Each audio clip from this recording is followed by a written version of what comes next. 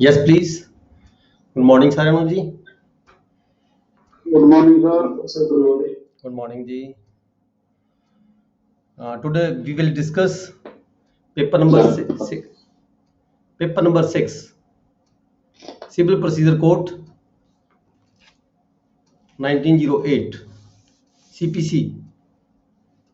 Paper number 6, Civil Procedure Code 1908, CPC.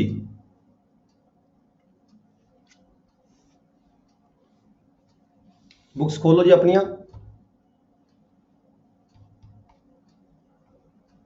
Orders number 12, order number 12, admissions. इस ते आ जाओ जी, एडमिशंस थे। Order number 12, admissions. एडमिशन किनू कहा गया है? जो कोई पार्टी सूट फाइल करते कोर्ट के कंप्लेंट फाइल करती है, ठीक है, तो जी दूसरी पार्टी है वो किसी भी किसी वेले जो अपनी कंप्लेंट की जवाब देती है, उस रिप्लाई के कह सकते पार्टी भी ठीक है, मैं द केस है जो प्लेंटिफ का एडमिटेड है मेरे वालों, मैं कुछ भी ये डिनाई नहीं करनी हैगी, तो कोई केस में डिफेंड नहीं करना, जो भी इसने आपके इस प्लीडिंग के रखिया है गल्लां सारिया मैनूं मंजूर हैगियां ने, तो की हुंदा हैगा कोर्ट वालों उस समय जी हैगी है अदरवाइज डिग्री पास कर दी जाती है। एनी पार्टी का सूट ऑर्डर नंबर 12, हाँ जी। एनी पार्टी का suit may give notice by his pleading. किसी भी स्टेज पे कोई पार्टी जे किसी जी हैगी है केस में एडमिट कर सकती है राइटिंग दे which that the he admits the truth of the whole or any part of the case any other party, ठीक है। Notice to admit the documents. Document की गल करते हैं, जो डॉक्यूमेंट कोई पार्टी अपनी जो कोई कंप्लेंट फाइल करती है तो एक डॉक्यूमेंटां की जी लिस्ट होंगी है वो डॉक्यूमेंट के नाल फाइल करनी होंगी है। इस तरीके जो कोई रिटन स्टेटमेंट पार्टी वालों फाइल की जाती है तो भी डॉक्यूमेंटां की जी हैगी है कापी हैगी है पेश की जाती है। जो कोई डॉक्यूमेंट जो पेश किया जाता है उस document weather it is admissible for the evidence of not, ये डिसाइड करना होंगे। जी पार्टी डॉक्यूमेंट में पेश करती है तो दूजी पार्टी ने एडमिट करना होंगे भी ये एडमिसिबल है या नहीं है। जेकर वो इस डॉक्यूमेंट के एक हफ्ते का नोटिस होंगे है, जेकर पार्टी जी दूसरी पार्टी हैगी जी एक पार्टी फाइल कर दी है अपना डॉक्यूमेंट, जेकर दूसरी पार्टी उससे कोई डिनाई ना करे या उसने कोई डिफेंड ना करे या उसने डिनाई ना करे तो it is presume to be admissible for the evidence. Further proving करने की गल बाद च आ जाती है, ठीक है। तो जो डॉक्यूमेंट है वो एडमिसिबल है एविडेंस के लिए, फर्दर प्रूव बाद होंगे है क्रॉस एग्जामिनेशन होंगी है, एविडेंस होंगी है, विटनेस होंगी है, ठीक है जी। फिर बाद होंगे पर जो डॉक्यूमेंट में पेश करना होंगे एक पार्टी ने तो दूसरी पार्टी को नोटिस भेजा जाता है मैं डॉक्यूमेंट पेश कर रहा कोर्ट के अपने अपने केस की नाल, तो जी रिटन स्टेटमेंट पार्टी वालों दूजी वालों दी जाती है वो भी अपने अपने डॉक्यूमेंट जी है पेश करती है। जो डॉक्यूमेंट ओरिजिनल डॉक्यूमेंट पेश किए जाते हैं तो दूसरी पार्टी को नोटिस देना होंगे। आम तौर पर की होंगे जो डॉक्यूमेंट होंगे ये एडमिसिबल ही होंगे, सारिया पार्टियां एडमिट कर लेंदियां होंदियां ने, ठीक है जो प्रूव करोगे तो देखांगे, ठीक है। तो पर जो कोई पार्टी डिनाई करती है भी नहीं जी तो it is not admissible for the for the evidence, तो फिर जे उस पार्टी को दूजी जी पेश कर रही है डॉक्यूमेंट उसको कितने प्रूव करना पै जाए वैदर इट इज़ एडमिसिबल और नॉट, दैन द जी कोई कॉस्ट पैंती हैगी वो जी पार्टी डिनाई करती है उन्होंने पे करनी होंगी है। Document to be deem to be admitted if not denied, हाँ आप गल कर चुके हैं भी जो कोई डॉक्यूमेंट कोई पेश पार्टी ने किया दूजी पार्टी ने उसको डिनाई नहीं किया तो it is admitted for the evidence.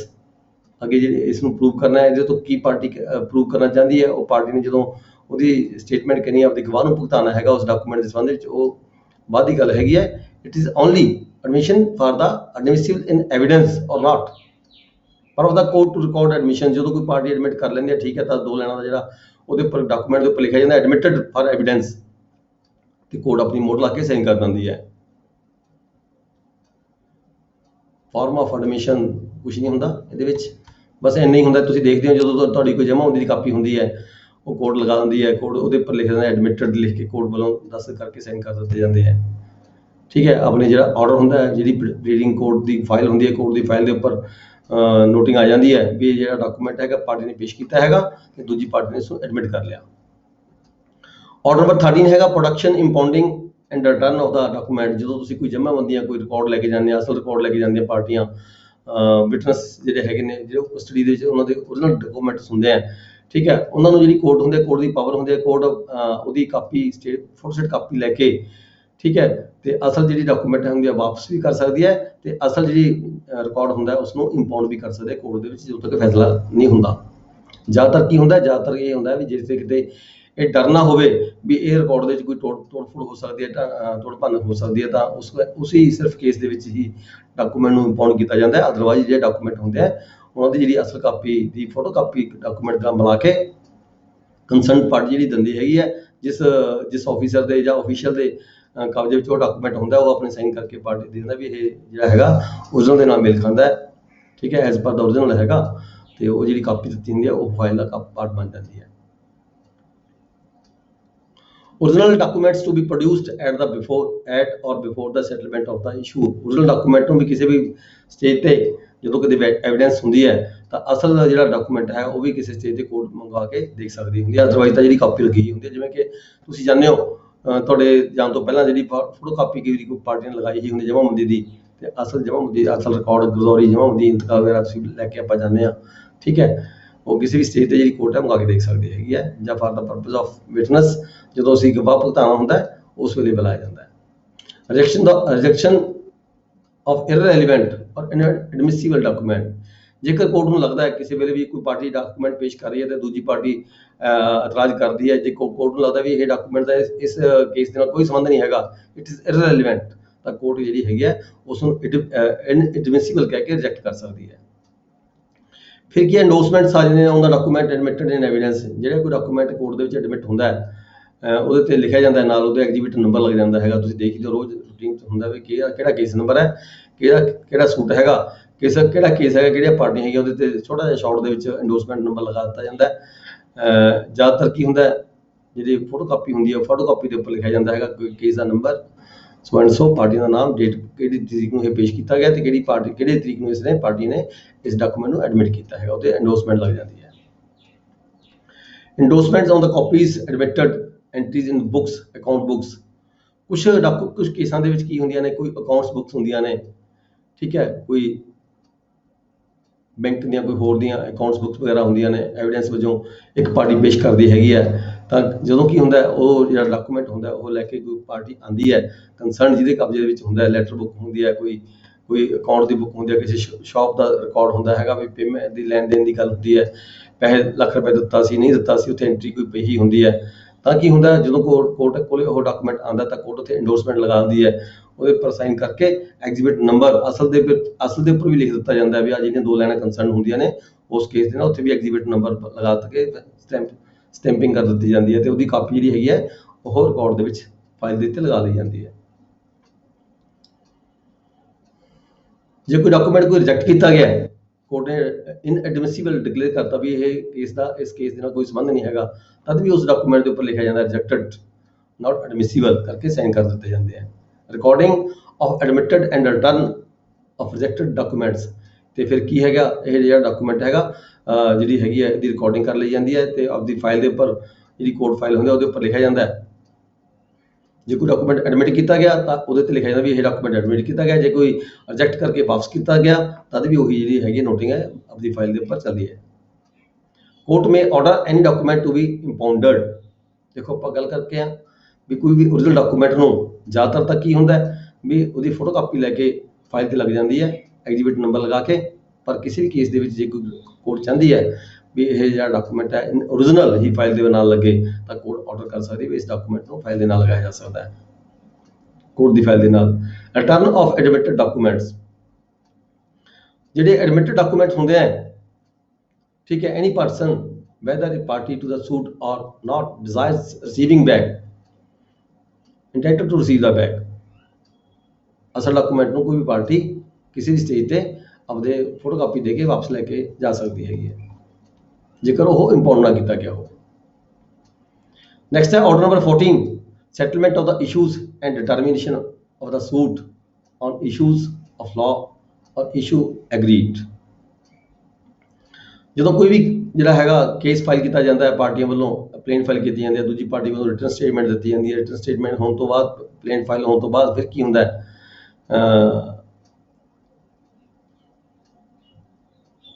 ਫਿਰ ਜਦੋਂ ਕੇਸ ਚੱਲਦਾ ਹੈ ਤਾਂ ਇਸ਼ੂ ਫਰੇਮ ਕੀਤੇ ਜਾਂਦੇ ਆ, ਇਸ਼ੂ ਫਰੇਮ ਕੀਤੇ ਜਾਂਦੇ ਆ। ਇੱਕ ਪਾਰਟੀ ਕਹਿੰਦੀ ਹੈ ਵੀ ਮੈਂ ਇੱਕ ਪਾਰਟੀ ਆਪਣੀ ਗੱਲ ਕਹਿੰਦੀ ਹੈ ਤਾਂ ਦੂਜੀ ਪਾਰਟੀ ਉਸ ਨੂੰ ਡਿਨਾਈ ਕਰਦੀ ਹੈ ਜਾਂ ਐਡਮਿਟ ਕਰਦੀ ਹੈ। ਜਿੱਥੇ ਤਾਂ ਐਡਮਿਟ ਹੋ ਗਿਆ ਗੱਲ ਖਤਮ ਹੋ ਗਈ। ਜਿੱਥੇ ਕਿ ਪਾਰਟੀ ਨੇ ਕੋਈ ਕਲੇਮ ਕੀਤਾ ਤੇ ਦੂਜੀ ਪਾਰਟੀ ਨੇ ਉਸ ਨੂੰ ਡਿਨਾਈ ਕੀਤਾ, ਦੈਟ ਇਜ਼ ਇਸ਼ੂ।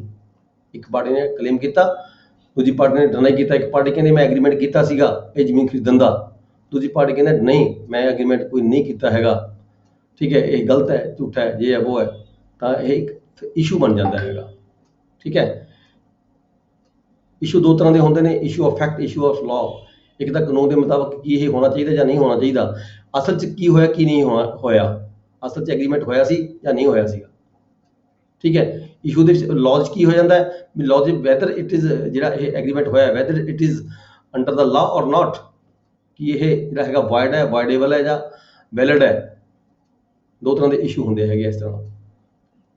ਇੱਕ ਅਸਲ ਗੱਲ ਕਹੀ ਹੈ ਜਾਂ ਨਹੀਂ ਕਹੀ ਗਈ। At the first hearing of the suit the court shell after reading, ਸਭ ਤੋਂ ਪਹਿਲਾਂ ਕੀ ਹੁੰਦਾ ਜਦੋਂ ਪਹਿਲੀ ਹੀਅਰਿੰਗ ਹੁੰਦੀ ਹੈ, ਜਦੋਂ ਪਲੇਨ ਫਾਈਲ ਹੋਗੀ, ਰਿਟਨ ਸਟੇਟਮੈਂਟ ਫਾਈਲ ਹੋਗੀ, ਤਾਂ ਇਸ਼ੂ ਫਰੇਮ ਕਰਨ ਦੀ ਖਾਤਰ ਕੀ ਹੁੰਦਾ ਕੋਰਟ ਨੂੰ, ਮਤਲਬ ਕਿ ਕੋਰਟ ਵੱਲੋਂ ਜਿਹੜੀ ਪਲੇਂਟ ਹੈਗੀ ਹੈ ਉਹ ਵੀ ਫਾਈਲ ਪੜ੍ਹੀ ਜਾਂਦੀ ਹੈ ਤੇ ਰਿਟਨ ਸਟੇਟਮੈਂਟ ਵੀ ਪੜ੍ਹੀ ਜਾਂਦੀ ਹੈ।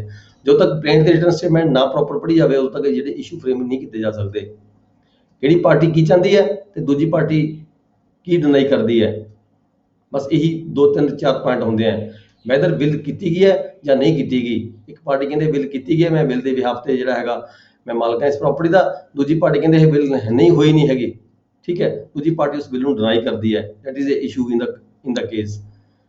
ਇਹ ਕਿਉਂ ਪਤਾ ਲੱਗੇਗਾ, ਕਿਵੇਂ ਪਤਾ ਲੱਗੇਗਾ, ਜਦੋਂ ਤੱਕ ਕੋਰਟ ਆਪਦੀ ਜਿਹੜੀ ਸਾਰੀ ਪਲੇਂਟ ਹੈ ਉਹ ਨਹੀਂ ਪੜ੍ਹਦੀ ਤੇ ਕੋਰਟ ਜਿਹੜੀ ਰਿਪਲਾਈ ਹੈ ਪਾਰਟੀ ਵੱਲੋਂ ਦਿੱਤੀ ਹੈ ਉਹ ਨਹੀਂ ਪੜ੍ਹਦੀ। ਜਿੱਥੇ ਕਿਤੇ ਕੋਰਟ ਨੂੰ ਇਸ਼ੂ ਫਰੇਮ ਕਰਨ ਦੇ ਵਿੱਚ ਕੋਈ ਪ੍ਰੋਬਲਮ ਆ ਰਹੀ ਹੋਵੇ ਤਾਂ ਉੱਥੇ ਜਿਹੜੀ ਹੈਗੀ ਪਾਰਟੀ, ਕਿਸੇ ਵੀ ਪਾਰਟੀ ਨੂੰ, ਐਪਲੀਕੈਂਟ ਪਾਰਟੀ ਜਾਂ ਪਲੇਂਟਿਫ ਪਾਰਟੀ ਜਾਂ ਡਿਫੈਂਡੈਂਟ ਪਾਰਟੀ ਜਾਂ ਉਹਨਾਂ ਦੇ ਵਕੀਲ ਨੂੰ, ਕਿਸੇ ਨੂੰ ਬੁਲਾ ਕੇ ਵੀ ਕੋਰਟ ਜਿਹੜੀ ਹੈਗੀ ਹੈ ਕਲੈਰੀਫਾਈ ਕਰ ਸਕਦੀ ਹੈ, ਪੁੱਛ ਸਕਦੀ ਹੈ, ਦੱਸ ਸਕਦੀ ਹੈ ਕਿ ਕੋਰਟ ਨੂੰ ਕੀ ਕਨਫਿਊਜ਼ਨ ਹੈਗੀ ਹੈ।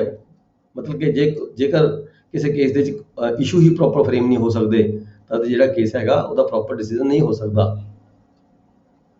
Court to pronounce judgement on all the issues, ਜਿੰਨੇ ਵੀ ਇਸ਼ੂ ਕੋਰਟ ਨੇ ਫਰੇਮ ਕੀਤੇ ਹੈ, ਹਰ ਕੇਸ ਦਾ ਜਿਹੜਾ, ਹਰ ਇਸ਼ੂ ਦਾ ਜਿਹੜਾ ਹੈਗਾ ਉਹਦੀ ਜਜਮੈਂਟ ਦਿੱਤੀ ਜਾਂਦੀ ਹੈ। ਜਜਮੈਂਟ ਦੇ ਵਿੱਚ ਜਿਹੜਾ ਇਸ਼ੂ ਹੈ ਉਹਦੇ ਤੇ ਜੋ ਵੀ ਕੋਰਟ ਕਹਿਣਾ ਚਾਹੁੰਦੀ ਹੈ ਵੀ ਜਿਹੜਾ ਇਹ ਇਸ਼ੂ ਹੈ ਇਹ ਕਿਹੜੀ ਪਾਰਟੀ ਦੇ ਹੱਕ ਵਿੱਚ ਹੋਇਆ, ਪਲੇਂਟ ਪਾਰਟੀ ਦੇ ਹੱਕ ਵਿੱਚ ਹੋਇਆ ਜਾਂ ਡਿਫੈਂਡੈਂਟ ਪਾਰਟੀ ਦੇ ਹੱਕ ਵਿੱਚ ਹੋਇਆ, ਹਰ ਇਸ਼ੂ ਦਾ ਜਿਹੜਾ ਹੈਗਾ ਜਜਮੈਂਟ ਸੁਣਾਈ ਜਾਂਦੀ ਹੈ। ਚੈਪਟਰ ਨੰਬਰ ਕਿੰਨਾ ਦਾ? ਆਰਡਰ ਨੰਬਰ 13, ਇੱਕ minute, order number 14, framing of the issue.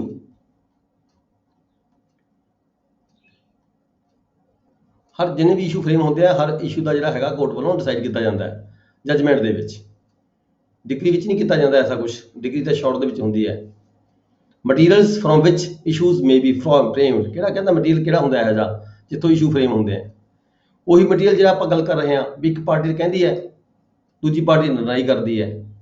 Material ਕਿੱਥੋਂ ਮਿਲਦਾ ਹੈ, ਇੱਕ ਪਾਰਟੀ ਨੇ ਕੀ ਐਲੀਗੇਸ਼ਨ ਲਗਾਇਆ, ਠੀਕ ਹੈ, ਪਲੀਡਿੰਗ ਦੇ ਵਿੱਚ, ਦੂਜੀ ਪਾਰਟੀ ਨੇ ਕੀ ਉਸ ਐਲੀਗੇਸ਼ਨ ਨੂੰ ਡਿਫੈਂਡ ਕੀਤਾ। ਜੇ ਪਾਰਟੀ ਐਲੀਗੇਸ਼ਨ ਨੂੰ ਡਿਫੈਂਡ ਕਰਦੀ ਹੈ ਫਿਰ ਉਹ ਇਸ਼ੂ ਫਰੇਮ ਬਣ ਗਿਆ। ਜੇ ਪਾਰਟੀ ਨੇ ਉਸ ਨੂੰ ਐਡਮਿਟ ਕਰ ਲਿਆ ਫਿਰ ਇਸ਼ੂ ਨਹੀਂ ਬਣਦਾ। ਇਹੀ ਜਿਹੜੀ ਪਲੇਂਟ ਹੈਗੀ ਹੈ, ਪਲੇਂਟ ਤੇ ਰਿਟਨ ਸਟੇਟਮੈਂਟ, ਇਹੀ ਇੱਕ ਮਟੀਰੀਅਲ ਹੈਗਾ ਜਿੱਥੋਂ ਜਿਹੜਾ ਹੈਗਾ ਤੁਹਾਡੇ ਇਸ਼ੂ ਫਰੇਮ ਹੁੰਦੇ ਆ। ਕੋਰਟ ਮੇ ਐਗਜ਼ਾਮਿਨ ਵਿਟਨੈਸ, ਮੈਂ ਪਹਿਲਾਂ ਕਰ ਚੁੱਕਿਆ ਵੀ ਕੋਰਟ ਮੇ ਐਗਜ਼ਾਮਿਨ ਵਿਟਨੈਸਸ ਔਰ ਡਾਕੂਮੈਂਟਸ ਬਿਫੋਰ ਫਰੇਮਿੰਗ ਇਸ਼ੂ। ਕਿਸੇ ਵੀ ਇਸ਼ੂ ਨੂੰ ਫਰੇਮ ਕਰਨ ਤੋਂ ਪਹਿਲਾਂ ਕੋਰਟ ਪਾਰਟੀਆਂ ਨੂੰ ਵੀ, ਵਕੀਲਾਂ ਨੂੰ ਵੀ, ਕਿਸੇ ਵਿਟਨੈਸ ਨੂੰ ਵੀ ਬੁਲਾ ਕੇ ਸੁਣ ਸਕਦੀ ਹੈਗੀ ਹੈ ਇਸ਼ੂ ਫਰੇਮ ਕਰਨ ਦੀ ਖਾਤਰ। ਪਾਵਰ ਟੂ, ਮਤਲਬ ਕਹਿਣ ਦਾ ਭਾਵ ਇਹ ਹੈ ਵੀ ਅਸਲ ਗੱਲ ਕੀ ਹੈ, ਅਸਲ ਗੱਲ ਦਾ ਫੈਸਲਾ ਤਦ ਹੀ ਹੋਏਗਾ ਜੇ ਕੋਰਟ ਨੂੰ ਪਤਾ ਹੋਵੇਗਾ ਅਸਲ ਪ੍ਰੋਬਲਮ ਕੀ ਹੈ, ਦੋ ਪਾਰਟੀਆਂ 'ਚ ਝਗੜਾ ਕਿਸ ਗੱਲ ਦਾ ਹੈ। ਜੇਕਰ ਕੋਰਟ ਨੂੰ ਇਹੀ ਨਹੀਂ ਪਤਾ ਚੱਲੇਗਾ ਵੀ ਝਗੜਾ ਕਿਸ ਗੱਲ ਦਾ, ਫਿਰ ਕੋਰਟ ਨੇ ਡਿਸਾਈਡ ਕੀ ਕਰਨਾ ਹੈ। ਠੀਕ ਹੈ, ਇਸ ਕਰਕੇ ਇਸ਼ੂ ਜਿਹੜੇ ਹੈਗੇ ਨੇ, ਇਸ਼ੂ ਫਰੇਮ ਕਰਨ ਦੀ ਖਾਤਰ ਬਹੁਤ ਜ਼ਿਆਦਾ ਹੈਗਾ ਜ਼ਰੂਰਤ ਹੁੰਦੀ ਹੈ ਵੀ ਪੂਰੇ ਤਰੀਕੇ ਦੇ ਨਾਲ ਜਿਹੜੀ ਇਹ ਪਲੇਂਟ, ਰਿਟਨ ਸਟੇਟਮੈਂਟ ਐਂਡ ਪਾਰਟੀਜ਼ ਨੂੰ ਸੁਣ ਕੇ ਹੀ ਇਸ਼ੂ ਫਰੇਮ ਕੀਤੇ ਜਾਣ। ਜੇਕਰ ਪ੍ਰੋਪਰ ਇਸ਼ੂ ਫਰੇਮ ਹੁੰਦੇ ਤਾਂ ਹੀ ਕੇਸ ਦਾ ਜਿਹੜਾ ਡਿਸੀਜਨ ਹੈਗਾ ਪ੍ਰੋਪਰ ਹੋ ਸਕਦਾ, ਅਦਰਵਾਈਜ਼ ਨਹੀਂ ਹੋ ਸਕਦਾ। Power to amend and strike out issue, ਜੇ ਕਿਸੇ ਕਾਰਨ ਪਾਰਟੀ ਨੇ ਕੋਰਟ ਵੱਲੋਂ ਕੋਈ ਇਸ਼ੂ ਫਰੇਮ ਕੀਤੇ ਗਏ, ਕੋਈ ਇਸ਼ੂ ਗਲਤ ਫਰੇਮ ਹੋ ਗਿਆ, ਕੋਈ ਪਾਰਟੀ ਇਤਰਾਜ਼ ਕਰਦੀ ਹੈ, ਇਸ਼ੂ ਫਰੇਮ ਹੋਣ ਤੋਂ ਬਾਅਦ ਵੀ ਪਾਰਟੀਆਂ ਆਬਜੈਕਸ਼ਨ ਦੇ ਸਕਦੀਆਂ ਨੇ ਵੀ this issue is not relevant for the decision of the case, ਤਾਂ ਜਿਹੜੀ ਕੋਰਟ ਹੈ ਦੁਬਾਰਾ ਫਿਰ ਪਾਰਟੀ ਨੂੰ ਸੁਣ ਕੇ, ਜੇਕਰ ਕੋਰਟ ਚਾਹੁੰਦੀ ਹੈ ਤਾਂ ਹਾਂ ਜਿਹੜਾ ਇਸ਼ੂ ਹੈਗਾ ਕੋਈ ਗਲਤ ਫਰੇਮ ਹੋ ਗਿਆ ठीक है, ਉਹਨੂੰ ਅਮੈਂਡ ਵੀ ਕਰ ਸਕਦੀ ਹੈ। ਜੇਕਰ ਬਿਲਕੁਲ ਹੀ ਗਲਤ ਹੈ, ਜ਼ਰੂਰਤ ਨਹੀਂ ਸੀ ਇਸ ਇਸ਼ੂ ਦੀ, ਤਾਂ ਉਸ ਨੂੰ ਇਸ਼ੂ ਨੂੰ ਸਟ੍ਰਾਈਕ ਵੀ ਕਰ ਸਕਦੇ ਹੈ, ਕੱਟ ਵੀ ਸਕਦੀ ਹੈ। Then 15 disposal of the suit at the first hearing। ਜਦੋਂ ਪਹਿਲੀ ਹੀ ਹੀਅਰਿੰਗ ਹੁੰਦੀ ਹੈ, ਪਾਰਟੀ ਨੇ ਪਲੇਨ ਫਾਈਲ ਕੀਤੀ, ਦੂਜੀ ਪਾਰਟੀ ਨੇ ਰਿਟਨ ਸਟੇਟਮੈਂਟ ਕੀਤੀ, ਉਸ ਤੋਂ ਬਾਅਦ ਪਾਰਟੀਆਂ ਦੀ ਹੀਅਰਿੰਗ ਸਟਾਰਟ ਹੋ ਜਾਂਦੀ ਹੈ। ਪਹਿਲਾਂ ਹੀਅਰਿੰਗ ਕੌਣ ਕਰਦਾ ਹੈ? ਪਹਿਲਾਂ ਫਸਟ ਪਾਰਟੀ ਪਲੈਂਟਿਫ ਹੈ ਆਪਦੇ ਕੇਸ ਨੂੰ ਸੁਣਾਉਂਦਾ ਹੈ, ਪੜ੍ਹ ਕੇ ਸਾਰੇ ਨੂੰ, ਕੋਰਟ ਨੂੰ, ਠੀਕ ਹੈ। ਫਿਰ ਡਿਫੈਂਡੈਂਟ ਪਾਰਟੀ ਦੀ ਵਾਰੀ ਆ ਜਾਂਦੀ ਹੈ। ਇਹਨੂੰ ਅਸੀਂ ਫਸਟ ਹੀਅਰਿੰਗ ਕਹਿੰਦੇ ਆ। Parties not at issue, where at the first hearing it appears that the parties are not at issue any question of law fact, the court may at once pronounce the judgment। ਜਦੋਂ ਕੋਈ party ਦੂਜੀ party ਇਤਰਾਜ਼ ਨਹੀਂ ਕਰਦੀ ਹੈਗੀ, ਇੱਕ party ਨੇ suit file ਕੀਤਾ, ਦੂਜੀ ਪਾਰਟੀ ਕੋਲੇ ਕੋਈ ਇਸ਼ੂ ਦਾ ਜਵਾਬ ਹੀ ਨਹੀਂ ਹੈਗਾ, ਜਾਂ ਉਹਨੇ ਕੋਈ ਡਿਨਾਈ ਨਹੀਂ ਕੀਤਾ, ਠੀਕ ਹੈ, ਜਵਾਬ ਰਿਟਨ ਸਟੇਟਮੈਂਟ ਦੇਤੀ, ਪਰ ਜਿਹੜੇ ਵੀ ਕੋਈ ਇਸ਼ੂ ਹੈਗੇ ਆ, ਜਿਹੜੀ ਪਾਰਟੀ ਨੇ ਕੋਈ ਐਲੀਗੇਸ਼ਨਸ ਲਾਏ, ਪਲੈਂਟਿਫ ਪਾਰਟੀ ਨੇ ਕੋਈ ਐਲੀਗੇਸ਼ਨ ਲਾਏ, ਉਹਨੂੰ ਕਿਸੇ ਵੀ ਐਲੀਗੇਸ਼ਨ ਨੂੰ ਡਿਫੈਂਡ ਨਹੀਂ ਕੀਤਾ ਦੂਜੀ ਪਾਰਟੀ ਨੇ, ਤਾਂ ਜਿਹੜੀ ਕੋਰਟ ਹੈਗੀ ਆ ਉਸ ਵੇਲੇ ਕੇਸ ਦਾ ਫੈਸਲਾ ਕਰ ਸਕਦੀ ਹੈ ਇਨੀਸ਼ੀਅਲ ਸਟੇਜ ਤੇ ਹੀ। ਜਿਵੇਂ ਕਿ ਆਮ ਤੌਰ ਤੇ ਹਾਈ ਕੋਰਟ ਤੁਸੀਂ ਦੇਖਦੇ ਹੋ, ਜਦੋਂ ਕੋਈ ਪਾਰਟੀ ਰਿਟ ਫਾਈਲ ਕਰਦੀ ਹੈ ਤਾਂ ਇਨੀਸ਼ੀਅਲ ਸਟੇਜ ਤੇ ਕਈ ਵਾਰੀ ਰਿਟ ਦਾ ਡਿਸਪੋਜ਼ਲ ਹੋ ਜਾਂਦਾ ਹੈਗਾ, ਉੱਥੇ ਨਾ ਕੋਈ ਗਵਾਹੀ ਹੁੰਦੀ ਹੈ ਨਾ ਕੋਈ ਹੋਰ ਹੁੰਦਾ। ਇਨੀਸ਼ੀਅਲ ਸਟੇਜ ਤੇ ਹੀ ਸ਼ੁਰੂ ਦੇ ਵਿੱਚ ਹੀ ਦੂਜੀ ਪਾਰਟੀ ਨੂੰ ਬੁਲਾਏ ਬਗੈਰ ਹੀ ਕਈ ਵਾਰੀ ਫੈਸਲਾ ਕਰ ਦਿੱਤਾ ਜਾਂਦਾ ਹੈ ਕੋਰਟ ਵੱਲੋਂ, ਉਹਨੂੰ ਕਹਿੰਦੇ ਫਸਟ ਹੀਅਰਿੰਗ ਤੇ ਹੀ ਫੈਸਲਾ ਹੋ ਗਿਆ। ਤਦੀ ਆਪਾਂ ਕੀ ਕਹਿੰਦੇ ਆ, ਤਦੀ ਆਪਾਂ ਦੂਜੀ ਪਾਰਟੀਆਂ ਜਿਹੜੀਆਂ ਕਈ ਵਾਰੀ ਹੁੰਦੀਆਂ ਨੇ ਆਪਣੀ ਉਹ ਪਾਉਂਦੀਆਂ ਨੇ, ਐਪਲੀਕੇਸ਼ਨ ਫਾਈਲ ਕਰਦੀਆਂ ਨੇ ਅੱਗੇ ਸਾਨੂੰ ਸੁਣੇ ਬਗੈਰ ਫੈਸਲਾ ਨਾ ਹੋਵੇ, ਕੀ ਨਾਮ ਹੈ ਦਿਮਾਗ 'ਚ ਨਹੀਂ ਆ ਰਿਹਾ, ਐਪਲੀਕੇਸ਼ਨ ਦਿੰਦੀਆਂ ਨੇ ਦੂਜੀ ਕੋਰਟ ਦੇ ਵਿੱਚ, ਕੇਵਟ ਪਾਉਂਦੀਆਂ ਨੇ। ਹਾਂ, ਕੇਵੀਅਟ। ਤਦੀ ਦੂਜੀਆਂ ਪਾਰਟੀਆਂ ਕੇਵੀਅਟ ਪਾਉਂਦੀਆਂ ਵੀ ਕਿਤੇ ਇਨੀਸ਼ੀਅਲ ਸਟੇਜ ਤੇ ਹੀ ਕੇਸ ਦਾ ਫੈਸਲਾ ਨਾ ਹੋ ਜਾਵੇ, ਇਸ ਕਰਕੇ ਕੇਵੀਅਟ ਫਾਈਲ ਕੀਤੀ ਜਾਂਦੀ ਹੈ। One of several defendants not at issue. ਜੇਕਰ ਕੀ ਹੈਗਾ, ਪਲੈਂਟਿਫ ਨੇ ਇੱਕ ਕੇਸ ਫਾਈਲ ਕੀਤਾ, ਠੀਕ ਹੈ, ਡਿਫੈਂਡੈਂਟ ਕਈ ਹੈਗੇ ਆ, ਜਿਹਦਾ ਇੱਕ ਡਿਫੈਂਡੈਂਟ ਹੈ ਉਸਨੇ ਕੇਸ ਨੂੰ ਮੰਨ ਲਿਆ, ਠੀਕ ਹੈ ਜੀ ਮੈਂ ਮਨਜ਼ੂਰ ਹੈ ਮੈਨੂੰ, ਤਾਂ ਕੋਰਟ ਨੇ ਜਜਮੈਂਟ ਕਰ ਦਿੱਤੀ। ਜੇਕਰ 2 ਜਾਂ 3 ਡਿਫੈਂਡੈਂਟ ਹੈਗੇ ਨੇ, 2 ਡਿਫੈਂਡੈਂਟ ਨੇ ਕਹਿਤਾ ਠੀਕ ਹੈ ਜੀ ਜੋ ਪਲੈਂਟਿਫ ਕਹਿ ਰਿਹਾ ਸਹੀ ਹੈ, ਸਾਨੂੰ ਮਨਜ਼ੂਰ ਹੈਗਾ, ਤਾਂ 2 ਪਲੈਂਟਿਫ ਦੇ ਮੁਤਾਬਕ ਤਾਂ ਜੀ ਜਜਮੈਂਟ ਹੈ, ਡਿਗਰੀ ਪਾਸ ਹੋ ਜਾਂਦੀ ਹੈ। ਤਾਂ ਫਿਰ ਜਿਹੜਾ ਕੇਸ ਚੱਲੇਗਾ, ਉਹ ਜਿਹੜਾ ਬੰਦਾ ਰਹੇਗਾ ਜਿਹਨੇ ਡਿਨਾਈ ਕੀਤਾ ਹੈ, ਡਿਫੈਂਡ ਕਰਨਾ ਚਾਹੁੰਦਾ ਹੈ, ਫਿਰ ਉਹਦੇ ਮੁਤਾਬਕ ਇਕੱਲਾ ਉਹਦੇ ਖਿਲਾਫ ਜਿਹੜਾ ਦਾਵਾ ਹੈਗਾ ਚੱਲਦਾ ਹੈਗਾ। Parties at the issue, where the parties are at issue on some question of law। ਜਿੱਥੇ ਕਿਤੇ ਪਾਰਟੀਆਂ ਇੱਕ ਗੱਲ ਨੂੰ ਮੰਨਦੀਆਂ ਨੇ, ਦੂਜੀ ਗੱਲ ਨੂੰ ਨਹੀਂ ਮੰਨਦੀਆਂ, ਜਿਹੜੀ ਗੱਲਾਂ ਨੂੰ ਪਾਰਟੀ ਮੰਨ ਲੈਂਦੀ ਹੈ ਉਹਦੇ ਮੁਤਾਬਕ ਜਿਹੜੀ ਹੈਗੀ ਆਰਡਰ ਹੋ ਜਾਂਦਾ ਨਾਲ ਦੇ ਨਾਲ। ਜਿਹੜੀ ਕਿਸੇ ਗੱਲ ਨੂੰ ਪਾਰਟੀ ਨਹੀਂ ਮੰਨਦੀ, ਡਿਫੈਂਡ ਕਰਦੀ ਹੈ, ਉਹ ਇਸ਼ੂ ਫਰੇਮ ਹੋ ਜਾਂਦਾ। ਜਿੱਥੇ ਪਾਰਟੀ ਕਿਸੇ ਇਸ਼ੂ ਨੂੰ ਕਿਸੇ ਪੁਆਇੰਟ ਨੂੰ, ਮੰਨ ਲਓ 4 ਪੁਆਇੰਟ ਸੀਗੇ ਪਲੈਂਟਿਫ ਦੇ, 4 'ਚ 2 ਪੁਆਇੰਟ ਪਾਰਟੀ ਕਹਿੰਦੇ ਠੀਕ ਹੈ, ਜੋ ਇਹ ਕਹਿ ਰਿਹਾ ਠੀਕ ਹੈਗਾ, ਠੀਕ ਹੈ ਜੀ, ਤਾਂ ਉਹਦਾ ਉਹਨਾਂ ਆਰਡਰ ਹੋ ਜਾਂਦਾ ਹੈ। ਬਾਕੀ ਆਰਡਰ ਦੇ ਜਿਹੜੇ ਹੈਗੇ ਨੇ, ਬਾਕੀ ਜਿਹੜੀ ਪਲੇਂਟ ਹੈਗੀ ਆ ਉਹਦੇ ਮੁਤਾਬਕ ਜਿਹੜੇ ਇਸ਼ੂ ਨੇ ਉਹ ਫਰੇਮ ਹੁੰਦੇ ਆ, ਉਹਦੇ ਮੁਤਾਬਕ ਫਿਰ ਜਿਹੜਾ ਸੂਟ ਹੈਗਾ ਫਰਦਰ ਪ੍ਰੋਸੀਡਿੰਗ ਸਟਾਰਟ ਹੁੰਦੀਆਂ ਨੇ। Failure to produce evidence. ਜੇ ਕੋਈ ਪਾਰਟੀ ਆਪਣੀ ਐਵੀਡੈਂਸ ਪ੍ਰੋਡਿਊਸ ਕਰਨ ਤੋਂ ਫੇਲ ਹੋ ਜਾਂਦੀ ਹੈ ਤਾਂ ਜਿਹੜਾ ਸੂਟ ਹੈਗਾ ਕੋਰਟ ਕੋਲ ਅਧਿਕਾਰ ਹੈ, ਉਹ ਫਰਦਰ ਜਿਹੜਾ ਹੈਗਾ ਪ੍ਰੋਸੀਡਿੰਗ ਸਟਾਰਟ ਕਰਦੀ ਹੈ ਆਪਣੀਆਂ। Summoning and attendance of the witness. ਜਿਹੜੇ ਵਿਟਨੈਸ ਨੇ ਕੇਸ ਦੇ, ਆਪਾਂ ਜਦੋਂ ਵੀ ਕੋਈ ਪਲੇਨ ਫਾਈਲ ਕਰਦਾ ਹੈ ਆਪਣੀ, ਜਾਂ ਕੋਈ ਰਿਟਨ ਸਟੇਟਮੈਂਟ ਦਿੰਦਾ ਹੈ, ਠੀਕ ਹੈ, ਤਾਂ ਆਪਣੇ ਜਿਹੜੇ ਵਿਟਨੈਸ ਹੈਗੇ ਆ, ਵਿਟਨੈਸ ਦੀ ਜਿਹੜੀ ਲਿਸਟ ਹੈ ਨਾਲ ਲੱਗਦੀ ਹੈ। ਜਿਵੇਂ ਡਾਕੂਮੈਂਟ ਦੀ ਲਿਸਟ ਨਾਲ ਲੱਗਦੀ ਹੈ, ਇਸੇ ਤਰੀਕੇ ਜਿਹੜੀ ਵਿਟਨੈਸ ਹੈ, ਜਿਵੇਂ ਕੋਈ ਆਪਾਂ ਕ੍ਰਿਮੀਨਲ 'ਚ ਦੇਖਦੇ ਹਾਂ, ਕ੍ਰਿਮੀਨਲ ਕੇਸਾਂ ਦੇ ਵਿੱਚ ਵੀ ਜਿਹੜੀ ਪ੍ਰੋਸੀਕਿਊਸ਼ਨ ਹੁੰਦੀ ਹੈ, ਆਪਣੇ ਕਿਹੜੇ ਵਿਟਨੈਸ ਉਹਨੇ ਭੁਗਤਾਣੇ ਹੈਗੇ ਨੇ, ਠੀਕ ਹੈ, ਵਿਟਨੈਸ ਦੀ ਜਿਹੜੀ ਲਿਸਟ ਹੈ ਉਹ ਕੇਸ ਦੇ ਨਾਲ ਲੱਗਦੀ ਹੈ। ਇਹ ਸਿਵਲ ਕੇਸ ਦੇ ਵਿੱਚ ਵੀ ਜਿਹੜੀ ਲਿਸਟ ਹੈਗੀ ਹੈ, ਉਹ ਪਾਰਟੀ ਜਿਹੜੀ ਡਿਫੈਂਡ ਕਰ ਰਹੀ ਹੈ, ਯਾਨੀ ਕਿ ਰਿਟਨ ਸਟੇਟ ਡਿਫੈਂਡੈਂਟ ਪਾਰਟੀ ਵੱਲੋਂ ਵੀ ਆਪਣੇ ਜਦੋਂ ਰਿਪਲਾਈ ਦਿੰਦੀ ਹੈ ਉਹਦੇ ਵਿਟਨੈਸ ਦੀ ਲਿਸਟ ਵੀ ਲੱਗਦੀ ਹੈ, ਤੇ ਪਲੈਂਟਿਫ ਪਾਰਟੀ ਵੱਲੋਂ ਦੀ ਲਿਸਟ ਲੱਗਦੀ ਹੈ। On or before such date as the court may appoint and not later than 15 days after the date on which the issue are settled, the party shall present the court list of witnesses। ਮਤਲਬ ਜ਼ਰੂਰੀ ਨਹੀਂ ਹੈਗਾ ਵੀ ਜਿਹੜੇ witness ਦੀ ਜਿਹੜੀ list ਹੈਗੀ ਹੈ ਉਹ ਉਸ ਵੇਲੇ ਦਿੱਤੀ ਜਾਵੇ, ਫਸਟ ਹੀਅਰਿੰਗ ਤੇ ਹੀ ਦਿੱਤੀ ਜਾਵੇ।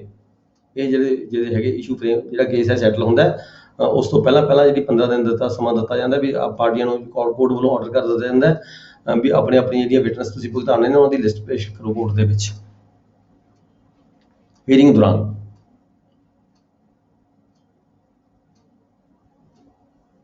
ਜਦੋਂ ਇਸ਼ੂ ਫਰੇਮ ਹੋ ਜਾਂਦੇ ਆ ਉਸ ਵੇਲੇ। Then production of the witness without the summons, ਕੋਈ ਜ਼ਰੂਰੀ ਨਹੀਂ ਹੈਗਾ ਵੀ ਹਰ ਵਿਟਨਸ ਨੂੰ ਸਮਨ ਭੇਜਿਆ ਜਾਵੇ। ਕੋਈ ਵੀ ਪਾਰਟੀ, ਜਿਸ ਪਾਰਟੀ ਨੇ ਆਪਦਾ ਕਿਸੇ ਗਵਾਹ ਨੂੰ ਭੁਗਤਾਨਾ ਹੁੰਦਾ ਹੈ, ਉਹ ਡੇਟ ਦੇ ਮੁਤਾਬਕ ਜੋ ਕੋਰਟ ਤੋਂ ਡੇਟ ਲੈ ਕੇ ਤੇ ਉਸ ਨੂੰ ਬਿਨਾਂ ਸੰਮਤ ਤੋਂ ਵੀ ਪਾਰਟੀ ਬੁਲਾ ਕੇ ਪੇਸ਼ ਕਰ ਸਕਦੀ ਹੈ, ਵਿਟਨਸ ਨੂੰ ਭੁਗਤਾ ਸਕਦੀ ਹੈ। Expenses of witness to be paid into the court on applying for the summons, ਜਿਹੜੀ ਪਾਰਟੀ ਕਹਿੰਦੀ ਹੈ ਵੀ ਹਾਂ ਮੇਰਾ ਫਲਾਣਾ ਵਿਟਨਸ ਹੈਗਾ, ਉਹਦੇ ਲਈ ਸਮਨ ਭੇਜੇ ਜਾਣ, ਠੀਕ ਹੈ, ਤਾਂ ਜਿਹੜਾ ਉਹਦਾ ਖਰਚਾ ਹੈਗਾ ਉਸ ਪਾਰਟੀ ਵੱਲੋਂ ਪੇ ਕੀਤਾ ਜਾਂਦਾ ਹੈ।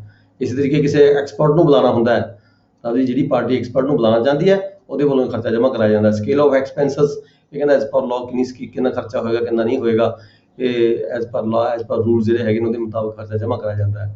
Expenses to be directly paid to the witness, ਜਿਹੜਾ ਕੋਈ ਗਵਾਹ ਹੈਗਾ, ਠੀਕ ਹੈ, ਜੇਕਰ ਪਾਰਟੀ ਦੇਣਾ ਚਾਹੇ ਤਾਂ ਡਾਇਰੈਕਟਲੀ ਵੀ ਉਸ ਨੂੰ ਖਰਚਾ ਦਿੱਤਾ ਜਾ ਸਕਦਾ ਹੈ, ਫਿਰ ਖਰਚਾ ਜਿਹੜਾ ਹੈਗਾ ਨਾਜ਼ਰ ਕੋਲ ਜਮ੍ਹਾਂ ਕਰਾਇਆ ਜਾਂਦਾ, ਜਿਵੇਂ ਤੁਸੀਂ ਅਕਸਰ ਦੇਖਦੇ ਹੈਗੇ ਹੋ। Tender of expenses to the witness, ਜਿਹੜਾ ਖਰਚਾ ਹੈਗਾ ਵਿਟਨਸ ਦਾ ਉਹ ਕੋਰਟ ਦੇ ਵਿੱਚ ਵੀ ਜਮ੍ਹਾਂ ਕਰਾਇਆ ਜਾਏਗਾ, ਜਿਵੇਂ ਨਾਜ਼ਰ ਕੋਲ ਜਮ੍ਹਾਂ ਕਰਾਇਆ ਜਾਂਦਾ ਹੈ। ਪ੍ਰੋਸੀਜਰ ਵੇਅਰ ਦਾ ਇਨਸਫੀਸ਼ੀਐਂਟ ਸਮ ਪੇਡ ਇਨ, ਜਿੱਥੇ ਕਿਤੇ ਕੋਰਟ ਨੂੰ ਲੱਗੇ ਵੀ ਜਿਹੜਾ ਖਰਚਾ ਜਮ੍ਹਾਂ ਕਰਾਇਆ ਗਿਆ ਹੈ ਘੱਟ ਜਮ੍ਹਾਂ ਕਰਾਇਆ ਗਿਆ ਹੈ, ਜਾਂ ਕੋਰਟ ਵੱਲੋਂ ਕੋਈ ਆਰਡਰ ਨਾ ਕੀਤਾ ਗਿਆ ਹੋਵੇ, ਬੇਸ਼ੱਕ ਆਰਡਰ ਕਰ ਦਿੱਤਾ ਗਿਆ ਹੋਵੇ, ਪਰ ਫਿਰ ਵੀ ਵਿਟਨਸ ਦੀ ਜਿਹੜੀ ਐਵੀਡੈਂਸ ਹੁੰਦੀ ਹੈ, ਐਵੀਡੈਂਸ ਦੌਰਾਨ ਕੋਰਟ ਮਹਿਸੂਸ ਕਰੇ ਵੀ ਜਿਹੜਾ ਹੈ ਇਸ ਕੇਸ ਦੇ ਵਿੱਚ ਜਿਹੜਾ ਖਰਚਾ ਜਮ੍ਹਾਂ ਕਰਾਇਆ ਗਿਆ ਘੱਟ ਕਰਾਇਆ ਗਿਆ, ਤਾਂ ਕੋਰਟ ਡਿਸਾਈਡ ਕਰ ਸਕਦੀ ਹੈ, ਆਰਡਰ ਕਰ ਸਕਦੀ ਹੈ ਵੀ ਜਿਹੜਾ ਇੰਨੀ ਜਿਹੜੀ ਅਮਾਊਂਟ ਹੈਗੀ ਹੈ ਇਸ ਵਿਟਨਸ ਨੂੰ ਹੋਰ ਪੇ ਕੀਤੀ ਜਾਵੇ, ਜਿਸ ਪਾਰਟੀ ਵੱਲੋਂ ਵਿਟਨਸ ਨੂੰ ਬੁਲਾਇਆ ਗਿਆ। ਐਕਸਪੈਂਸ ਦਾ ਵਿਟਨਸ ਡਿਟੇਨਡ ਮੋਰ ਦੈਨ 1 ਡੇ, ਜੇ ਕਿਤੇ ਕਿਸੇ ਵਿਟਨਸ ਨੂੰ ਇੱਕ ਦਿਨ ਤੋਂ ਜ਼ਿਆਦਾ ਦਿਨ ਕਿਸੇ ਕੋਰਟ ਦੇ ਵਿੱਚ ਆਪਦੀ ਜਿਹੜੀ ਐਵੀਡੈਂਸ ਹੈ, ਵਿਟਨਸ ਹੈ, ਉਹ ਦੇਣ ਦੇ ਲਈ ਜ਼ਿਆਦਾ ਸਮਾਂ ਲੱਗ ਜਾਵੇ, ਠੀਕ ਹੈ, ਪਾਰਟੀਆਂ ਵੱਲੋਂ ਕ੍ਰਾਸ ਐਗਜ਼ਾਮੀਨੇਸ਼ਨ ਕੀਤੀ ਜਾ ਰਹੀ ਹੋਵੇ, ਵਿਟਨਸ ਲੰਮੀ ਉਹਦੀ ਜਿਹੜੀ ਐਵੀਡੈਂਸ ਹੈ ਲੰਮੀ ਹੋਵੇ, ਜ਼ਿਆਦਾ ਸਮਾਂ ਲੱਗ ਜਾਵੇ, ਤਾਂ ਜਿਹੜਾ ਉਹਦਾ ਖਰਚਾ ਹੈਗਾ ਰਹਿਣ ਦਾ ਕਰਨ ਦਾ, ਜੋ ਵੀ ਵਿਟਨਸ ਜਿਹੜਾ ਹੈਗਾ ਪਾਰਟੀ ਵੱਲੋਂ ਬੁਲਾਇਆ ਗਿਆ ਉਸ ਵੱਲੋਂ ਪੇ ਕੀਤਾ ਜਾਵੇਗਾ। ਨੈਕਸਟ ਹੈ order 16A, attendance of witness confined or retained in the prison, ਜੇ ਕੋਈ ਵਿਟਨਸ ਜੇਲ੍ਹ ਦੇ ਅੰਦਰ ਬੰਦ ਹੈਗਾ ਉਸ ਨੂੰ ਕੋਰਟ ਦੇ ਵਿੱਚ ਪੇਸ਼ ਕੀਤਾ ਜਾਣਾ ਕੋਈ ਗਵਾਹੀ ਦੇ ਤੌਰ ਤੇ, ਠੀਕ ਹੈ, ਜੇਲ੍ਹ 'ਚ ਬੰਦ ਹੈ, ਗਵਾਹੀ ਉਹਦੀ ਕੋਰਟ ਦੇ ਵਿੱਚ ਹੋਣੀ ਹੈ, ਤਾਂ ਕਿ ਇਹ power to require attendance prisoners to give evidence, court ਕੋਲੇ ਪਾਵਰ ਹੈਗੀ ਹੈ। ਕੰਸਰਨਡ ਆਫੀਸਰ ਜਿਹੜਾ ਜੇਲਰ ਹੁੰਦਾ ਹੈ, ਜੇਲਰ ਨੂੰ ਕੋਰਟ ਵੱਲੋਂ ਆਰਡਰ ਭੇਜ ਕੇ ਉਸ ਵਿਟਨਸ ਨੂੰ ਪੇਸ਼ ਕਰਨ ਦੇ ਲਈ ਬੁਲਾਇਆ ਜਾ ਸਕਦਾ ਹੈ ਗਵਾਹੀ ਦੇਣ ਦੇ ਮਕਸਦ ਦੇ ਨਾਲ। Expenses to be paid in the court, ਤਾਂ ਜਿਹੜੇ ਐਕਸਪੈਂਸਸ ਨੇ ਇਹ ਕੰਸਰਨਡ ਪਾਰਟੀ ਵੱਲੋਂ ਕੋਰਟ ਨੂੰ ਭੇਜੇ ਜਾਣਗੇ ਤੇ ਕੋਰਟ ਵੱਲੋਂ ਉਸ ਕੰਸਰਨਡ ਆਫੀਸਰ ਕੋਲੇ ਭੇਜੇ ਜਾਣਗੇ payment. Power of the state government, ਪਰ ਇਹਦੇ ਵਿੱਚ ਇੱਕ ਪਾਵਰ ਵੀ ਗਵਰਨਮੈਂਟ ਦੀ ਪਾਵਰ ਵੀ ਹੈਗੀ ਹੈ, ਜੇਕਰ ਕੋਈ ਇਦਾਂ ਦਾ ਕੋਈ ਟੈਰਰਿਸਟ ਹੋਵੇ, ਕੋਈ ਹੋਰ ਹੋਵੇ ਜਿਹਨੂੰ ਜੇਲ੍ਹ ਚੋਂ ਬਾਹਰ ਕੱਢਣਾ ਜਿਹੜਾ ਹੈਗਾ ਖਤਰਨਾਕ ਹੋਵੇ, ਤਾਂ ਕੋਰਟ ਆਰਡਰ ਕਰ ਸਕਦੀ ਹੈ ਕੰਸਰਨਡ ਜੇਲਰ ਨੂੰ ਵੀ ਜਿਹੜਾ ਇਹ ਪਾਰਟੀਕੂਲਰ ਪਰਸਨ ਹੈਗਾ, ਜੇਕਰ ਤੁਸੀਂ ਇਸ ਨੂੰ ਕਿਸੇ ਵੀ ਕਾਰਨ ਜੇਲ੍ਹ ਦੇ ਚੋਂ ਬਾਹਰ ਕੱਢਦੇ ਹੋ, ਇਹ ਮਤਲਬ ਖਤਰਾ ਹੋ ਸਕਦਾ ਹੈ, ਇਸ ਕਰਕੇ ਵੀ ਕਿਸੇ ਵੀ ਕੇਸ ਦੇ ਵਿੱਚ ਇਸ ਵਿਅਕਤੀ ਨੂੰ ਜਿਹੜਾ ਹੈਗਾ ਜੇਲ੍ਹ ਚੋਂ ਬਾਹਰ ਨਾ ਕੱਢਿਆ ਜਾਵੇ। ਉਹ ਜਿਹੇ ਕੇਸ ਦੇ ਵਿੱਚ ਜੇਕਰ ਕੋਈ ਕੋਰਟ ਆਰਡਰ ਭੇਜਦੀ ਹੈ ਵੀ ਇਸ ਜਿਹੜਾ ਪ੍ਰਿਜ਼ਨਰ ਹੈਗਾ ਇਸ ਨੂੰ ਫਲਾਣੇ ਕੇਸ ਦੇ ਵਿੱਚ ਸਾਨੂੰ ਲੋੜੀਂਦਾ ਹੈਗਾ ਗਵਾਹੀ ਕਰਨ ਦੇ ਲਈ, ਠੀਕ ਹੈ, ਤਾਂ ਉੱਥੇ ਜਿਹੜਾ ਰੀਜ਼ਨ ਦੱਸਦੇ ਹੋਏ ਜਿਹੜਾ ਜੇਲਰ ਹੈਗਾ ਕੋਰਟ ਨੂੰ ਲਿਖ ਕੇ ਭੇਜ ਸਕਦਾ ਵੀ ਸਟੇਟ ਗਵਰਨਮੈਂਟ ਵੱਲੋਂ ਇਹ ਆਰਡਰ ਕੀਤਾ ਗਿਆ, ਇਸ ਕਰਕੇ it is unable to present in the court for the purpose of having any evidence by this prisoner. Officer in charge of the prison to abstain from carrying out order in certain cases, ਕੋਈ ਹੋਰ ਵੀ reason ਹੋ ਸਕਦਾ ਹੈ ਜਿੱਥੇ ਜਿਹੜਾ officer incharge ਹੈਗਾ ਜੇਲ੍ਹ ਦਾ, ਠੀਕ ਹੈ, abstain from carrying out ਵੀ ਜਿਹੜਾ ਕੋਰਟ ਦਾ ਆਰਡਰ ਹੈਗਾ ਉਸ ਨੂੰ ਨਾ ਮੰਨਣ ਦੇ ਲਈ ਜੇ ਕੋਈ ਰੀਜ਼ਨ ਹੈਗਾ ਤਾਂ the officer in charge of the prison shall abstain from carrying out the court's order and shall send to the court statement reasons for so abstaining. ਜਦੋਂ ਕਿਸੇ ਜੇਲਰ ਨੂੰ ਇਸ ਤਰੀਕੇ ਨਾਲ ਰੋਕਿਆ ਗਿਆ ਹੋਵੇ ਤਾਂ ਉਹ ਜਿਹੜੀ ਰੀਜ਼ਨ ਦੱਸਦੇ ਹੋਏ ਜਿਹੜਾ ਕੋਰਟ ਹੈ ਕੋਰਟ ਨੂੰ ਰਿਪਲਾਈ ਭੇਜ ਸਕਦਾ ਜਿਹੜਾ ਜੇਲ੍ਹ ਕੰਸਰਨਡ ਆਫੀਸਰ ਹੈਗਾ। ਜਦੋਂ ਕੋਈ ਪ੍ਰਿਜ਼ਨਰ ਹੈ ਇਦਾਂ ਦਾ ਹੈਗਾ ਉਹ ਕੋਰਟ ਦੇ ਵਿੱਚ ਲੈ ਕੇ ਆਉਣਾ ਹੋਵੇ, ਕੋਈ ਉਸ ਨੂੰ ਪੇਸ਼ ਕਰਨ ਦੇ ਫਿਰ ਗਵਰਨਮੈਂਟ ਵੱਲੋਂ ਕੋਈ ਆਰਡਰ ਨਾ ਕੀਤਾ ਗਿਆ ਹੋਵੇ ਤਾਂ ਜਿਹੜਾ ਉਹ ਪ੍ਰਿਜ਼ਨਰ ਨੂੰ ਲੈ ਕੇ ਆਉਂਦਾ ਤਾਂ ਉਹ ਪੁਲਿਸ ਦੀ ਕਸਟਡੀ ਵਿੱਚ ਆਏਗਾ, ਠੀਕ ਹੈ। ਨੈਕਸਟ ਹੈਗਾ power to issue commission for the examination of witness in the prison, ਜਿੱਥੇ ਕਿਤੇ ਪ੍ਰਿਜ਼ਨ ਨੂੰ ਇਦਾਂ ਦੀ ਕੋਈ ਗੱਲ ਹੈਗੀ ਹੈ ਵੀ ਉਸ ਨੂੰ ਜੇਲ੍ਹ ਦੇ ਵਿੱਚੋਂ ਬਾਹਰ ਕੱਢਣਾ ਜਿਹੜਾ ਹੈਗਾ ਖਤਰੇ ਤੋਂ ਬਾਹਰ ਨਹੀਂ ਹੈਗਾ, ਤਾਂ ਜਿਹੜਾ ਹੈਗਾ ਕੋਰਟ ਕੋਲ ਪਾਵਰ ਹੁੰਦੀ ਹੈ ਇੱਕ ਕਮਿਸ਼ਨ ਨਿਯੁਕਤ ਕਰ ਸਕਦੀ ਹੈ। ਕੋਰਟ ਕਮਿਸ਼ਨ ਨਿਯੁਕਤ ਕਰਕੇ ਉਸ ਜਿਹੜਾ ਵਿਟਨਸ ਹੈਗਾ ਪ੍ਰਿਜ਼ਨਰ ਹੈਗਾ ਉਹਦੀ ਜਿਹੜੀ ਸਟੇਟਮੈਂਟ ਹੈ ਉਹ ਕਮਿਸ਼ਨ ਦੇ ਰਾਹੀਂ ਵੀ ਲਈ ਜਾ ਸਕਦੀ ਹੈ। ਅਡਜਰਨਮੈਂਟਸ ਕੀ ਹੁੰਦੇ ਪਤਾ ਸਮੇਂ-ਸਮੇਂ ਤੇ ਜੇ ਕੋਈ ਪਾਰਟੀ ਪੇਸ਼ੀ ਮੰਗਦੀ ਹੈ ਤਾਂ ਕੋਰਟ ਵੱਲੋਂ ਜਿਹੜਾ ਕੇਸ ਹੈਗਾ ਉਹ ਬਗੈਰ ਕਿਸੇ ਹੀਅਰਿੰਗ ਤੋਂ ਅਡਜਰਨ ਕਰ ਦਿੱਤਾ ਜਾਂਦਾ ਹੈ ਅਗਲੀ ਪੇਸ਼ੀ ਦੇ ਵਾਸਤੇ। ਪਰ ਜੇ ਕੋਈ ਬਾਰ-ਬਾਰ ਕੋਈ ਪਾਰਟੀਆਂ ਪੇਸ਼ੀ ਮੰਗਦੀਆਂ ਨੇ, ਅਡਜਰਨਮੈਂਟ ਕਰਵਾਉਣੀ ਚਾਹੁੰਦੀਆਂ ਤਾਂ ਕਿਸੇ ਸਟੇਜ ਤੇ ਇੱਕ ਵਾਰੀ ਦੋ ਵਾਰੀ ਜਦੋਂ ਕੋਰਟ ਕਰ ਚੁੱਕੀ ਹੁੰਦੀ ਹੈ ਤਾਂ ਜੇ ਕੋਰਟ ਹੈਗੀ ਹੈ, ਲੱਗਦਾ ਕੋਰਟ ਨੂੰ ਵੀ ਇਹ ਕੇਸ ਨੂੰ ਡਿਲੇ ਕਰਨ ਦੀ ਖਾਤਰ ਹੀ ਬਾਰ-ਬਾਰ ਅਡਜਰਨਮੈਂਟਸ ਮੰਗਦੀ ਪਾਰਟੀ ਹੈਗੀ ਤਾਂ ਕੋਰਟ ਕਾਸਟ ਵੀ ਪਾ ਸਕਦੀ ਹੈ ਉਸ ਪਾਰਟੀ ਨੂੰ, ਕਾਸਟ ਦੇ ਬਿਹਾਫ ਤੇ ਵੀ ਜਿਹੜੀ ਕੇਸ ਹੈਗਾ ਅਡਜਰਨ ਕੀਤਾ ਜਾ ਸਕਦਾ ਹੈ। Procedure if parties fail to appear on day fixed, ਜਦੋਂ ਕੋਈ ਪਾਰਟੀਆਂ ਕੋਈ ਡੇਟ ਫਿਕਸ ਕੀਤੀ ਗਈ ਹੈਗੀ ਹੈ, ਠੀਕ ਹੈ, ਉਸ ਡੇਟ ਦੇ ਉੱਪਰ ਪਾਰਟੀਆਂ ਹਾਜ਼ਰ ਨਹੀਂ ਆਉਂਦੀਆਂ, ਜਿਵੇਂ ਕਿ ਤੁਸੀਂ ਪਾਰਟੀਸ਼ਨ ਦੇ ਕੇਸ ਵਗੈਰਾ ਡੀਲ ਕਰੋਗੇ, ਠੀਕ ਹੈ, ਉੱਥੇ ਜ਼ਰੂਰੀ ਨਹੀਂ ਹੈਗਾ ਵੀ ਤੁਸੀਂ ਉੱਥੇ ਕੁਝ ਕਾਰਵਾਈ ਨਹੀਂ ਕਰਨੀ ਹੈ, ਤੁਸੀਂ ਜੋ ਵੀ ਤੁਹਾਨੂੰ ਲੱਗਦਾ ਹੈਗਾ ਤੁਸੀਂ ਪ੍ਰੋਸੀਡ ਫਰਦਰ ਅੱਗੇ ਮੂਵ ਕਰ ਸਕਦੇ ਹੋ, ਠੀਕ ਹੈ। ਜੇ ਪਲੈਂਟਿਵ ਪਾਰਟੀ ਹੀ ਨਹੀਂ ਆਉਂਦੀ ਹੈਗੀ ਤਾਂ ਜਿਹੜਾ ਕੇਸ ਹੈਗਾ ਉੱਥੇ ਡੀਏਡੀ ਵੀ ਕੀਤਾ ਜਾ ਸਕਦਾ ਹੈ, ਡਿਸਮਿਸ ਇਨ ਡਿਫਾਲਟ ਵੀ ਕੀਤਾ ਜਾ ਸਕਦਾ ਹੈ। Court may proceed notwithstanding if the party fails to produce evidence, ਜੇ ਕੋਈ ਪਾਰਟੀ ਆਪਦੀ ਜਿਹੜੀ ਵਿਟਨੈਸ ਹੈ, ਐਵੀਡੈਂਸ ਦੀ ਜਿਹੜੀ ਲਿਸਟ ਦੇ ਮੁਤਾਬਕ ਗਵਾਹ ਭੁਗਤਾਨ ਦੇ ਵਿੱਚ ਡਿਲੇ ਕਰ ਰਹੀ ਹੈ, ਬਾਰ-ਬਾਰ ਸਮਾਂ ਲੈ ਰਹੀ ਹੈ, ਬਾਰ-ਬਾਰ ਕੇਸ ਨੂੰ ਅਡਜਰਨ ਕਰਵਾ ਰਹੀ ਹੈ, if the party are present proceed to decide the suit forfeit, ਤਾਂ ਜਿਹੜੀ ਕੋਰਟ ਹੈਗੀ ਹੈ ਉਹ ਫਰਦਰ ਬਗੈਰ ਗਵਾਹੀ ਦੇ ਹੀ ਜਿਹੜਾ ਕੋਈ ਕੇਸ ਹੈਗਾ ਅਗਲਾ ਅੱਗੇ ਆਪਣਾ ਪ੍ਰੋਸੀਡ ਕਰ ਸਕਦੀ ਹੈ, ਅੱਗੇ ਕੇਸ ਨੂੰ ਵਧਾ ਸਕਦੀ ਹੈ। ਨੈਕਸਟ ਹੈ order number 18, hearing of the suit and examination of the witness. ਜਦੋਂ ਕੇਸ ਦੀ ਹੀਅਰਿੰਗ ਹੁੰਦੀ ਹੈ ਸਭ ਤੋਂ ਪਹਿਲਾਂ ਕੀ ਹੁੰਦਾ, ਰਾਈਟ ਟੂ ਬਿਗਨ, ਕੌਣ ਕੇਸ ਨੂੰ ਸਟਾਰਟ ਕਰਦਾ ਹੈ, ਕਿਹੜੀ ਪਾਰਟੀ ਕੇਸ ਨੂੰ ਸਟਾਰਟ ਕਰਦੀ ਹੈ। ਪਹਿਲੇ ਇੱਕ ਪਾਰਟੀ ਨੇ ਪਲੇਂਟ ਫਾਈਲ ਕਰ ਦਿੱਤੀ, ਦੂਜੀ ਪਾਰਟੀ ਨੇ ਜਿਹੜੀ ਹੈਗੀ ਰਿਟਰਨ ਸਟੇਟਮੈਂਟ ਕਰ ਦਿੱਤੀ, ਦੋਨੋਂ ਵੱਲੋਂ ਆਪਣਾ ਇਹ ਜਿਹੜਾ ਕੰਮ ਸੀ ਲਿਖਾ ਪੜ੍ਹੀ ਦਾ ਖਤਮ ਹੋ ਗਿਆ ਤੇ ਹੁਣ ਜਿਹੜੀ ਹੀਅਰਿੰਗ ਸਟਾਰਟ ਹੁੰਦੀ ਹੈ ਤਾਂ ਫਿਰ ਪਹਿਲਾ ਜਿਹੜਾ ਰਾਈਟ ਹੁੰਦਾ ਉਹ ਪਲੇਂਟਿਵ ਦਾ ਆ ਜਾਂਦਾ। ਪਹਿਲੇ ਪਲੇਂਟਿਵ ਪਾਰਟੀ ਜਿਹੜੀ ਹੈਗੀ ਆ ਉਹ ਕੇਸ ਦੀ ਹੀਅਰਿੰਗ ਕਰਦੀ ਹੈ, ਤਾਂ plaintiff has the right to begin, ਆਪਣੇ ਕੇਸ ਨੂੰ ਸਟਾਰਟ ਕਰਦੀ ਹੈ, ਠੀਕ ਹੈ, ਡੇਟ ਦੀ ਫਿਕਸ ਕੀਤੀ ਦੇ ਮੁਤਾਬਕ। ਤਾਂ statement and production of the evidence on the day fixed, the party having the right to begin shall state his case, अपने के सारे केस ਨੂੰ state ਕਰੇਗੀ, ਪੜ੍ਹੇਗੀ, ਕੋਰਟ ਨੂੰ ਪੜ੍ਹ ਕੇ ਸੁਣਾਵੇਗੀ case and produce his evidence in support of the issues, ਆਪਦੇ ਜਿਹੜੇ issue ਹੈਗੇ ਉਹਦੀ ਸਪੋਰਟ ਦੇ ਵਿੱਚ ਜੋ ਪਾਰਟੀ ਨੇ ਆਪਦਾ ਕਲੇਮ ਕੀਤਾ ਹੈਗਾ ਉਹਦੇ ਸੰਬੰਧ ਵਿੱਚ ਜਿਹੜੀ ਹੈਗੀ ਹੈ ਫਿਰ ਉਹ ਜਿਹੜੀ ਆਪਣੇ ਡਾਕੂਮੈਂਟਰੀ ਦੀ ਐਵੀਡੈਂਸ ਹੈਗੀ ਹੈ ਉਹਨੂੰ ਵੀ ਪ੍ਰੂਵ ਕਰੇਗੀ। The other party shall then state his case, ਉਸ ਤੋਂ ਜਦੋਂ ਪਲੈਂਟਿਵ ਪਾਰਟੀ ਦਾ ਕੰਮ ਖਤਮ ਹੋ ਜਾਂਦਾ ਹੈ ਫਿਰ ਜਿਹੜੀ ਵਾਰੀ ਆ ਜਾਂਦੀ ਹੈ ਉਹ ਡਿਫੈਂਡੈਂਟ ਪਾਰਟੀ ਦੀ ਆ ਜਾਂਦੀ ਹੈ, ਫਿਰ ਡਿਫੈਂਡੈਂਟ ਪਾਰਟੀ ਜਿਹੜੀ ਹੈਗੀ other party shall then state his case, ਉਹ ਫਿਰ ਉਹ ਸਾਰੇ ਕੇਸ ਨੂੰ ਪੜ੍ਹ ਕੇ ਸੁਣਾਉਂਦੀ ਹੈ ਵੀ ਉਹਦੇ ਕੇਸ ਦੇ ਡਿਫੈਂਸ ਦੇ ਵਿੱਚ ਪਾਰਟੀ ਕੀ ਕਹਿਣਾ ਚਾਹੁੰਦੀ ਹੈ ਤੇ ਨਾਲ ਹੀ ਆਪਣੀ ਜਿਹੜੀ ਡਾਕੂਮੈਂਟਰੀ ਐਵੀਡੈਂਸ ਹੈਗੀ ਹੈ ਉਹ ਵੀ ਪ੍ਰੋਡਿਊਸ ਕਰਦੀ ਹੈਗੀ ਹੈ।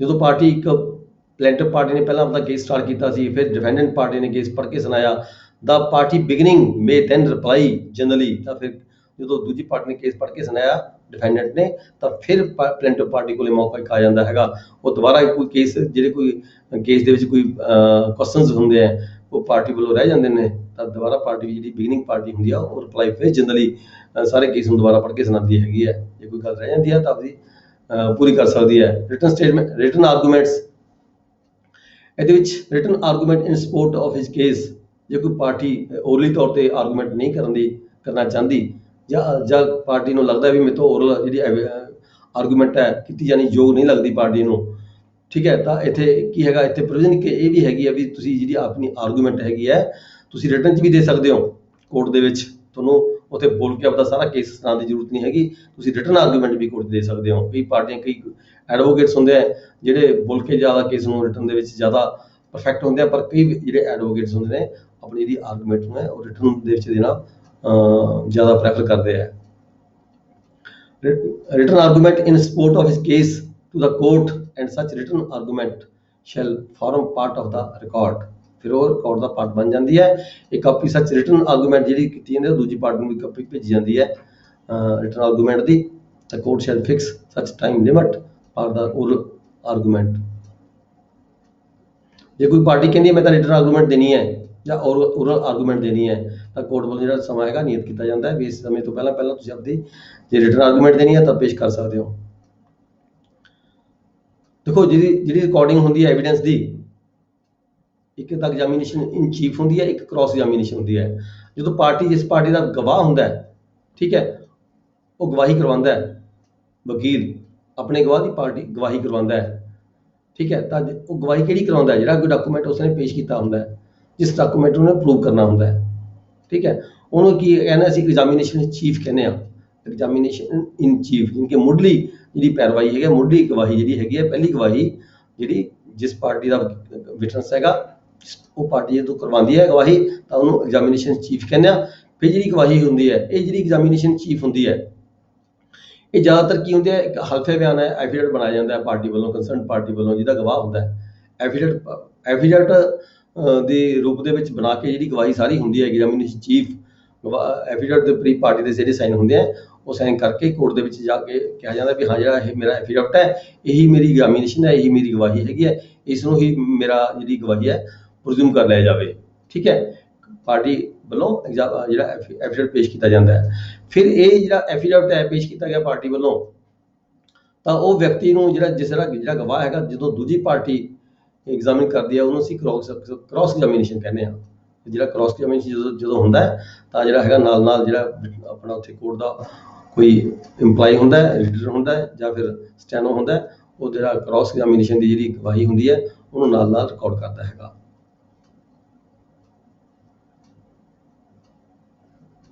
ਕ੍ਰਾਸ ਐਗਜ਼ਾਮੀਨੇਸ਼ਨ ਹੋਣ ਤੋਂ ਬਾਅਦ ਫਿਰ ਜਿਹੜੀ ਪਲੈਂਟਿਵ ਪਾਰਟੀ ਹੈ, ਉਹ ਰੀ ਐਗਜ਼ਾਮੀਨੇਸ਼ਨ ਵੀ ਕਰ ਸਕਦੀ ਹੁੰਦੀ ਹੈ, ਕਿਉਂਕਿ ਉਸ ਨੂੰ ਲੱਗਦਾ ਵੀ ਮੇਰੇ ਕੁਝ ਪੁਆਇੰਟ ਛੁੱਟ ਗਏ, ਤਾਂ ਫਿਰ ਉਹ ਰੀ ਐਗਜ਼ਾਮੀਨੇਸ਼ਨ ਵੀ ਕਰ ਸਕਦੀ ਹੈ ਆਪਣੇ ਹੀ witness the.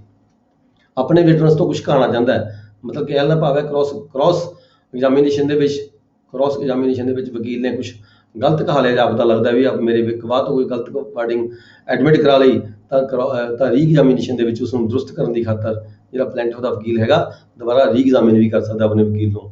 How evidence shall be taken in appealable cases, ਜਿਹੜੇ ਅਪੀਲੇਬਲ ਕੇਸਿਸ ਹੁੰਦੇ ਆ, ਕਹਿੰਦੇ ਉੱਥੇ ਜਿਹੜੀ ਐਗਜ਼ਾਮੀਨੇਸ਼ਨ ਨੂੰ ਕਿਵੇਂ ਕੀਤਾ ਜਾਂਦਾ ਹੈਗਾ, ਪੇਸ਼ ਕੀਤਾ ਜਾਂਦਾ ਹੈ। ਜ਼ਿਆਦਾਤਰ ਕੀ ਹੁੰਦਾ ਹੈ, ਅਪੀਲ ਦੇ ਜਿਹੜੇ ਕੇਸ ਹੁੰਦੇ ਆ, ਅਪੀਲ ਦੇ ਕੇਸਾਂ ਦੇ ਵਿੱਚ ਜਿਹੜੇ ਵਿਟਨੈਸ ਹੁੰਦੇ ਨੇ, ਉਹ ਨਹੀਂ ਆਉਂਦੇ, ਉਹ ਭੁਗਤਾਏ ਨਹੀਂ ਜਾਂਦੇ। How evidence shall be taken in appealable cases, maximum ਤਾਂ ਇਹੀ ਹੈਗਾ ਵੀ ਅਪੀਲ ਦੇ ਕੇਸ ਜਿਹੜੇ ਹੈਗੇ ਆ, ਉੱਥੇ ਵਿਟਨੈਸ ਨਹੀਂ ਆਉਂਦੇ। ਫਿਰ ਵੀ taken down in the language of the court ਦੀ ਆਪਣੀ ਲੈਂਗੁਏਜ ਜਿਹੜੀ ਗਵਾਹੀ ਕਿਤੇ ਹੁੰਦੀ ਹੈ, in writing or by in the presence under the personal direction of the superintendent of the ਜੱਜ ਦੀ ਆਪਦੀ ਸੁਪਰਵਿਜ਼ਨ ਦੇ ਵਿੱਚ। ਠੀਕ ਹੈ, ਜਿਹੜਾ ਗਵਾਹ ਹੈਗਾ ਉਹ ਭੁਗਤਾਇਆ ਜਾਏਗਾ, ਜਾਂ ਫਿਰ ਜੱਜ ਖੁਦ ਨੋਟ ਕਰੇਗਾ ਆਪਦੇ ਹੱਥ ਦੇ ਨਾਲ, ਜਾਂ ਆਪਣੇ ਟਾਈਪਰਾਈਟਰ ਤੇ ਜੱਜ ਵੱਲੋਂ, ਕਿਉਂਕਿ ਆਮ ਤੌਰ ਤੇ ਹੈਗਾ ਵੀ ਜਿਹੜੀ ਗਵਾਹ ਹੈਗੇ ਨੇ, ਉਹ ਇਨੀਸ਼ੀਅਲ ਸਟੇਜ ਤੇ ਹੀ ਭੁਗਤਾਏ ਜਾਂਦੇ ਆ, ਨਾ ਕਿ ਅਪੀਲ ਦੇ ਵਿੱਚ।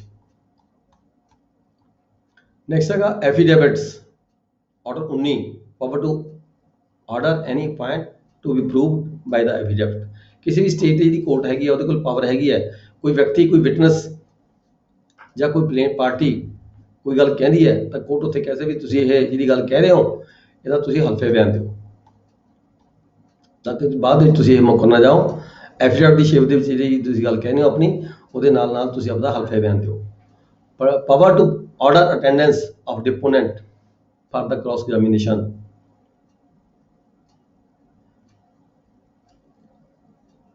ਡਿਪੋਨੈਂਟ ਕੌਣ ਹੁੰਦਾ? ਜਿਹੜਾ ਹਲਫੇ ਬਿਆਨ ਦਿੰਦਾ ਹੈ। ਠੀਕ ਹੈ, ਕੋਰਟ ਕੋਲ ਪਾਵਰ ਹੈ ਵੀ ਜਿਸ ਵਿਅਕਤੀ ਨੇ ਕੋਈ ਆਪਦਾ ਹਲਫੇ ਬਿਆਨ ਦਿੱਤਾ ਕ੍ਰਾਸ ਐਗਜ਼ਾਮੀਨੇਸ਼ਨ ਦੇ ਵਿੱਚ, ਠੀਕ ਹੈ, ਉਹਨੂੰ ਹਾਜ਼ਰ ਬੁਲਾਉਣ ਦੀ। Upon any application evidence may be given by the affidavit, but the court may at the instance ਜਦੋਂ of the either party order attendance of the cross examination। ਮਤਲਬ ਕਿ ਪਤਾ ਕੀ ਕਿਹਾ ਗਿਆ ਇੱਥੇ ਇਹ ਕਿਹਾ ਗਿਆ ਹੈਗਾ ਵੀ ਜਦੋਂ ਜਿਹੜੀ ਪਾਰਟੀ ਹੈ, ਪਲੈਂਟਿਵ ਪਾਰਟੀ ਹੈ, ਆਪਣੇ ਗਵਾਹ ਨੂੰ ਪੇਸ਼ ਕਰਦੀ ਹੈ, ਜਦੋਂ ਆਪਣੇ ਗਵਾਹ ਨੂੰ ਪੇਸ਼ ਕਰਦੀ ਹੈ ਤਾਂ ਉੱਥੇ ਹਲਫੇ ਬਿਆਨ ਲੱਗਦਾ ਪਾਰਟੀ ਦਾ, ਗਵਾਹ ਦਾ ਹਲਫੇ ਬਿਆਨ ਲੱਗਦਾ ਹੈ। ਹਲਫੇ ਬਿਆਨ ਲਗਾ ਕੇ ਪਾਰਟੀ ਗਵਾਹ ਚਲਾ ਗਿਆ ਤੇ ਨਾਲ ਕੋਰਟ ਨੂੰ ਇੱਕ ਲਾਈਨ ਦੇ ਵਿੱਚ ਰਿਪਲਾਈ ਦੇ ਗਿਆ ਵੀ ਹਾਂ ਇਹ ਜਿਹੜਾ ਮੇਰਾ ਐਫੀਡੇਵਿਟ ਹੈ, it is to be presumed my evidence. ਠੀਕ ਹੈ, ਇੱਕ ਲਾਈਨ ਵਿੱਚ ਲਿਖ ਕੇ ਜਿਹੜਾ ਹਲਫੇ ਬਿਆਨ ਹੈ ਉਹਦਾ ਉਹ ਪ੍ਰੂਵ ਕਰਕੇ ਚਲਾ ਜਾਂਦਾ ਪਾਰਟੀ। ਫਿਰ ਕਿਸੇ ਵੀ ਵੇਲੇ ਕੋਰਟ ਜਿਹੜੀ ਹੈਗੀ ਹੈ ਕ੍ਰਾਸ ਐਗਜ਼ਾਮੀਨੇਸ਼ਨ ਦੀ ਖਾਤਰ ਉਸ ਡਿਪੋਨੈਂਟ ਨੂੰ ਜਿਹੜਾ ਹਲਫੇ ਬਿਆਨ ਦੇ ਕੇ ਗਿਆ ਗਵਾਹ ਉਸ ਨੂੰ ਬੁਲਾ ਸਕਦੀ ਹੈ, ਜਦੋਂ ਦੂਜੇ ਵਕੀਲ ਨੇ ਉਹਦੀ ਕੋਈ ਕ੍ਰਾਸ ਐਗਜ਼ਾਮੀਨੇਸ਼ਨ ਕਰਨੀ ਹੈ। Order 20 ਹੈ judgment and decree। Judgment and decree, judgment when pronounced, the court after the case has been heard, ਜਦੋਂ ਕੇਸ ਸੁਣਿਆ ਗਿਆ ਸਾਰਾ, ਠੀਕ ਹੈ ਜੀ, ਤਾਂ ਓਪਨ ਕੋਰਟ ਦੇ ਵਿੱਚ ਜਿਹੜੀ ਜੱਜਮੈਂਟ ਹੈਗੀ ਹੈ ਉਹ ਸੁਣਾਈ ਜਾਂਦੀ ਹੈ ਕੋਰਟ ਵੱਲੋਂ। sooner thereafter as may be practicable, notice shall be given to the parties. Judgment ਸੁਣਾਉਣ ਕਿਹੜੀ ਤਰੀਕ ਨੂੰ ਜਜਮੈਂਟ ਸੁਣਾਈ ਜਾਣੀ ਹੈ, ਇਸ ਗੱਲ ਦਾ ਜਿਹੜਾ ਨੋਟਿਸ ਹੈਗਾ ਉਹ ਪਾਰਟੀ ਨੂੰ ਦਿੱਤਾ ਜਾਏਗਾ। ਪਾਰਟੀ ਨੇ ਤਾਂ ਕਿ ਪਾਰਟੀਆਂ ਆਪਣਾ ਹਾਜ਼ਰ ਹੋਣ। ਪਾਰਟੀ ਦੀ ਹਾਜ਼ਰੀ ਦੇ ਵਿੱਚ ਜਿਹੜੀ ਜਜਮੈਂਟ ਹੈ ਸੁਣਾਈ ਜਾਂਦੀ ਹੈ। ਜੇਕਰ ਨੋਟਿਸ ਦੇ ਬਾਵਜੂਦ ਕੋਈ ਪਾਰਟੀ ਹਾਜ਼ਰ ਨਹੀਂ ਆਉਂਦੀ ਤਦ ਵੀ ਜਿਹੜੀ ਕੋਰਟ ਹੈ ਜਜਮੈਂਟ ਸੁਣਾ ਸਕਦੀ ਹੈ। Where the judgment is not pronounced at once, ਜਦੋਂ ਕੇਸ ਦਾ ਫੈਸਲਾ ਹੋ ਗਿਆ ਜਾਂ ਕੇਸ ਸੁਣਾਇਆ ਮਤਲਬ ਕਿ ਕੇਸ ਦਾ ਫਾਈਨਲ ਪਹੁੰਚ ਗਿਆ, ਜੇ ਉਸੇ ਸਮੇਂ ਤੱਕ ਜਿਹੜੀ ਕੇਸ ਹੈ ਉਸੇ ਸਮੇਂ ਜਜਮੈਂਟ ਪ੍ਰੋਨਾਉਂਸ ਨਹੀਂ ਕੀਤੀ ਗਈ, every endeavour shall be made by the court to pronounce the judgment within 30 days.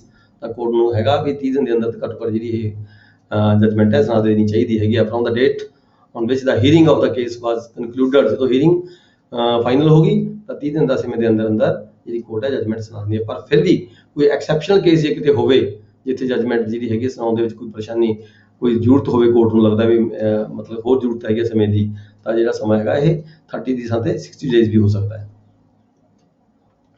Power to pronounce judgment written by the ਜੱਜ ਪ੍ਰੀਡਿਸੈਸਰ।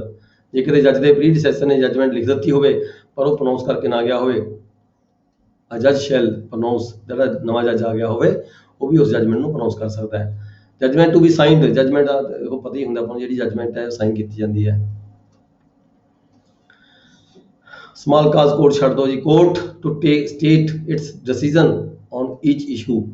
ਜਿਹੜੀ ਵੀ ਕੋਈ ਜਜਮੈਂਟ ਹੁੰਦੀ ਹੈ, ਆਪਾਂ ਪਹਿਲਾਂ ਵੀ ਪੜ੍ਹ ਕੇ ਗਏ ਹਾਂ ਵੀ ਹਰ ਇਸ਼ੂ ਦੇ ਉੱਪਰ ਜਿਹੜੀ ਜਜਮੈਂਟ ਦਿੱਤੀ ਜਾਂਦੀ ਹੈ, ਹਰ ਇਸ਼ੂ ਦਾ ਜਿਹੜਾ ਫੈਸਲਾ ਕੀਤਾ ਜਾਂਦਾ। ਕੋਈ ਇਦਾਂ ਦਾ ਹੈ ਨਹੀਂਗਾ ਵੀ ਜਿਹੜੇ ਇਸ਼ੂ ਫਰੇਮ ਹੋ ਗਏ ਉਹ ਇਸ਼ੂਆਂ ਦੇ ਵਿੱਚੋਂ ਇੱਕ ਦੋ ਜਿਹੜਾ ਇਸ਼ੂ ਹੈਗਾ ਉਹਦਾ ਕੋਈ ਡਿਸੀਜਨ ਨਾ ਕੀਤਾ ਗਿਆ ਹੋਵੇ।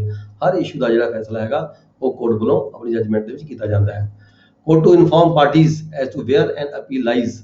ਜਦੋਂ ਕੋਰਟ ਵੱਲੋਂ ਕੋਈ ਜਜਮੈਂਟ ਪ੍ਰੋਨਾਉਂਸ ਕੀਤੀ ਜਾਂਦੀ ਹੈ ਤਾਂ ਕੋਰਟ ਵੱਲੋਂ ਉਸ ਪਾਰਟੀਆਂ ਨੂੰ, ਜੇ ਪਾਰਟੀਆਂ ਹਾਜ਼ਰ ਹੋਣ, ਜੇ ਪਾਰਟੀਆਂ ਹਾਜ਼ਰ ਨਹੀਂ ਹੁੰਦਾ ਤਾਂ ਉਹਨਾਂ ਦੇ ਵਕੀਲਾਂ ਨੂੰ ਦੱਸਿਆ ਜਾਂਦਾ ਹੈ ਵੀ ਇਹ ਜਿਹੜੀ ਜਜਮੈਂਟ ਹੈਗੀ ਹੈ ਇਹਦਾ ਜਿਹੜਾ ਜੇ ਕੋਈ ਤੁਸੀਂ ਅਪੀਲ ਫਾਈਲ ਕਰਨਾ ਚਾਹੁੰਦੇ ਹੋ ਤਾਂ ਕਿਹੜੀ ਕੋਰਟ 'ਚ ਤੁਸੀਂ ਅਪੀਲ ਫਾਈਲ ਕਰਨੀ ਹੈ।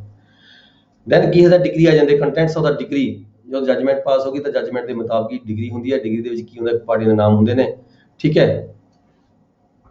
ਜਿਹੜੀ ਡਿਗਰੀ ਹੁੰਦੀ ਹੈ ਐਜ਼ ਪਰ ਦਾ ਜਜਮੈਂਟ ਹੁੰਦੀ ਹੈ। ਜੋ ਜਜਮੈਂਟ 'ਚ ਫੈਸਲਾ ਕੀਤਾ ਗਿਆ ਉਹੀ ਫੈਸਲਾ ਡਿਗਰੀ ਵਿੱਚ ਹੁੰਦਾ ਹੈ। ਪਾਰਟੀਆਂ ਦੇ ਨਾਮ ਲਿਖੇ ਹੁੰਦੇ ਨੇ, ਡਿਸਕ੍ਰਿਪਸ਼ਨ ਆਫ ਦਾ ਪਾਰਟੀਜ਼, ਉਹਨਾਂ ਦੇ ਐਡਰੈਸ ਵਗੈਰਾ ਲਿਖੇ ਹੁੰਦੇ ਨੇ, ਅਮਾਊਂਟ ਆਫ ਕਾਸਟ ਜਾਂ ਜਜਮੈਂਟ ਕਿੰਨੀ ਡਿਗਰੀ ਹੈ, ਕਿੰਨੇ ਪੈਸੇ ਦੀ ਹੈਗੀ ਉਹਦੀ ਅਮਾਊਂਟ ਪਾਈ ਜਾਂਦੀ ਹੈ ਤੇ ਕਾਸਟ ਵਗੈਰਾ ਦਿੱਤੀ ਜਾਂਦੀ ਹੈ ਤੇ ਸਾਈਨ ਕੋਰਟ ਦੀ ਸਟੈਂਪ ਲੱਗਦੀ ਹੈ ਤੇ ਸਾਈਨ ਹੁੰਦੇ ਆ ਜੱਜ ਦੇ, ਠੀਕ ਹੈ ਜੀ। ਇਹ ਡਿਗਰੀ ਹੁੰਦੀ ਹੈ, ਸ਼ਾਰਟ ਦੇ ਵਿੱਚ ਹੁੰਦੀ ਹੈ, ਮਤਲਬ ਕਿ ਫੈਸਲਾ ਨਟ ਸ਼ੈਲ ਦੇ ਵਿੱਚ ਜਿਹੜਾ ਫੈਸਲਾ ਹੁੰਦਾ ਹੈ ਜਜਮੈਂਟ ਦਾ, ਜਜਮੈਂਟ ਹੁੰਦੀ ਹੈ ਡਿਟੇਲ ਦੇ ਵਿੱਚ ਪੂਰੀ, ਪਰ ਜਿਹੜੀ ਡਿਗਰੀ ਹੁੰਦੀ ਹੈ ਉਹਦੇ ਵਿੱਚ ਇਕੱਲਾ ਫੈਸਲਾ ਆਰਡਰ ਹੀ ਲਿਖਿਆ ਜਾਂਦਾ ਹੈ। ਕੋਈ ਜਿਹੜੀ ਉੱਥੇ ਜਿਹੜੀ ਹੈਗੀ ਹੈ ਗਵਾਹੀਆਂ ਵਗੈਰਾ ਨਹੀਂ ਦਰਜ ਕੀਤੀਆਂ ਜਾਂਦੀਆਂ। Preparation of the decree, judgment ਦੇ ਅਨਾਉਂਸ ਹੋਣ ਤੋਂ ਬਾਅਦ ਡਿਗਰੀ ਕਦੋਂ ਕੀਤੀ ਜਾਂਦੀ ਹੈ। Every endeavor shall be made to ensure that the degree is drawn up as expeditiously as possible and in any case within 15 days on the date of the judgment। ਜਦੋਂ judgement pronounce ਹੋ ਗਈ ਤਾਂ 15 ਦਿਨਾਂ ਦੇ ਅੰਦਰ ਅੰਦਰ degree ਹੈਗੀ ਹੈ ਉਹ ਵੀ ਪਾਸ ਕਰ ਦੇਣੀ ਹੁੰਦੀ ਹੈ। ਐਨ appeal may be preferred against the degree without filing a copy of the degree। ਜੇਕਰ ਉਹ ਜਜਮੈਂਟ ਡਿਗਰੀ ਦੇ ਖਿਲਾਫ ਕੋਈ ਅਪੀਲ ਫਾਈਲ ਕਰਨੀ ਹੈ ਤਾਂ ਤੁਸੀਂ ਜਜਮੈਂਟ ਦੀ ਕਾਪੀ ਲਗਾ ਕੇ ਵੀ ਜਿਹੜੀ ਅਪੀਲ ਹੈ ਕੀਤੀ ਜਾ ਸਕਦੀ ਹੈ। Copies of the judgment when to be made available. ਜੋ ਜੱਜ ਨੇ ਕੋਈ ਜਜਮੈਂਟ ਪਾਸ ਕਰ ਦਿੱਤੀ ਤਾਂ ਉਹਦੀਆਂ ਜਿਹੜੀਆਂ ਕਾਪੀਆਂ ਹੈਗੀਆਂ ਪਾਰਟੀਆਂ ਨੂੰ ਅਵੇਲ ਕਰਾਉਣੀਆਂ ਹੁੰਦੀਆਂ ਨੇ। ਡੇਟ ਆਫ ਡਿਗਰੀ, ਡਿਗਰੀ ਕਿਹੜੀ ਤਰੀਕ ਨੂੰ ਪਾਸ ਕੀਤੀ ਹੈ, ਜਜਮੈਂਟ ਕਿਹੜੀ ਤਰੀਕ ਨੂੰ ਪਾਸ ਕੀਤੀ ਹੈ, ਉਹ ਡਿਗਰੀ ਦੇ ਵਿੱਚ ਸਾਰਾ ਕੁਝ ਦਰਜ ਕੀਤਾ ਜਾਏਗਾ। ਪ੍ਰੋਸੀਜਰ ਦਾ ਜੱਜਸ has vacated office before signing the decree. ਜਦੋਂ ਕਿਤੇ ਜੱਜ ਦੀ ਕੋਈ ਟ੍ਰਾਂਸਫਰ ਹੋ ਜਾਂਦੀ ਹੈ, ਠੀਕ ਹੈ, ਜਜਮੈਂਟ ਪਾਸ ਕਰ ਦਿੱਤੀ ਗਈ before signing the degree, degree ਵੀ ਬਣਾ ਦਿੱਤੀ, ਸਾਈਨ ਨਹੀਂ ਹੋਏ ਹੈਗੇ, ਤਾਂ ਜਿਹੜਾ ਸਕਸੈਸਰ ਹੋਏਗਾ judgment may be signed by his successor or if the court has ceased to exist by the ਜੱਜ of any court to which such court was subordinate. ਜਿਹੜਾ ਅਗਲਾ ਜੱਜ ਆਏਗਾ ਉਹ ਡਿਗਰੀ ਤੇ ਸਾਈਨ ਕਰ ਸਕਦਾ ਹੈ।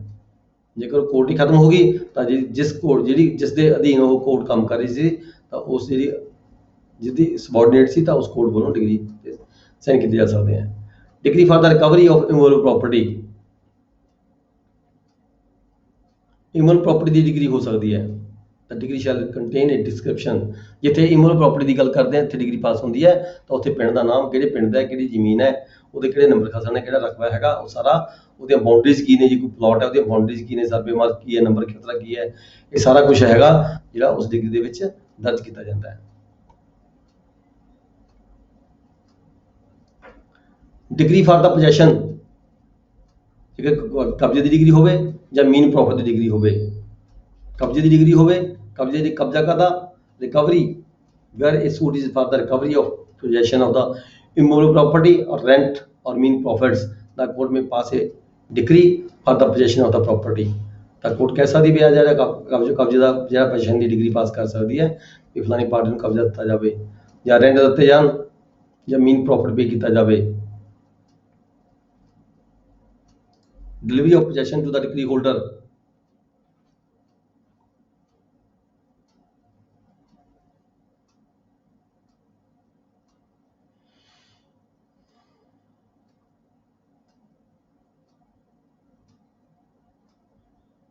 ਜਿੱਥੇ ਕਿਤੇ ਦਾਵਾ ਪਾਰਟੀ ਵੱਲੋਂ ਪਾਇਆ, ਪਾਰਟੀ ਦਾ ਕੋਈ ਐਗਰੀਮੈਂਟ ਹੋਇਆ ਹੁੰਦਾ ਹੈ ਸੇਲ ਪਰਚੇਜ਼ ਦਾ, ਉੱਥੇ ਪਾਰਟੀ ਨੇ ਕੋਈ ਦਾਵਾ ਪਾਇਆ specific performance of agreement the, specific performance of contract of the agreement of sale ਵਗੈਰਾ, ਠੀਕ ਹੈ ਜੀ।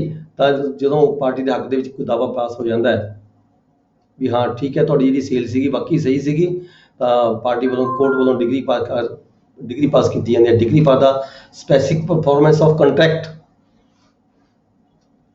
ਫਾਰ ਦਾ ਸੇਲ ਔਰ ਲੀਜ਼ ਆਫ ਇਮੂਵੇਬਲ ਪ੍ਰੋਪਰਟੀ। ਫਿਰ ਕੀ ਹੁੰਦਾ ਹੈ ਉਸ ਤੋਂ ਬਾਅਦ ਜਿਹੜੀ ਕੋਰਟ ਹੁੰਦੀ ਹੈ ਉਹ ਜਦੋਂ ਸੇਲ ਦੀ ਜਦੋਂ ਐਗਰੀਮੈਂਟ ਦੀ ਜਿਹੜੀ ਡਿਗਰੀ ਪਾਸ ਹੋ ਗਈ ਫਿਰ ਉਹਦੀ ਐਗਜੀਕਿਊਸ਼ਨ ਕਰਾਈ ਜਾਂਦੀ ਹੈ। ਐਗਜੀਕਿਊਸ਼ਨ ਦਾ ਜਿਹੜਾ ਚੈਪਟਰ ਹੈ ਆਪਾਂ ਅੱਗੇ ਜਾ ਕੇ ਪੜ੍ਹਾਂਗੇ। ਤਾਂ ਡਿਗਰੀ ਪਾਸ ਕੀਤੀ ਜਾਂਦੀ ਹੈ। It shall specify the period within which the payment shall be made. Decree pass ਹੋ ਗਈ ਤਾਂ ਲਿਖਿਆ ਜਾਂਦਾ ਕੋਰਟ ਵੱਲੋਂ ਵੀ ਇਹ ਜਿਹੜੀ ਡਿਗਰੀ ਹੈਗੀ ਦੀ ਪੇਮੈਂਟ ਹੈਗੀ ਪਾਰਟੀ ਨੇ ਜਿਸ ਪਾਰਟੀ ਦੇ ਹੱਕ ਦੇ ਵਿੱਚ ਜਿਸ ਪਾਰਟੀ ਨੇ ਪ੍ਰੋਪਰਟੀ ਪਰਚੇਜ ਕੀਤੀ ਸੀਗੀ, ਠੀਕ ਹੈ, ਉਹ ਪਾਰਟੀ ਕਿੰਨੀ ਦੇਰ ਦੇ ਅੰਦਰ ਅੰਦਰ ਕੋਰਟ ਪੈਸੇ ਜਮ੍ਹਾਂ ਕਰਾਵੇਗੀ ਤਾਂ ਕਿ ਕੋਰਟ ਜਾ ਕੇ ਕੋਰਟ ਆਪਦਾ ਰੀਡਰ ਭੇਜ ਕੇ ਉਹਦੇ ਹੱਕ 'ਚ ਰਜਿਸਟਰੀ ਕਰਵਾ ਪਾਵੇ।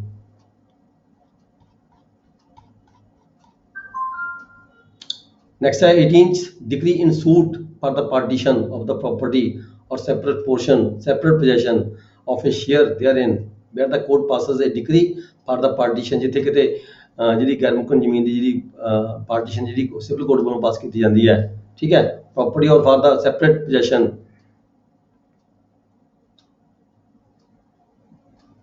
ਉੱਥੇ ਕੀ ਹੈ ਕੋਰਟ ਵੱਲੋਂ ਪਾਸ ਕੀਤਾ ਜਾਵੇਗਾ ਵੀ ਕਿਹੜੇ ਕਿਹੜੇ ਨੰਬਰ ਖਸਲਾ ਕਿਹੜੀ ਕਿਹੜੀ ਪਾਰਟੀ ਨੂੰ ਦਿੱਤੇ ਗਏ ਹੈਗੇ ਆ, ਜਾਂ ਫਿਰ ਕੋਰਟ ਜੇ ਚਾਹੁੰਦੀ ਹੈ ਤਾਂ ਉਹ ਜਿਹੜੀ ਕਲੈਕਟਰ ਦੀ ਜਾਂ ਰੈਵਨਿਊ ਆਫਿਸਰ ਦੀ ਜਿਹੜੀ ਹੈਲਪ ਹੈ ਉਹ ਲੈ ਸਕਦੀ ਹੈ ਤੇ ਫਰਦਰ ਕੁਝ ਡਾਇਰੈਕਸ਼ਨ ਕੀਤੀ ਜਾ ਸਕਦੀ ਹੈ ਕੋਰਟ ਵੱਲੋਂ ਨਟ ਸ਼ੈਲ ਦੇ ਵਿੱਚ ਕਿਹਾ ਜਾਏਗਾ ਇਹ ਵਾਲਾ ਜਿਹੜਾ ਪੋਰਸ਼ਨ ਹੈ ਜਾਂ ਇੰਨਾ ਪੋਰਸ਼ਨ ਹੈ ਇਹਨਾਂ ਪਾਰਟੀ ਨੂੰ ਦਿੱਤਾ ਜਾਣਾ ਹੈਗਾ ਤੇ ਫਰਦਰ ਜਿਹੜੀ ਉਹਦੀ ਐਗਜੀਕਿਊਸ਼ਨ ਦੇ ਲਈ ਜਿਹੜੀ ਡਿਗਰੀ ਹੈਗੀ ਹੈ ਉਹ ਰੈਵਨਿਊ ਕੋਰਟ ਨੂੰ ਭੇਜੀ ਜਾਂਦੀ ਹੈ, ਕਲੈਕਟਰ ਨੂੰ ਭੇਜੀ ਜਾਂਦੀ ਹੈ।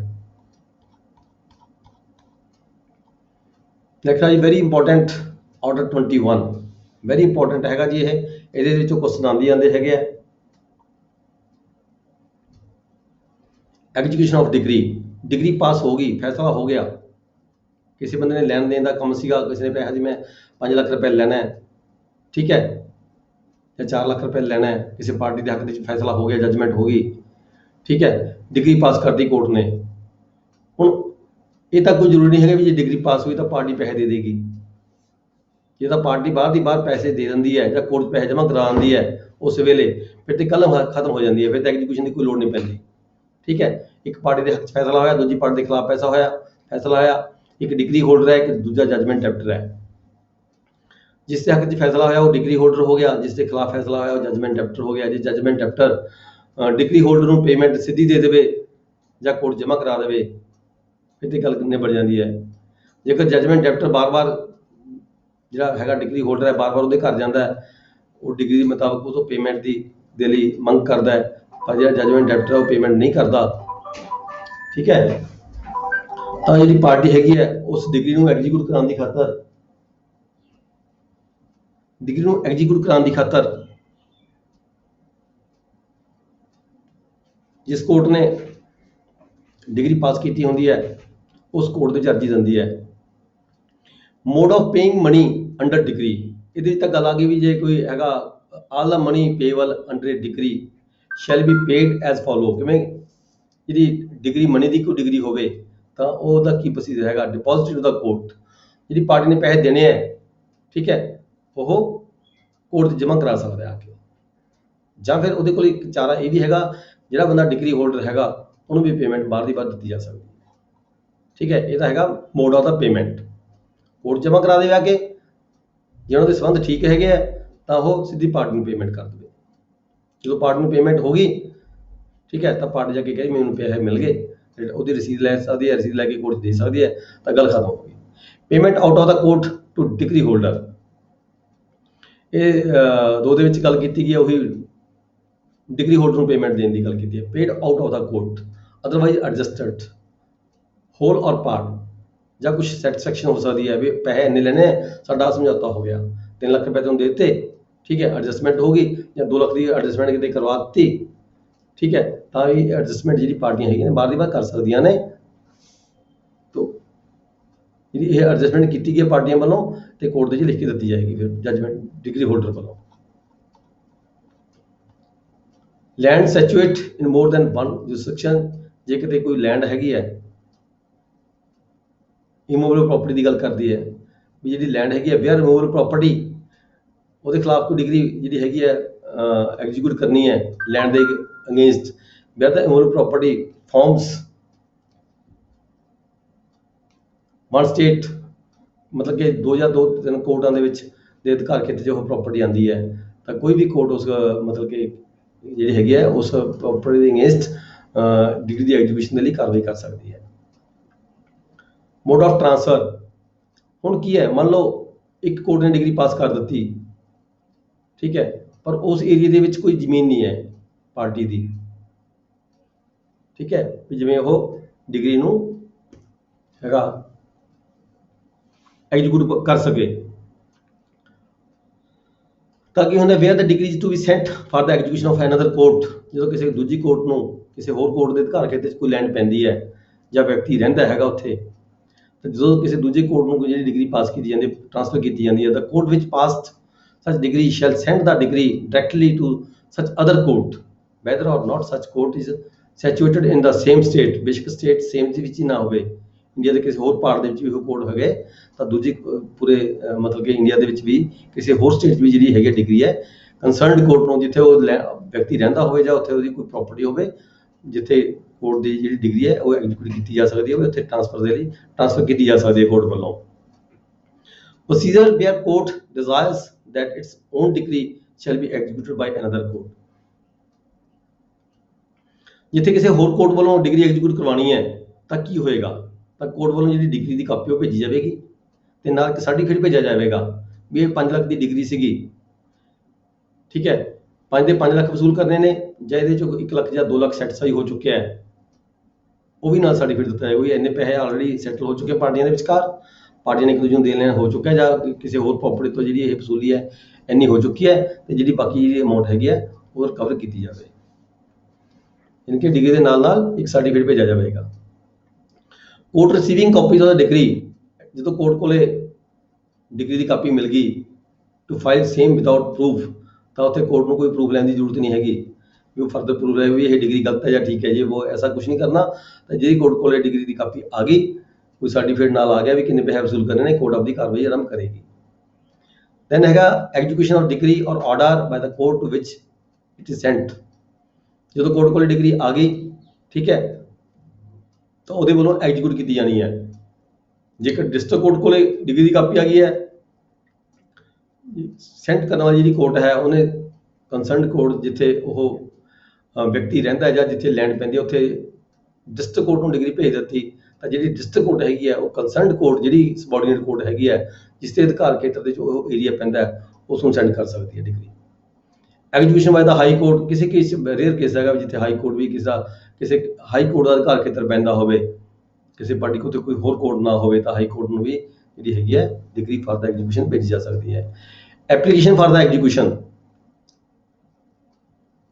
ਜੇ ਡਿਗਰੀ ਹੋਲਡਰ ਨੂੰ ਲੱਗਦਾ ਹੈ ਕਿਉਂਕਿ ਡਿਗਰੀ ਹੋਲਡਰ ਨੇ ਪੈਸੇ ਲੈਣੇ ਹੈ, ਡਿਗਰੀ ਹੋਲਡਰ ਜਿਹੜਾ ਕੋਰਟ ਦੀ ਹੈਲਪ ਕਰੇਗਾ, ਡਿਗਰੀ ਹੋਲਡਰ ਨੂੰ ਲੱਗਦਾ ਹੈਗਾ where the holder of a decree desires to execute it he shall apply to the court which pass the degree officer, ਤਾਂ ਉਹ ਅਰਜ਼ੀ ਦੇ ਸਕਦਾ ਹੈ ਕੋਰਟ ਦੇ ਵਿੱਚ, ਜਿਹੜਾ ਵਿਅਕਤੀ ਹੈਗਾ ਵੀ ਫਲਾਣੀ ਜਗ੍ਹਾ ਤੇ ਪ੍ਰਾਪਰਟੀ ਪਈ ਹੈ ਇਸ ਬੰਦੇ ਦੀ, ਜਾਂ ਉਹ ਜਮ੍ਹਾਂ ਦੀ ਕਾਪੀ ਲੈ ਕੇ ਦੇ ਸਕਦਾ ਕੋਰਟ ਨੂੰ ਵੀ ਇਹ ਜਿਹੜੀ ਡਿਗਰੀ ਹੈਗੀ ਹੈ ਇਹ ਫਲਾਣੀ ਜਗ੍ਹਾ ਤੇ ਭੇਜੀ ਜਾਵੇ ਤੇ ਉੱਥੋਂ ਇਹ ਜਿਹੜੀ ਡਿਗਰੀ ਐਗਜ਼ੀਕਿਊਟ ਹੋ ਸਕਦੀ ਆ, ਉਹਦੀ ਜ਼ਮੀਨ ਹੈ, ਉਹਦਾ ਪ੍ਰੂਫ ਹੈਗਾ। ਓਰਲ ਐਪਲੀਕੇਸ਼ਨ, ਜਦੋਂ ਇਹ ਡਿਗਰੀ ਕਿਤੇ ਪਾਸ ਹੁੰਦੀ ਹੈ ਤਾਂ ਜੇਕਰ ਡਿਗਰੀ ਹੋਲਡਰ ਹੈਗਾ ਉਹਨੂੰ ਲੱਗਦਾ ਕੋਈ ਡਾਊਟ ਹੈ ਵੀ ਬੰਦਾ ਭੱਜੇਗਾ ਹੋ ਜਾਏਗਾ ਤਾਂ ਉਸੇ ਸਮੇਂ ਉਹ ਓਰਲ ਐਪਲੀਕੇਸ਼ਨ ਵੀ ਦੇ ਸਕਦਾ ਹੈ। ਓਰਲ ਕੋਰਟ ਨੂੰ ਮਤਲਬ ਕਿ ਬੇਨਤੀ ਕਰ ਸਕਦਾ ਹੈ ਵੀ ਇਹ ਜਿਹੜਾ ਬੰਦਾ ਹੈਗਾ ਜੀ ਇਦਾਂ ਦਾ ਹੈਗਾ, ਇਹਦੀ ਆਹ ਨੇਚਰ ਹੈਗੀ ਹੈ, ਉਹਦੇ ਖਿਲਾਫ ਹੈ ਵੀ ਇਹਨੂੰ ਜਿਹੜੀ ਕੋਰਟ ਹੈਗੀ ਹੈ ਤਾਂ ਉਸ ਵੇਲੇ ਉਸ ਵਿਅਕਤੀ ਨੂੰ ਅਰੈਸਟ ਵੀ ਕਰ ਸਕਦੀ ਹੈ। ਜਿਹੜੀ ਐਪਲੀਕੇਸ਼ਨ ਹੈ ਰਿਟਨ 'ਚ ਵੀ ਦਿੱਤੀ ਜਾ ਸਕਦੀ ਹੈ। ਠੀਕ ਹੈ, ਜਦੋਂ ਐਪਲੀਕੇਸ਼ਨ ਰਿਟਨ 'ਚ ਦੇਣੀ ਹੈ ਤਾਂ ਉਹਦੇ ਵਿੱਚ ਪਾਰਟੀ ਵੱਲੋਂ ਜਿਹੜੀ ਅਰਜੀ ਹੈ ਅਰਜੀ ਦਿੱਤੀ ਜਾਏਗੀ, ਉਹਦੇ 'ਚ ਸਾਰੇ ਫੈਕਟਸ ਦਿੱਤੇ ਜਾਣਗੇ ਤੇ ਆਪਣੇ ਸਾਈਨ ਕੀਤੇ ਜਾਣਗੇ, ਵੈਰੀਫਿਕੇਸ਼ਨ ਵੀ ਦਿੱਤੀ ਜਾਏਗੀ। ਤਾਂ ਨਾਲ ਜਦੋਂ ਰਿਟਨ ਐਪਲੀਕੇਸ਼ਨ ਦੇਣੀ ਹੈ ਤਾਂ ਸੂਟ ਦਾ ਨੰਬਰ ਦੱਸਿਆ ਜਾਏਗਾ, ਕਿਹੜੇ ਸੂਟ ਦੇ 'ਚ ਡਿਗਰੀ ਪਾਸ ਹੋਈ ਹੈ, ਨੇਮ ਆਫ ਦਾ ਪਾਰਟੀ ਕਿਹੜੀਆਂ ਸੀ, ਕਿਹੜੀ ਤਰੀਕ ਨੂੰ ਇਹ ਡਿਗਰੀ ਪਾਸ ਹੋਈ ਸੀਗੀ, ਜਿਹੜੀ ਪਹਿਲੀ ਡਿਗਰੀ ਜਿਹਦੀ ਐਗਜ਼ੀਕਿਊਸ਼ਨ ਕਰਵਾਉਣੀ ਹੈ ਉਹ ਕਿਹੜੀ ਤਰੀਕ ਨੂੰ ਪਾਸ ਹੋਈ ਸੀਗੀ, ਕੀ ਤੇ ਅਪੀਲ ਫਾਈਲ ਹੋਈ ਹੈ ਜਾਂ ਨਹੀਂ ਹੋਈ ਹੈ, ਪੇਮੈਂਟ ਦੀ ਕੋਈ ਐਡਜਸਟਮੈਂਟ ਹੋਈ ਹੈ ਜਾਂ ਨਹੀਂ ਹੋਈ, ਕਿੰਨੇ ਪੈਸੇ ਦੀ ਟੋਟਲ ਡਿਗਰੀ ਕਿੰਨੇ ਪੈਸੇ ਦੀ ਸੀ, ਜੇ ਡਿਗਰੀ 5 ਲੱਖ ਰੁਪਏ ਦੀ ਸੀ ਕੀ ਲੱਖ ਜਾਂ 2 ਲੱਖ ਰੁਪਇਆ ਉਹਦੇ ਕੋਲੇ ਆ ਗਿਆ ਜਾਂ ਨਹੀਂ ਆ ਗਿਆ। ਪ੍ਰੀਵੀਅਸ ਐਪਲੀਕੇਸ਼ਨ ਜੀ ਪਹਿਲਾਂ ਕੋਈ ਅਰਜੀ ਦਿੱਤੀ ਗਈ ਹੋਵੇ, ਕਿਹੜੀ ਤਰੀਕ ਨੂੰ ਦਿੱਤੀ ਸੀ ਪਹਿਲਾਂ ਅਰਜੀ ਕੋਰਟ ਦੇ ਵਿੱਚ ਉਸ ਵਿਅਕਤੀ ਨੇ, ਜੇ ਦੁਬਾਰਾ ਅਰਜੀ ਦੀ ਲੋੜ ਪਈ ਹੈ ਤਾਂ ਕਿਉਂ ਦੁਬਾਰਾ ਅਰਜੀ ਕਿਉਂ ਦਿੱਤੀ ਜਾ ਰਹੀ ਹੈ, ਅਮਾਊਂਟ ਵਿਦ ਇੰਟਰਸਟ ਕਿੰਨੀ ਅਮਾਊਂਟ ਬਣਦੀ ਹੈ ਡਿਗਰੀ ਦੀ ਹੁਣ ਤੱਕ ਵਿੱਚ ਵਿਆਜ ਸਮੇਤ, ਕਾਸਟ ਕਿੰਨੀ ਹੈਗੀ ਹੈ, ਨੇਮ ਆਫ ਦਾ ਪਰਸਨ ਉਸ ਵਿਅਕਤੀ ਦਾ ਨਾਮ ਕਿਹਦੇ ਅਗੇਂਸਟ ਜਿਹੜੀ ਡਿਗਰੀ ਹੈ ਉਹ ਮਤਲਬ ਕਿ ਐਗਜ਼ੀਕਿਊਟ ਕੀਤੀ ਜਾ ਰਹੀ ਹੈ। The mode in which assistance of the court is required, court ਦੀ ਇਹ ਜ਼ਰੂਰਤ ਹੈਗੀ ਹੈ, ਉਹਦੇ ਕੋਰਟ ਤੋਂ ਕੀ ਉਹ ਮੰਗ ਕਰਦਾ ਹੈਗਾ, ਦੀ ਪਾਰਟੀ ਹੈ ਜਿਹੜੀ ਡਿਗਰੀ ਐਗਜ਼ੀਕਿਊਟ ਕਰਵਾ ਰਹੀ ਹੈ ਉਹ ਕੋਰਟ ਤੋਂ ਕੀ ਚਾਹੁੰਦੀ ਹੈ ਵੀ ਕੋਰਟ ਕਿਵੇਂ ਇਸ ਨੂੰ ਐਗਜ਼ੀਕਿਊਟ ਕਰੇ। ਡਿਲੀਵਰੀ ਆਫ ਐਨੀ ਪ੍ਰੋਪਰਟੀ, ਉਹ ਇਹ ਕਹਿ ਸਕਦਾ ਵੀ ਹੈ ਜਿਹੜੀ ਪ੍ਰੋਪਰਟੀ ਹੈ ਇਹਦੀ ਆ ਮੈਨੂੰ ਦਵਾਈ ਜਾਵੇ ਜਾਂ ਫਿਰ ਪ੍ਰੋਪਰਟੀ ਅਟੈਚ ਕਰ ਦਿੱਤੀ ਜਾਵੇ, ਉਹਦੀ ਕੋਈ ਜਮ੍ਹਾਂਬੰਦੀ ਪੇਸ਼ ਕਰ ਸਕਦਾ ਹੈ, ਜਾਂ ਫਿਰ ਇਹ ਵੀ ਕਹਿ ਸਕਦਾ ਵੀ ਆ ਜਿਹੜਾ ਪਰਸਨ ਹੈ ਭੱਜੇਗਾ ਹੁਣ ਫਲਾਣੀ ਜਗ੍ਹਾ ਤੇ ਹੈਗਾ ਉਹਨੂੰ ਅਰੈਸਟ ਕੀਤਾ ਜਾਵੇ, ਜਾਂ ਫਿਰ ਇਹ ਵੀ ਕਹਿ ਸਕਦਾ ਹੈ ਜਿਹੜਾ ਡਿਗਰੀ ਹੋਲਡਰ ਹੈ ਵੀ ਇਹ ਜਿਹੜੀ ਪ੍ਰੋਪਰਟੀ ਹੈ ਇਹਨੂੰ ਬਾਂਧ ਦੀ ਖਾਤਰ ਕੋਈ ਰਿਸੀਵਰ ਨਿਯੁਕਤ ਕੀਤਾ ਜਾਵੇ। ਦੈਨ ਹੈ 11A application for the arrest to state the grounds, ਜੇ ਕਿਤੇ ਅਰੈਸਟ ਕਰਨ ਦੇ ਲਈ ਕੋਈ ਦਰਖਾਸਤ ਦਿੰਦਾ ਹੈ ਡਿਗਰੀ ਹੋਲਡਰ, ਜਜਮੈਂਟ ਡਾਇਰੈਕਟਰ ਨੂੰ ਅਰੈਸਟ ਕਰਨਾ ਚਾਹੁੰਦਾ ਹੈ ਤਾਂ ਉਹ ਗਰਾਊਂਡ ਦੱਸੇਗਾ, ਜੇ ਕੋਰਟ ਸੈਟੀਸਫਾਈ ਹੈਗੀ ਨਾਲ ਹਲਫੇ ਬਿਆਨ ਵੀ ਦੇਵੇਗਾ ਆਪਣਾ, ਜੇ ਕੋਰਟ ਸੈਟੀਸਫਾਈ ਹੁੰਦੀ ਹੈ ਉਹਦੇ ਗਰਾਊਂਡਸ ਤੋਂ ਤਾਂ ਅਰੈਸਟ ਕੀਤਾ ਜਾ ਸਕਦਾ, ਅਦਰਵਾਈਜ਼ ਨਹੀਂ। Application for the attachment of movable property not in the judgment directors possession, ਜੇ ਕਿਤੇ ਜੀਡੀ ਦੇ ਕਬਜ਼ੇ 'ਚ ਕੋਈ ਪ੍ਰੋਪਰਟੀ ਨਹੀਂ ਹੈਗੀ ਪਰ ਪ੍ਰੋਪਰਟੀ ਕਿਤੇ ਹੋਰ ਪਈ ਹੈ, ਉਸਨੇ ਕਿਸੇ ਹੋਰ ਬੰਦੇ ਕੋਲ ਜਾਣ ਕੇ ਰੱਖ ਦਿੱਤੀ, ਤਾਂ ਜਿਹੜੀ ਅਰਜੀ ਹੈਗੀ ਹੈ ਜਿਹੜਾ ਡਿਗਰੀ ਹੋਲਡਰ ਹੈ ਉਹ ਕੋਰਟ 'ਚ ਅਰਜੀ ਦੇ ਸਕਦਾ ਹੈ। ਠੀਕ ਹੈ ਵੀ ਇਹ ਜਿਹੜੀ ਪ੍ਰੋਪਰਟੀ ਹੈ ਜਿਹੜੀ ਕੋਲ ਆਪਦੇ ਕੋਲ ਤਾਂ ਨਹੀਂ ਹੈਗੀ ਪਰ ਫਲਾਣੀ ਜਗ੍ਹਾ ਤੇ ਪਈ ਹੈਗੀ ਹੈ। ਇਨਵੈਂਟਰੀ ਆਫ ਦਾ ਪ੍ਰੋਪਰਟੀ ਜਿਹੜੀ ਇਨਵੈਂਟਰੀ ਹੈ ਲਿਸਟ ਬਣਾ ਕੇ ਦੇ ਸਕਦਾ ਵੀ ਆਹ ਪ੍ਰੋਪਰਟੀ ਹੈ ਫਲਾਣੀ ਜਗ੍ਹਾ ਤੇ ਪਈ ਹੈ, ਉਹਦੀ ਡਿਸਕ੍ਰਿਪਸ਼ਨ ਦੱਸ ਸਕਦਾ ਹੈ। ਠੀਕ ਹੈ, ਤਾਂ ਕੋਰਟ ਅੱਗੇ ਐਪਲੀਕੇਸ਼ਨ ਆਉਣ ਤੇ ਫਿਰ ਕੋਰਟ ਫੈਸਲਾ ਕਰੇਗੀ। Application for the attachment of the immovable property, ਕਿਸੇ ਪ੍ਰੋਪਰਟੀ ਨੂੰ ਜਦੋਂ ਕੋਈ ਅਟੈਚਮੈਂਟ ਕਰਵਾਉਣੀ ਹੋਵੇ ਡਿਗਰੀ ਹੋਲਡਰ ਨੇ ਤਾਂ ਵੀ ਅਰਜੀ ਦਿੱਤੀ ਜਾਂਦੀ ਹੈ, ਤਾਂ ਅਰਜੀ ਦੇਣ ਵੇਲੇ ਕੀ ਕਹੇਗਾ ਉਹ ਜਮ੍ਹਾਂ ਦੀ ਕਾਪੀ ਨਾਲ ਲਗਾਏਗਾ ਜਾਂ ਡਿਸਕ੍ਰਿਪਸ਼ਨ ਦੇਗਾ ਪ੍ਰੋਪਰਟੀ ਦੀ, ਕਿਹੜੇ ਨੰਬਰ ਖਾਸਾ ਕਿੱਥੇ ਕਿਹੜੀ ਪ੍ਰੋਪਰਟੀ ਹੈ, ਕਿੱਥੇ ਪਈ ਹੈਗੀ ਹੈ, ਕਿਹੜੇ ਪਿੰਡ ਦੇ ਵਿੱਚ ਪੈਂਦੀ ਹੈ। ਠੀਕ ਹੈ, ਜਾਂ ਉਹ ਪ੍ਰੋਪਰਟੀ ਦੇ ਉਹਦਾ ਸ਼ੇਅਰ ਕਿੰਨਾ ਹੈਗਾ, ਜਜਮੈਂਟ ਦਾ ਇਕੱਲਾ ਮਾਲਕ ਹੈ, ਸ਼ੇਅਰ ਹੋਲਡਰ ਹੈ, ਇਹ ਸਾਰਾ ਵੇਰਵਾ ਦੱਸ ਕੇ ਅਰਜੀ ਦੇ ਸਕਦਾ ਹੈ ਅਟੈਚਮੈਂਟ ਕਰਾਉਣ ਦੀ ਖਾਤਰ। Power to require certified extract from the collector's register in the certain cases, ਜਿੱਥੇ ਵੀ ਕਿਤੇ ਕੋਰਟ ਨੂੰ ਲੱਗਦਾ ਹੈ। ਠੀਕ ਹੈ, ਕਿਸੇ ਡਿਗਰੀ ਹੋਲਡਰ ਕਿਸੇ ਜਜਮੈਂਟ ਡਾਇਰੈਕਟਰ ਦੀ ਕੋਈ ਪ੍ਰੋਪਰਟੀ ਦੇ ਬਾਰੇ ਜਾਣਕਾਰੀ ਲੈਣੀ ਹੈ, ਕੋਰਟ ਕਿਸੇ ਵੇਲੇ ਵੀ ਜਿਹੜੀ ਐਬਸਟ੍ਰੈਕਟਸ ਮਤਲਬ ਜਮ੍ਹਾਂਬੰਦੀ ਵਗੈਰਾ ਦੀ ਕਾਪੀ ਜਿਹੜੀ ਹੈਗੀ ਹੈ ਕੋਰਟ ਮੰਗਵਾ ਸਕਦੀ ਹੈ। Person registered as the proprietor, ਵੀ ਇਹ ਮਾਲਕ ਹੈਗਾ ਜਾਂ ਨਹੀਂ ਹੈਗਾ, ਇਹਦਾ ਕਿੰਨਾ ਸ਼ੇਅਰ ਹੈਗਾ, ਤਾਂ ਜਮ੍ਹਾਂਬੰਦੀ ਵਗੈਰਾ ਦੀ ਕਾਪੀ ਜਿਹੜੀ ਹੈਗੀ ਹੈ ਕੋਰਟ ਵੱਲੋਂ ਮੰਗਾਈ ਜਾ ਸਕਦੀ ਹੈ। ਦੈਨ ਹੈ 15 applications for the execution by joint decree holders, ਜੇ ਕਿਤੇ ਜੁਆਇੰਟ ਡਿਗਰੀ ਹੋਲਡਰ ਹੈ, ਡਿਗਰੀ 4 ਬੰਦੇ ਦੇ ਹੱਕ ਦੇ ਵਿੱਚ ਹੋਈ ਹੈ, ਜਜਮੈਂਟ ਡਾਇਰੈਕਟਰ ਇੱਕ ਅੱਧਾ ਹੈਗਾ, ਤਾਂ ਜਿਹੜਾ ਡਿਗਰੀ ਐਗਜ਼ੀਕਿਊਟ ਕਰਾਉਣ ਦੀ ਖਾਤਰ ਜਿਹੜੀ ਅਰਜੀ ਹੈਗੀ ਹੈ ਕਿਸੇ ਇੱਕ ਬੰਦੇ ਵੱਲੋਂ ਦਿੱਤੀ ਜਾ ਸਕਦੀ ਹੈ। ਚਾਹੇ ਜੇ ਕਿਸੇ ਡਿਗਰੀ ਹੋਲਡਰ ਦੀ ਡੈਥ ਹੋ ਗਈ, ਵਿੱਚੋਂ ਕਿਸੇ ਦੀ ਡੈਥ ਹੋ ਗਈ, ਉਹਦੀ ਬੈਨੀਫਿਟ ਦੀ ਖਾਤਰ, ਉਹਦੇ ਵਾਰਸਾਂ ਦੇ ਬੈਨੀਫਿਟ ਦੀ ਖਾਤਰ ਜਿਹੜਾ ਹੈਗਾ ਇੱਕ ਬੰਦਾ ਵੀ ਅਰਜੀ ਦੇ ਸਕਦਾ ਹੈ। Application for the execution by the transferee of the decree, ਜੇ ਕਿਤੇ 4-5 ਸ਼ੇਅਰ ਹੋਲਡਰ ਹੈਗੇ ਨੇ, ਉਹਦੇ ਵਿੱਚੋਂ ਜਿਹੜੇ ਇੱਕ ਜਾਂ ਦੋ ਸ਼ੇਅਰ ਹੋਲਡਰ ਹੈਗੇ ਨੇ ਉਹ ਆਪਦਾ ਜਿਹੜਾ ਰਾਈਟ ਹੈਗਾ ਦੂਜੇ ਪਾਰਟੀ ਨੂੰ ਆਪਦੇ ਹੀ ਕਿਸੇ ਸ਼ੇਅਰ ਹੋਲਡਰ ਨੂੰ ਟ੍ਰਾਂਸਫਰ ਕਰ ਦਿੰਦੇ ਨੇ, ਲਿਖ ਕੇ ਦੇ ਦਿੰਦੇ ਨੇ। ਠੀਕ ਹੈ, ਤਾਂ ਜਿਹੜੀ ਇਹ ਡਿਗਰੀ ਹੈਗੀ ਆ ਉਹਨਾਂ ਵਿਅਕਤੀਆਂ ਵੱਲੋਂ ਜਿਹਦੇ ਹੱਕ ਦੇ ਵਿੱਚ ਲਿਖ ਕੇ ਦਿੱਤਾ ਗਿਆ ਪਾਰਟੀਆਂ ਨੇ, ਤਾਂ ਉਹ ਇਕੱਲੇ ਹੀ ਜਿਹੜੀ ਡਿਗਰੀ ਹੈਗੀ ਹੈ ਇਸ ਨੂੰ ਐਗਜ਼ੀਕਿਊਟ ਕਰਵਾ ਸਕਦੇ ਨੇ ਆਪਦੇ ਹੱਕ ਦੇ ਵਿੱਚ। Procedure on receiving application for the execution of degree, ਜਦੋਂ ਕੋਰਟ ਦੇ ਕੋਲੇ ਕੋਈ ਅਰਜੀ ਆ ਜਾਂਦੀ ਹੈ, ਠੀਕ ਹੈ, ਤਾਂ ਅਰਜੀ ਨੂੰ ਕਿਵੇਂ ਐਗਜ਼ੀਕਿਊਟ ਕਰਨਾ ਕੋਰਟ ਨੇ, ਇਹ ਕੋਰਟ ਨੇ ਦੇਖਣਾ। ਜੇ ਕੋਈ ਅਰਜੀ ਦੇ ਵਿੱਚ ਕੋਈ ਡਿਫੈਕਟ ਹੈਗਾ ਤਾਂ ਉਸ ਵੇਲੇ ਜਿਹੜੀ ਉਹਦੀ ਹੈਗੀ ਹੈ ਉਹ ਰਿਮੂਵ ਕਰਾਇਆ ਜਾ ਸਕਦਾ ਹੈ। ਕੋਈ ਰਿਕੁਆਇਰਮੈਂਟ ਪੂਰੀ ਨਹੀਂ ਕੀਤੀ ਗਈ ਅਰਜੀ ਦੇ ਵਿੱਚ, ਕੋਈ ਨੰਬਰ ਖਸਰਾ, ਕੋਈ ਰਕਬਾ, ਪਿੰਡ ਦਾ ਨਾਮ ਪ੍ਰੋਪਰ ਨਹੀਂ ਹੈਗਾ, ਠੀਕ ਹੈ, ਤਾਂ ਪੂਰਾ ਕਰਵਾਇਆ ਜਾ ਸਕਦਾ ਹੈ। ਫਿਰ ਦਾ ਡਿਫੈਕਟ ਇਜ਼ ਨਾਟ ਸੋ ਰੈਮਡੀਡ, ਜੇ ਕੋਈ ਜਿਹੜਾ ਡਿਫੈਕਟ ਹੈ ਰੈਮਡੀ ਕਰਨ ਦੇ ਯੋਗ ਨਹੀਂ ਹੈ ਤਾਂ ਕੋਰਟ ਸ਼ੈਲ ਰਿਜੈਕਟ ਦਾ ਐਪਲੀਕੇਸ਼ਨ। ਜੇ ਅਰਜੀ ਗਲਤ ਹੈਗੀ ਹੈ ਤਾਂ ਕੋਰਟ ਉਹ ਜਿਹੜੀ ਅਰਜੀ ਹੈਗੀ ਉਹਨੂੰ ਰਿਜੈਕਟ ਵੀ ਕਰ ਸਕਦੀ ਹੈ, ਜਾਂ ਫਿਰ ਐਪਲੀਕੇਸ਼ਨ ਨੂੰ ਅਮੈਂਡ ਵੀ ਕੀਤਾ ਜਾ ਸਕਦਾ ਹੈ।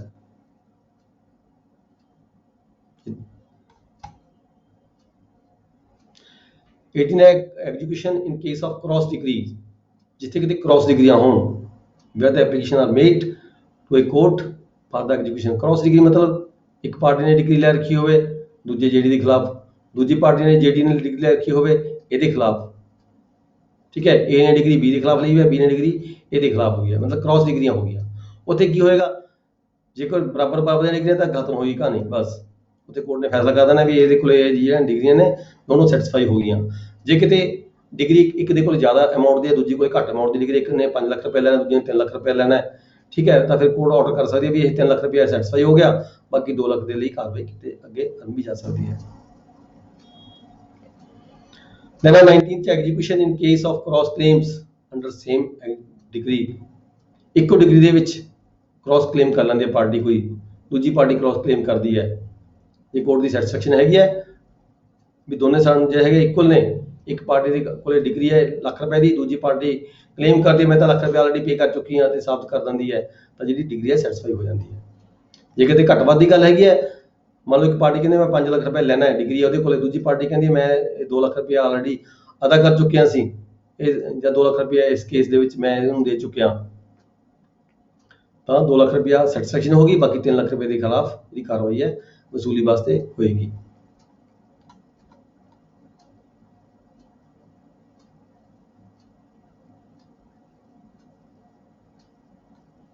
Notice to show cause against execution in certain cases, ਜਦੋਂ ਕੋਈ ਪਾਰਟੀ ਐਪਲੀਕੇਸ਼ਨ ਦਿੰਦੀ ਹੈ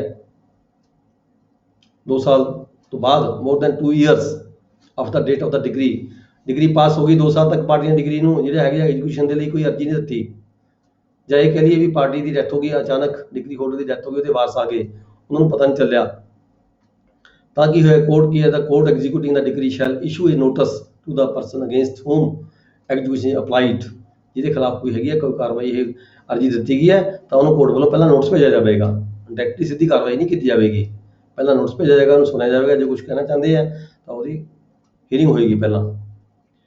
ਬਾਈ HA sale not to be set aside on the death of the judgment debtor, ਜੇ ਕਿਤੇ ਜਿਹੜੀ ਦੀ ਡੈਥ ਹੋ ਜਾਂਦੀ ਹੈ, ਠੀਕ ਹੈ, ਕੋਰਟ ਵੱਲੋਂ ਸੇਲ ਕੀਤੀ ਗਈ ਹੈ ਉਹਦੀ ਪ੍ਰਾਪਰਟੀ, ਤਾਂ ਜਿਹੜੀ ਸੇਲ ਹੈਗੀ ਹੈ ਨਾਟ ਟੂ ਬੀ ਸੈਟ ਅਸਾਈਡ, ਉਹ ਸੈਟ ਅਸਾਈਡ ਨਹੀਂ ਹੋਏਗੀ। ਇਹ ਕਹਿ ਕੇ ਵੀ ਜਿਹੜੀ ਡੈਥ ਹੋ ਗਈ, ਠੀਕ ਹੈ, ਜਿਹੜੀ ਦੀ ਡੈਥ ਹੋਣ ਤੋਂ ਬਾਅਦ ਜੇ ਕੋਈ ਸੇਲ ਹੁੰਦੀ ਹੈ, ਜਿਹੜੀ ਦੀ ਡੈਥ ਹੋਣ ਤੋਂ ਬਾਅਦ ਜੇ ਕੋਈ ਸੇਲ ਹੁੰਦੀ ਹੈ ਪਰ ਉਹਦੀ ਪ੍ਰੋਕਲੇਮੇਸ਼ਨ ਪਹਿਲਾਂ ਹੋ ਚੁੱਕੀ ਹੈ, ਉਹਦੇ ਜਿੰਦੇ ਜੀ ਮਨਾਦੀ ਪਹਿਲਾਂ ਹੋ ਚੁੱਕੀ ਹੈ, ਡੈਥ ਬਾਅਦ ਚ ਹੁੰਦੀ ਹੈ, ਠੀਕ ਹੈ, ਤਾਂ ਉਹ ਜਿਹੜੀ ਸੇਲ ਹੈ ਸੈਟੀਸਫਾਈਡ ਨਹੀਂ ਹੋਏਗੀ ਜੇ ਮਨਾਦੀ ਪਹਿਲਾਂ ਹੋ ਚੁੱਕੀ ਹੋਵੇ। ਜੇ ਮਨਾਦੀ ਪਹਿਲਾਂ ਨਾ ਕੀਤੀ ਗਈ ਹੋਵੇ, ਠੀਕ ਹੈ, ਤੇ ਉਹਦੀ ਜਿਹੜੀ ਦੀ ਡੈਥ ਹੋ ਜਾਵੇ ਫਿਰ ਅਸੀਂ ਸੇਲ ਕਰੀਏ, that is not valid sale. Procedure after issue of notice, ਜਦੋਂ ਪਾਰਟੀ ਵੱਲੋਂ 2 ਸਾਲਾਂ ਦੇ ਬਾਅਦ ਕਿਸੇ ਪਾਰਟੀ ਨੇ ਐਪਲੀਕੇਸ਼ਨ ਦਿੱਤੀ ਤਾਂ ਕੋਰਟ ਵੱਲੋਂ ਨੋਟਿਸ ਭੇਜਿਆ ਗਿਆ, ਤਾਂ ਨੋਟਿਸ ਭੇਜ ਦੇ ਬਾਵਜੂਦ ਵੀ ਕੋਈ ਪਾਰਟੀ ਅਪੀਅਰ ਨਹੀਂ ਹੋਈ, ਠੀਕ ਹੈ, ਤਾਂ court shall order the decree to be executed, ਤਾਂ ਕੋਰਟ ਇੱਕ ਆਰਡਰ ਪਾਸ ਕਰ ਦੇਗੀ ਵੀ ਇਹ ਜਿਹੜੀ ਡਿਗਰੀ ਹੈਗੀ ਹੈ ਇਹਨੂੰ ਐਗਜ਼ੀਕਿਊਟ ਕਰ ਦਿੱਤਾ ਜਾਵੇ। Process for the execution, process ਕੀ ਅਡਾਪਟ ਕੀਤਾ ਜਾਵੇਗਾ, court shall issue its process for the execution of the decree, proceeding start ਕੀਤੀਆਂ ਜਾਂਦੀਆਂ ਨੇ, ਕਿਵੇਂ ਕੀਤੀਆਂ ਜਾਂਦੀਆਂ ਨੇ, endorsement on the process, the officer interested with the execution of the process shall endorse thereon, ਉੱਥੇ ਉਹਦੇ ਤੇ ਨੋਟਿੰਗ ਲਗਾ ਦਿੱਤੀ ਜਾਏਗੀ ਵੀ ਹਾਂ ਜਿਹੜੀ ਪ੍ਰੋਸੈਸਿੰਗ ਸਟਾਰਟ ਕੀਤੀ ਜਾਂਦੀ ਹੈ, thereon the day on and manner in which it was executed, ਵੀ ਕਿਵੇਂ ਇਹ ਜਿਹੜੀ ਹੈਗੀ ਹੈ ਇਹ ਕਿਸ ਤਰ੍ਹਾਂ ਇਹਦੀ ਪ੍ਰੋਸੈਸਿੰਗ ਕੀਤੀ ਜਾਵੇਗੀ, ਕੋਈ ਮੂਵਲ ਪ੍ਰਾਪਰਟੀ ਹੈ, ਮੂਵਲ ਪ੍ਰਾਪਰਟੀ ਹੈ, ਠੀਕ ਹੈ, ਕਿਵੇਂ ਇਹਦੀ ਪ੍ਰੋਸੈਸਿੰਗ ਕਰਨੀ ਹੈ, ਤਾਂ ਉਹ ਆਰਡਰ ਕੀਤਾ ਜਾਏਗਾ ਪਹਿਲਾਂ। Stay of the execution, when the court may stay execution, ਜੇ ਕਿਸੇ ਕਾਰਨ the court to which a decree has been sent for the execution, जे किसी कोर्ट ने किसी दूजी कोर्ट ਨੂੰ ਕੋਈ ਐਜੂਕੇਸ਼ਨ ਦੀ ਡਿਗਰੀ ਭੇਜੀ ਗਈ ਹੈਗੀ ਹੈ, upon the sufficient cause shown stay the execution of such degree for a reasonable time। ਜਦੋਂ ਕੋਈ ਪਾਰਟੀ ਆ ਕੇ ਕੁਝ ਸਾਬਤ ਕਰਦੀ ਹੈ ਜਾਂ ਪਾਰਟੀ ਆ ਕੇ ਕੋਈ ਕਹਿੰਦੀ ਹੈ ਮੈਂ ਪੇਮੈਂਟ ਇੰਨੀ ਤਰੀਕ ਤੱਕ ਦੇ ਦਾਂਗਾ, ਹਫਤਾ 10 ਦਿਨ ਦਾ ਕੋਈ ਸਮਾਂ ਮੰਗਦੀ ਹੈ ਪਾਰਟੀ, ਜਿਹੜੀ ਮੰਗਦਾ ਸਮਾਂ ਮੰਗਦਾ ਹੈ, ਤਾਂ ਜਿਹੜੀ ਐਗਜ਼ੀਕਿਊਟਿੰਗ ਕੋਰਟ ਹੈਗੀ ਹੈ, the court to which a decree has been sent for the execution shall upon the sufficient reason, ਜਿਸ ਕੋਰਟ ਨੂੰ ਉਹ ਡਿਗਰੀ ਭੇਜੀ ਗਈ ਹੈ ਉਹ ਕੋਰਟ ਨੂੰ ਉਹ ਐਗਜ਼ੀਕਿਊਸ਼ਨ ਦੇ ਲਈ ਕੁਝ ਸਮੇਂ ਦੇ ਲਈ ਸਟੇ ਵੀ ਕਰ ਸਕਦੀ ਹੈ, sufficient reason ਦੇਖਦੇ ਹੋਏ। then a degree for the payment of money 30, ਜੇ ਕਿਤੇ ਮਨੀ ਡਿਗਰੀ ਹੋਵੇ ਤਾਂ ਵਿਅਕਤੀ ਪੈਸੇ ਦੇਣ ਤੋਂ ਇਨਕਾਰੀ ਕਰਦਾ ਹੋਵੇ ਤਾਂ ਕੋਰਟ ਕਿਸੇ ਵੀ ਜੇ ਕੋਈ ਸਫੀਸ਼ੀਐਂਟ ਰੀਜ਼ਨ ਹੋਵੇ ਤਾਂ ਕੋਰਟ ਉਸ ਨੂੰ ਸਿਵਲ ਜੇਲ੍ਹ ਦੇ ਵੀ ਭੇਜ ਸਕਦੀ ਹੈ ਜੇਡੀ ਨੂੰ ਪਕੜ ਕੇ ਅੰਡਰ ਸੈਕਸ਼ਨ 30। ਇਹਦੇ ਤੇ ਕੁਐਸਚਨ ਕਈ ਵਾਰੀ ਆ ਜਾਂਦਾ ਹੁੰਦਾ ਵੀ ਕੀ ਡਿਗਰੀ ਜਿਹੜਾ ਜਜਮੈਂਟ ਹੈਗਾ ਉਹਨੂੰ ਕੋਰਟ ਜਿਹੜੀ ਹੈਗੀ ਹੈ ਜੇਲ੍ਹ 'ਚ ਵੀ ਭੇਜ ਸਕਦੀ ਹੈ, ਤਾਂ ਇਹ ਸੈਕਸ਼ਨ 30 ਹੈਗਾ ਮਨੀ ਡਿਗਰੀ ਦੇ ਕੇਸ ਦੇ ਵਿੱਚ ਭੇਜ ਸਕਦੀ ਹੈ, ਜਾਂ ਫਿਰ ਉਹਦੀ ਜਿਹੜੀ ਪ੍ਰਾਪਰਟੀ ਹੈ ਉਹ ਵੀ ਅਟੈਚ ਕਰ ਸਕਦੀ ਹੈ ਤੇ ਸੇਲ ਵੀ ਕੀਤੀ ਜਾ ਸਕਦੀ ਹੈ। Decree for specific movable property, ਜੇ ਕੋਈ ਮੂਵੇਬਲ ਪ੍ਰਾਪਰਟੀ ਹੋਵੇ, ਠੀਕ ਹੈ, ਉਹਦੇ ਖਿਲਾਫ ਕੋਈ ਡਿਗਰੀ ਪਾਸ ਕਰਨੀ ਹੋਵੇ, ਐਗਜ਼ੀਕਿਊਟ ਕਰਨੀ ਹੋਵੇ, ਤਾਂ ਕੀ ਹੋਏਗਾ, ਤਾਂ ਉਸ ਜਿਹੜੀ ਪ੍ਰਾਪਰਟੀ ਹੈਗੀ ਹੈ ਉਹ ਜਾਇਦਾਦ ਹੈਗੀ ਹੈ, ਕੋਈ ਸਕੂਟਰ ਹੈ, ਕੋਈ ਮੋਟਰਸਾਈਕਲ ਹੈ, ਤਾਂ ਉਹਨੂੰ ਸੀਜ਼ ਵੀ ਕੀਤਾ ਜਾ ਸਕਦਾ, ਜ਼ਬਤ ਵੀ ਕੀਤਾ ਜਾ ਸਕਦਾ ਹੈ ਇਸ ਡਿਗਰੀ ਦੇ ਹੱਕ ਦੇ ਵਿੱਚ। 32 ਚ decree for the specific performance for the restriction of conjugal rights or for an injunction. Conjugal rights ਕੀ ਹੁੰਦੇ ਨੇ, ਰੈਸਟ੍ਰਿਕਸ਼ਨ ਆਫ ਕੰਜੂਗਲ ਰਾਈਟਸ ਕੀ ਹੁੰਦਾ ਹੈ, ਤੁਸੀਂ ਮੈਰਿਜ ਐਕਟ ਪੜ੍ਹਿਆ ਹੋਵੇਗਾ, ਮੈਰਿਜ ਐਕਟ ਦੀ ਸੈਕਸ਼ਨ 9 ਹੈਗਾ, ਜਦੋਂ ਕੋਈ ਵਾਈਫ ਜਾਂ ਕੋਈ ਹਸਬੈਂਡ ਆਪਣੇ ਆਪ ਨੂੰ ਆਪਣੇ ਹਸਬੈਂਡ ਤੋਂ ਅਲੱਗ ਹੋ ਜਾਵੇ, ਮਤਲਬ ਉਹਦੇ ਨਾਲ ਬੋਲੇ ਚੱਲੇ ਨਾ, ਠੀਕ ਹੈ, ਜਾਂ ਚਾਹੇ ਹਸਬੈਂਡ ਅਲੱਗ ਹੋ ਜਾਵੇ ਚਾਹੇ ਵਾਈਫ ਅਲੱਗ ਹੋ ਜਾਵੇ, ਆਪਸ 'ਚ ਮਿਲਣ ਜੁਲਣ ਤੋਂ ਹਟ ਜਾਣ, ਤਾਂ ਰੈਸਟੀਟਿਊਸ਼ਨ ਕਰਾਉਣਾ, ਉਹਨੂੰ ਮੁੜ ਕੇ ਦੁਬਾਰਾ ਜੋੜਨਾ ਆਪਸ 'ਚ, ਉਹ ਸੈਕਸ਼ਨ 9 'ਚ ਆ ਜਾਂਦਾ ਹੈ ਵੀ ਉਹਨਾਂ ਨੂੰ ਡਿਗਰੀ ਪਾਸ ਕਰਕੇ ਦੁਬਾਰਾ ਇਕੱਠੇ ਹੋਣ ਦੇ ਲਈ ਕਹਿਣਾ, ਇਹ ਹੈਗਾ ਰੈਸਟੀਟਿਊਸ਼ਨ ਆਫ ਕੰਜੂਗਲ ਰਾਈਟਸ। ਜਦੋਂ ਕੋਈ ਡਿਗਰੀ ਇੱਦਾਂ ਦੀ ਪਾਸ ਹੁੰਦੀ ਹੈ, decree for the specific performance of restitution of conjugal rights or for an injunction, ਜਾਂ ਕਿਸੇ ਇੰਜੈਕਸ਼ਨ ਦੀ ਕੋਈ ਡਿਗਰੀ ਪਾਸ ਕੀਤੀ ਗਈ ਹੋਵੇ, ਠੀਕ ਹੈ।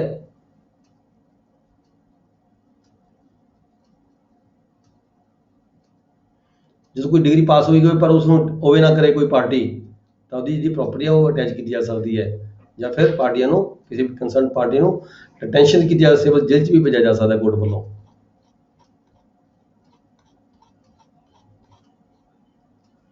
then 35 degree for the immovable property, ਜੇ ਕਿਸੇ ਇਮੂਵੇਬਲ ਪ੍ਰਾਪਰਟੀ ਦੇ ਅਗੇਂਸਟ ਕੋਈ ਡਿਗਰੀ ਪਾਸ ਹੋਈ ਵੀ ਹੈ, ਮੇਰੇ degree for the delivery of any immovable property possession thereof shall be delivered to the party concerned whom it has been adjudged by removing any person bound। ਕੋਈ ਬੰਦਾ ਹੋਰ ਬੈਠਾ ਹੋਵੇ ਪ੍ਰਾਪਰਟੀ ਦੇ ਉੱਪਰ, ਕਿਸੇ ਹੋਰ ਦੇ ਕਬਜ਼ੇ 'ਚ ਹੋਵੇ, ਤਾਂ ਉਹਨੂੰ ਹਟਾ ਕੇ ਜਿਹੜੀ ਡਿਗਰੀ ਹੈਗੀ ਹੈ ਉਹ ਮਤਲਬ ਕਿ ਜਿਹੜੀ ਪ੍ਰਾਪਰਟੀ ਹੈਗੀ ਹੈ ਦਾ degree who refuses to vacate the property, ਉਹਨੂੰ ਹਟਾ ਕੇ ਰਿਮੂਵ ਕਰਕੇ ਜਿਹੜਾ ਕੰਸਰਨ ਪਰਸਨ ਹੈਗਾ ਜਿਹਦੇ ਹੱਕ 'ਚ ਡਿਗਰੀ ਪਾਸ ਹੋਈ ਵੀ ਹੈ ਉਹਨੂੰ ਜਿਹੜਾ ਕਬਜ਼ਾ ਦਿੱਤਾ ਜਾ ਸਕਦਾ ਹੈ।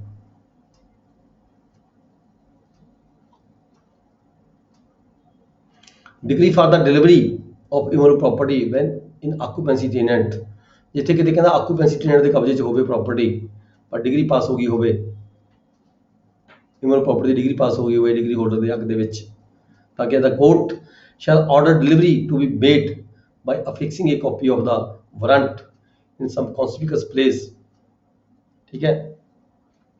conspicuous place ਤੇ ਜਿਹੜਾ ਵਾਰੰਟ ਹੈ ਉਹਦੀ ਕਾਪੀ ਪੇਸ਼ ਕੀਤੀ ਜਾਵੇਗੀ, place on the property and proclaiming to the occupant, ਮਨਾਦੀ ਵੀ ਕਰਾਈ ਜਾਏਗੀ by the beat of drum or other customary method at some convenient place substance of the degree in regard to the property, ਵੀ ਇਹ ਜਿਹੜੀ property ਹੈ ਇਹਦੀ degree pass ਹੋ ਕੇ ਜਿਹੜਾ ਹੈਗਾ ਇਹਦਾ ਕਬਜ਼ਾ ਇਸ ਨੂੰ ਦਿੱਤਾ ਜਾਣਾ ਹੈ। Arrest and detention in the civil prison, court the power ਹੈ, ਡਿਸਕ੍ਰਿਸ਼ਨ ਪਾਵਰ ਹੈ ਕੋਰਟ ਕੋਲੇ, ਜੇ ਕੋਈ ਵਿਅਕਤੀ, ਠੀਕ ਹੈ, ਕੋਈ ਕੋਰਟ ਦੇ ਹੁਕਮ ਦੀ ਪਾਲਣਾ ਨਹੀਂ ਕਰਦਾ ਤਾਂ ਕੋਰਟ ਉਸ ਨੂੰ ਜੇਡੀ ਨੂੰ ਅਰੈਸਟ ਕਰਕੇ ਸਿਵਲ ਪ੍ਰਿਜ਼ਨ 'ਚ ਵੀ ਭੇਜ ਸਕਦੀ ਹੈ, ਜੇਲ੍ਹ 'ਚ ਵੀ ਭੇਜ ਸਕਦੀ ਹੈ।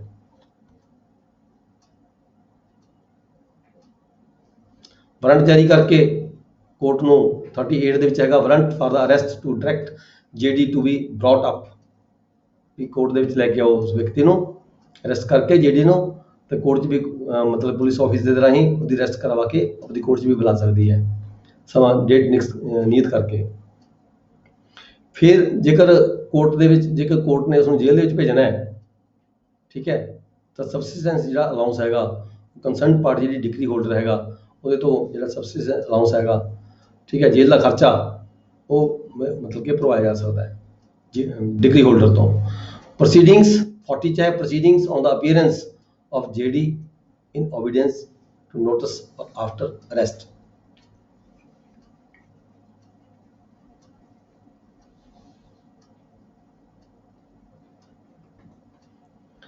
ਜਦੋਂ ਕੋਰਟ ਵੱਲੋਂ ਕੋਈ ਨੋਟਿਸ ਭੇਜਿਆ ਜਾਂਦਾ ਹੈ, proceeding on the appearance of the JD, ਜਦੋਂ ਅਪੀਅਰ ਹੋ ਜਾਂਦਾ जेडी ਆ ਕੇ ਕੋਰਟ ਦੇ ਵਿੱਚ ਪੇਸ਼ ਹੋ ਜਾਂਦਾ ਹੈ ਇਨ ਓਬੀਡੀਐਂਸ ਆਫ ਦਾ ਨੋਟਿਸ, ਔਰ ਆਫਟਰ ਅਰੈਸਟ ਜਾਂ ਅਰੈਸਟ ਕਰਕੇ ਕੋਰਟ 'ਚ ਪੇਸ਼ ਹੋ ਜਾਂਦਾ ਹੈ, ਠੀਕ ਹੈ।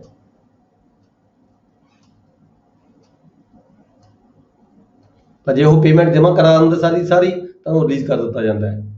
ਪਰ ਜੇਕਰ ਕੋਰਟ ਨੂੰ ਲੱਗਦਾ ਹੈ ਵੀ ਇਹ ਜਿਹੜਾ ਵਿਅਕਤੀ ਹੈਗਾ, ਠੀਕ ਹੈ, ਇਹ ਕਿਸੇ ਵੀ ਤਰੀਕੇ ਦੇ ਨਾਲ ਜਿਹੜੀ ਡਿਗਰੀ ਦੀ ਜਿਹੜੀ ਅਮਾਊਂਟ ਹੈ ਉਹ ਜਮ੍ਹਾਂ ਕਰਾਉਣ ਤੋਂ ਇਨਕਾਰੀ ਕਰਦਾ ਹੈ, ਤਾਂ ਉਹਨੂੰ ਅਰੈਸਟ ਕਰਕੇ ਜਿਹੜੇ ਹੈਗੇ ਆ ਉਹ ਜੇਲ੍ਹ 'ਚ ਭੇਜਿਆ ਜਾ ਸਕਦਾ, ਉਸਨੂੰ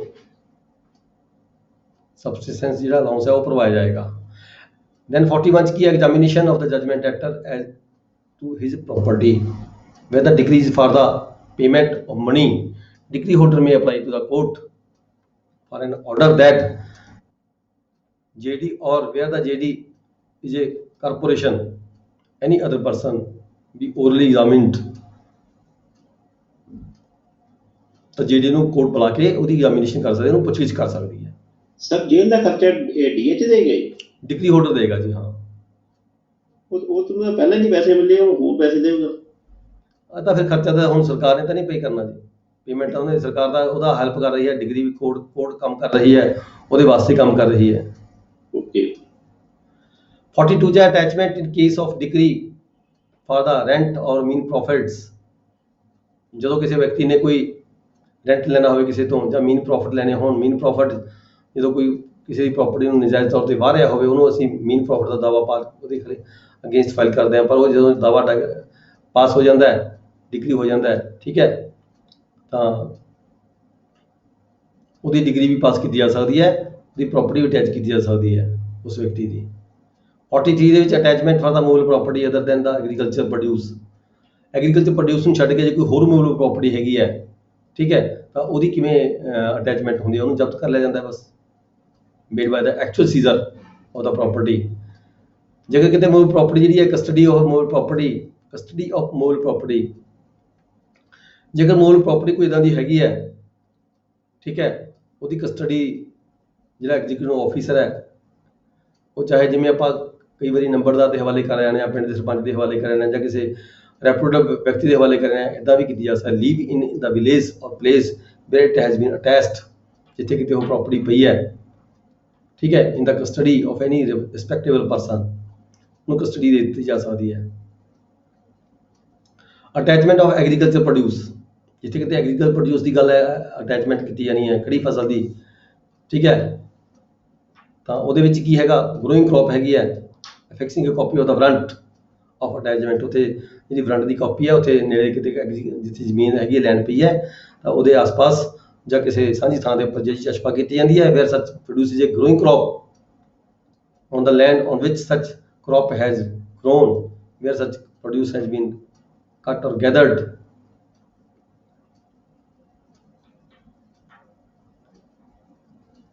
ਸਾਂਝੀ ਥਾਂ ਦੇ ਉੱਪਰ ਜਿਹੜੀ ਚਸ਼ਪਾ ਕੀਤੀ ਹੈ, ਜਦੋਂ ਤੱਕ ਉਹ ਫਸਲ ਪੱਕ ਨਹੀਂ ਜਾਂਦੀ ਉਨੀ ਦੇਰ ਤੱਕ ਜਿਹੜੀ ਉਹ ਸਾਂਝੀ ਥਾਂ ਤੇ ਵੀ ਜਿਹੜੀ ਪ੍ਰਾਪਰਟੀ ਹੈ ਅਟੈਚ ਕੀਤੀ ਜਾ ਚੁੱਕੀ ਹੈ ਕੋਰਟ ਵੱਲੋਂ, ਠੀਕ ਹੈ, ਉੱਥੇ ਚਸ਼ਪਾ ਕੀਤੀ ਜਾਂਦੀ ਹੈ। Provisions as to agriculture produce under the attachment,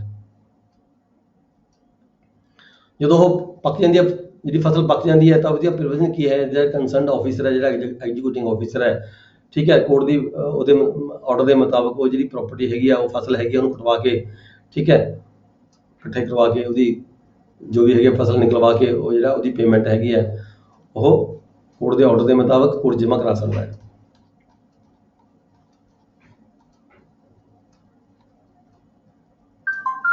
attachment of salary ਔਰ allowances of the servant of the government employee company ਔਰ ਰੇਲਵੇ।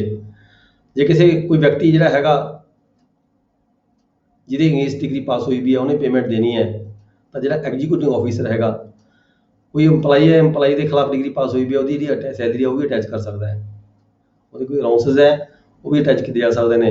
ਪਰ ਇੱਥੇ ਵੀ ਧਿਆਨ ਰੱਖਣਾ ਹੁੰਦਾ ਹੈ ਵੀ ਜਿਹੜੀ ਕੈਰੀ ਹੋਮ ਸੈਲਰੀ ਹੈ ਫਰ ਦੇ ਖਰਚੇ, ਘਰ ਦੇ ਖਰਚਿਆਂ ਦੇ ਲਈ, ਉਹ ਛੱਡ ਕੇ ਬਾਕੀ ਦੀ ਜਿਹੜੀ ਅਮਾਊਂਟ ਹੈਗੀ ਤੁਸੀਂ ਉਹੀ ਅਟੈਚ ਕਰ ਸਕਦੇ ਹੋ।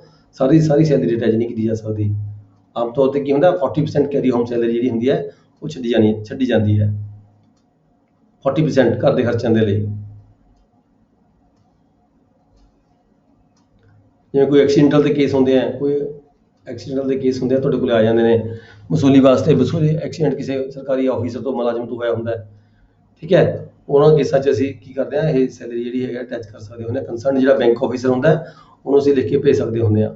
ਜਿਹੜਾ ਅਕਾਊਂਟ ਹੈ ਉਹ ਅਕਾਊਂਟ ਦੇ ਉੱਪਰ ਰਿਸਟ੍ਰਿਕਸ਼ਨ ਲਗਾਈ ਜਾਂਦੀ ਹੈ ਵੀ ਇੰਨੇ ਪੇਮੈਂਟ ਜਿਹੜੀ ਹੈਗੀ, ਜਦੋਂ ਵੀ ਸੈਲਰੀ ਦੀ ਆਉਣੀ ਹੈ, ਇਹ ਜਿਹੜੀ ਇੰਨੀ ਪੇਮੈਂਟ ਹੈ ਇਹਦਾ ਡਰਾਫਟ ਬਣਾ ਕੇ ਫਲਾਣੇ ਕੋਰਟ ਦੇ ਹੱਕ ਦੇ ਵਿੱਚ ਸਾਨੂੰ ਭੇਜਿਆ ਜਾਵੇ।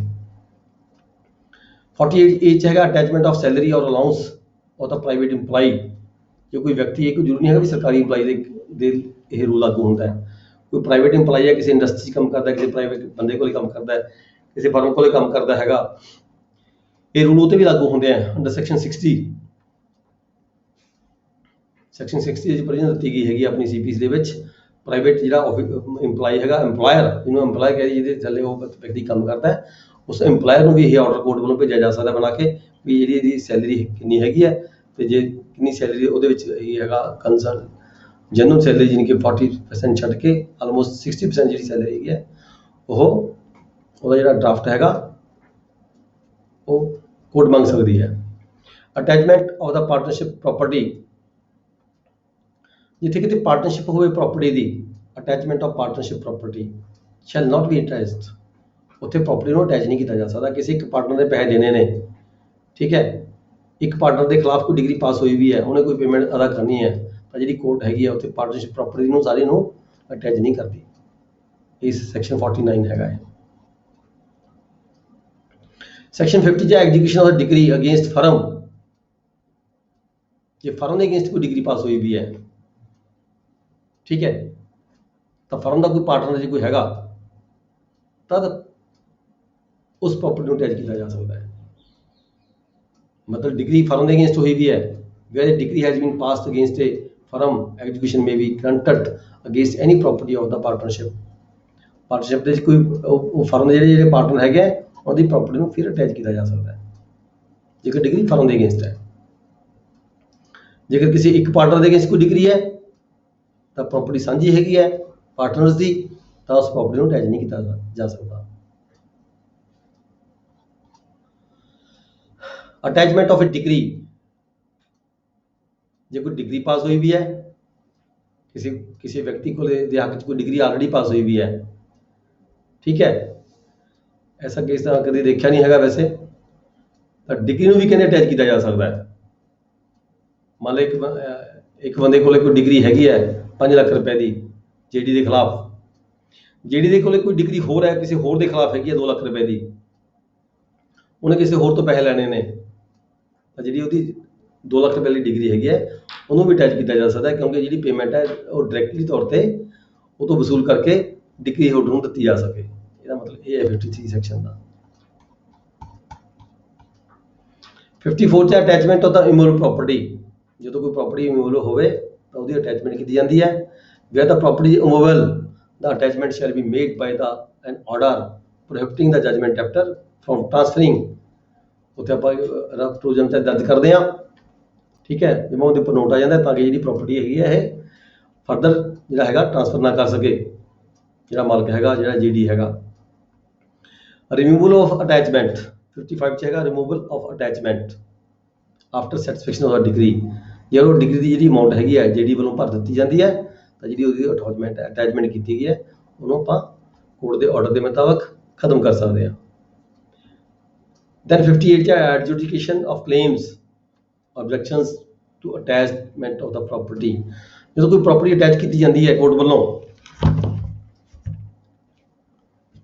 ਤਾਂ ਕੋਈ ਹੋਰ ਵਿਅਕਤੀ ਜਿਹੜਾ ਵੀ ਕੋਈ ਉਹਦੇ ਨਾਲ ਕੰਸਰਨਡ ਹੋਵੇ ਉਸ ਲੈਣ ਦੇ ਨਾਲ ਕੰਸਰਨਡ ਹੋਵੇ, ਉਹ ਆਬਜੈਕਸ਼ਨ ਵੀ ਕਰ ਸਕਦਾ ਹੈ, ਕਲੇਮ ਵੀ ਕਰ ਸਕਦਾ ਹੈ ਕੋਰਟ ਦੇ ਵਿੱਚ। ਜਿਹੜੀ ਕੋਰਟ ਨੇ ਅਟੈਚਮੈਂਟ ਕੀਤੀ ਹੈ ਤਾਂ ਫਿਰ ਉਹਦੇ ਜਿਹੜੇ ਆਬਜੈਕਸ਼ਨਸ ਨੇ ਜਾਂ ਕਲੇਮਸ ਨੇ ਉਹ ਕੋਰਟ ਵੱਲੋਂ ਸੁਣੇ ਜਾਣਗੇ। ਸੁਣ ਕੇ ਕੋਈ ਜਿਹੜਾ ਹੈਗਾ ਲੋੜੀ ਦਾ ਜਿਹੜਾ ਆਰਡਰ ਹੈਗਾ ਉਹ ਕੋਰਟ ਵੱਲੋਂ ਕੀਤਾ ਜਾ ਸਕਦਾ ਹੈ। Stay of the sale, where before the claim was preferred or objection was made, the property attached had already been advertised for the sale, the court में ਜੇ ਕਿਤੇ ਪਹਿਲਾਂ ਤੋਂ ਹੀ ਜਿਹੜੀ ਹੈਗੀ ਹੈ ਕੋਈ ਪ੍ਰਾਪਰਟੀ ਹੈਗੀ ਹੈ ਪਹਿਲਾਂ ਤੋਂ ਹੀ ਅਟੈਚ ਹੋਈ ਵੀ ਹੈ, where the before the claim was preferred, claim prefer ਕਰਨ ਤੋਂ ਪਹਿਲਾਂ, where before the claim was preferred or the objections was made, the property attached had already been advertised for the sale, the court may, ਮਤਲਬ ਕਿ claim ਦਿੱਤਾ ਨਹੀਂ ਬੰਦੇ ਨੇ, objection ਨਹੀਂ ਕੀਤਾ ਤਾਂ ਕੋਰਟ ਨੇ ਐਡਵਰਟਾਈਜ਼ਮੈਂਟ ਕਰਤੀ ਪ੍ਰੋਪਰਟੀ ਸੇਲ ਕਰਨ ਦੀ ਖਾਤਰ। ਠੀਕ ਹੈ, ਅਟੈਚਮੈਂਟ ਪਹਿਲੀ ਹੋਈ ਵੀ ਸੀਗੀ, ਸੇਲ ਕਰਨ ਦੀ ਖਾਤਰ ਜਦੋਂ ਇਤਰਾਜ਼ ਮਤਲਬ ਕਿ ਮਨਾਦੀ ਕਰਾਈ ਗਈ, ਇਹ ਤਾਂ property is movable make an order postponing the sale pending the adjudication, ਤਾਂ ਉਸ ਸਮੇਂ ਆਬਜੈਕਸ਼ਨ ਆਉਣ ਤੋਂ ਬਾਅਦ ਜਿਹੜੀ ਕੋਰਟ ਹੈਗੀ ਹੈ ਉਸ ਨੂੰ ਪੋਸਟਪੋਨ ਕਰ ਦੇਗੀ, ਕਿਉਂਕਿ ਉਹਦਾ ਜਿਹੜਾ ਆਬਜੈਕਸ਼ਨ ਹੈਗਾ ਉਹ ਸੁਣਿਆ ਜਾਏਗਾ। If the property is immovable make an order that pending the adjudication of the claim, ਤਾਂ ਵੀ ਕੀ ਹੋਏਗਾ ਵੀ ਉਹ ਜਿਹੜੇ ਕਲੇਮ ਨੇ ਉਹਨੂੰ ਸੁਣਨ ਦੀ ਖਾਤਰ ਜਿਹੜੀ ਹੈਗੀ ਸੇਲ ਦੀ ਜਿਹੜੀ ਕਾਰਵਾਈ ਹੈਗੀ ਹੈ, ਜੇ ਕੋਈ ਡੇਟ ਫਿਕਸ ਕੀਤੀ ਹੈ ਕੋਰਟ ਵੱਲੋਂ ਤਾਂ ਉਹ ਜਿਹੜੀ ਡੇਟ ਹੈਗੀ ਆ ਉਹ ਲਗਾ ਦਿੱਤੀ ਜਾਵੇਗੀ ਫਾਰ ਦਾ ਟਾਈਮ ਬਿੰਗ, ਜਿਹੜੀ ਹੈਗੀ ਆ ਉਹ ਸੇਲ ਨਹੀਂ ਕੀਤੀ ਜਾਵੇਗੀ, ਸਟੇ ਕਰ ਦਿੱਤੀ ਜਾਵੇਗੀ। ਜਦੋਂ ਆਬਜੈਕਸ਼ਨ ਤੇ ਕਲੇਮਸ ਸੁਣੇ ਗਏ ਉਸ ਤੋਂ ਬਾਅਦ ਜਿਹੜਾ ਅਗਲਾ ਆਰਡਰ ਹੈਗਾ ਜੋ ਵੀ ਕੋਰਟ ਨੂੰ ਠੀਕ ਸਮਝਦਾ ਕੋਰਟ ਪਾਸ ਕਰ ਸਕਦੀ ਹੈ। 64 ਚ power to order property attached to be sold and proceeds to be paid to the person entitled, court ਕੋਲੇ ਪਾਵਰ ਹੈਗੀ ਹੈ ਅਟੈਚ ਕੀਤੀ ਪ੍ਰੋਪਰਟੀ ਨੂੰ ਸੇਲ ਕਰ ਸਕਦੀ ਹੈ and proceeds to be paid to the person entitled, ਜਿਹੜਾ ਵੀ ਪਰਸਨ ਇੰਟਾਈਟਲ ਹੈਗਾ ਉਹਦੀ ਜਿਹੜੀ ਪੇਮੈਂਟ ਹੈਗੀ ਆ ਉਸ ਨੂੰ ਕੀਤੀ ਜਾ ਸਕਦੀ ਹੈ। Sale by whom conducted and how made, ਉਹ ਤੁਹਾਨੂੰ ਪਤਾ ਹੈ ਵੀ ਸੇਲ ਕੌਣ ਕਰਦਾ ਕਿਵੇਂ ਕਰਦੇ ਆ, ਜ਼ਿਆਦਾਤਰ ਤੇ ਰੈਵਨਿਊ ਆਫਿਸਰਸ ਵੱਲੋਂ ਪ੍ਰੋਪਰਟੀ ਜਿਹੜੀ ਸੇਲ ਕੀਤੀ ਜਾਂਦੀ ਹੈ ਉਹ ਕਿਤੇ ਜਾ ਕੇ ਕੀਤੀ ਜਾਂਦੀ ਹੈ। ਠੀਕ ਹੈ, proclamation of the sales by the public auction, ਪਿੰਡ 'ਚ ਪਹਿਲਾਂ ਮਨਾਦੀ ਕਰਾਈ ਜਾਂਦੀ ਹੈ, ਕਈ ਵਾਰੀ ਕੋਰਟਾਂ ਨੇ ਆਪ ਹੀ ਮਨਾਦੀ ਕਰਾਈ ਹੀ ਹੁੰਦੀ ਹੈ, ਡੇਟ ਫਿਕਸ ਕੀਤੀ ਹੀ ਹੁੰਦੀ ਹੈ, ਉਸ ਡੇਟ ਦੇ ਮੁਤਾਬਕ ਅਸੀਂ ਜਾ ਕੇ ਉੱਥੇ ਬੈਠਦੇ ਹੈਗੇ ਆ, ਆਪਦਾ ਰਿਕਾਰਡ ਪਟਵਾਰੀ ਹਲਕਾ ਵੀ ਲੈ ਕੇ ਆਉਂਦੇ ਆ। ਠੀਕ ਹੈ, ਪ੍ਰੋਸੀਜਰ ਤੁਹਾਨੂੰ ਸਾਰਿਆਂ ਨੂੰ ਪਤਾ ਹੈਗਾ, ਰੋਜ਼ ਹੀ ਕਰਦੇ ਆਪਾਂ। ਮੋਡ ਆਫ ਮੇਕਿੰਗ ਪ੍ਰੋਕਲੇਮੇਸ਼ਨ, ਪ੍ਰੋਕਲੇਮੇਸ਼ਨ ਕਿਵੇਂ ਕੀਤੀ ਜਾਂਦੀ ਹੈ, ਤਾਂ ਆਪਾਂ ਨੂੰ ਸਾਰਿਆਂ ਨੂੰ ਪਤਾ ਵੀ ਪਿੰਡ ਦੇ ਵਿੱਚ ਮਨਾਦੀ ਕਰਵਾਈ ਜਾਂਦੀ ਹੈ। ਠੀਕ ਹੈ, ਜਿਹੜਾ ਵੀ ਕੋਈ ਢੰਗ ਤਰੀਕਾ ਹੈਗਾ ਉਹ ਅਪਣਾਇਆ ਜਾਂਦਾ ਹੈ, ਜੇ ਸਪੀਕਰ 'ਚ ਕਰਾ ਦਿੰਦੇ ਆਪਾਂ, ਵੈਸੇ ਕਸਟਮਰੀ ਜਿਹੜਾ ਲਾਅ ਹੈਗਾ ਉਹ ਬੀਟ ਆਫ ਡਰਮ ਹੈਗਾ। ਟਾਈਮ ਆਫ ਸੇਲ, ਸਮਾਂ ਨਿਯਤ ਕੀਤਾ ਜਾਂਦਾ ਸੇਲ ਦਾ, ਕਿੰਨੀ ਤਰੀਕ ਨੂੰ ਕਿੰਨੇ ਵਜੇ ਕਿਹੜੀ ਜਗ੍ਹਾ ਤੇ। ਟਾਈਮ, ਡੇਟ ਐਂਡ ਪਲੇਸ, ਇਹ ਤਿੰਨ ਚੀਜ਼ਾਂ ਦਾ ਧਿਆਨ ਰੱਖਣ ਵਾਲਾ ਹੁੰਦਾ ਹੈ।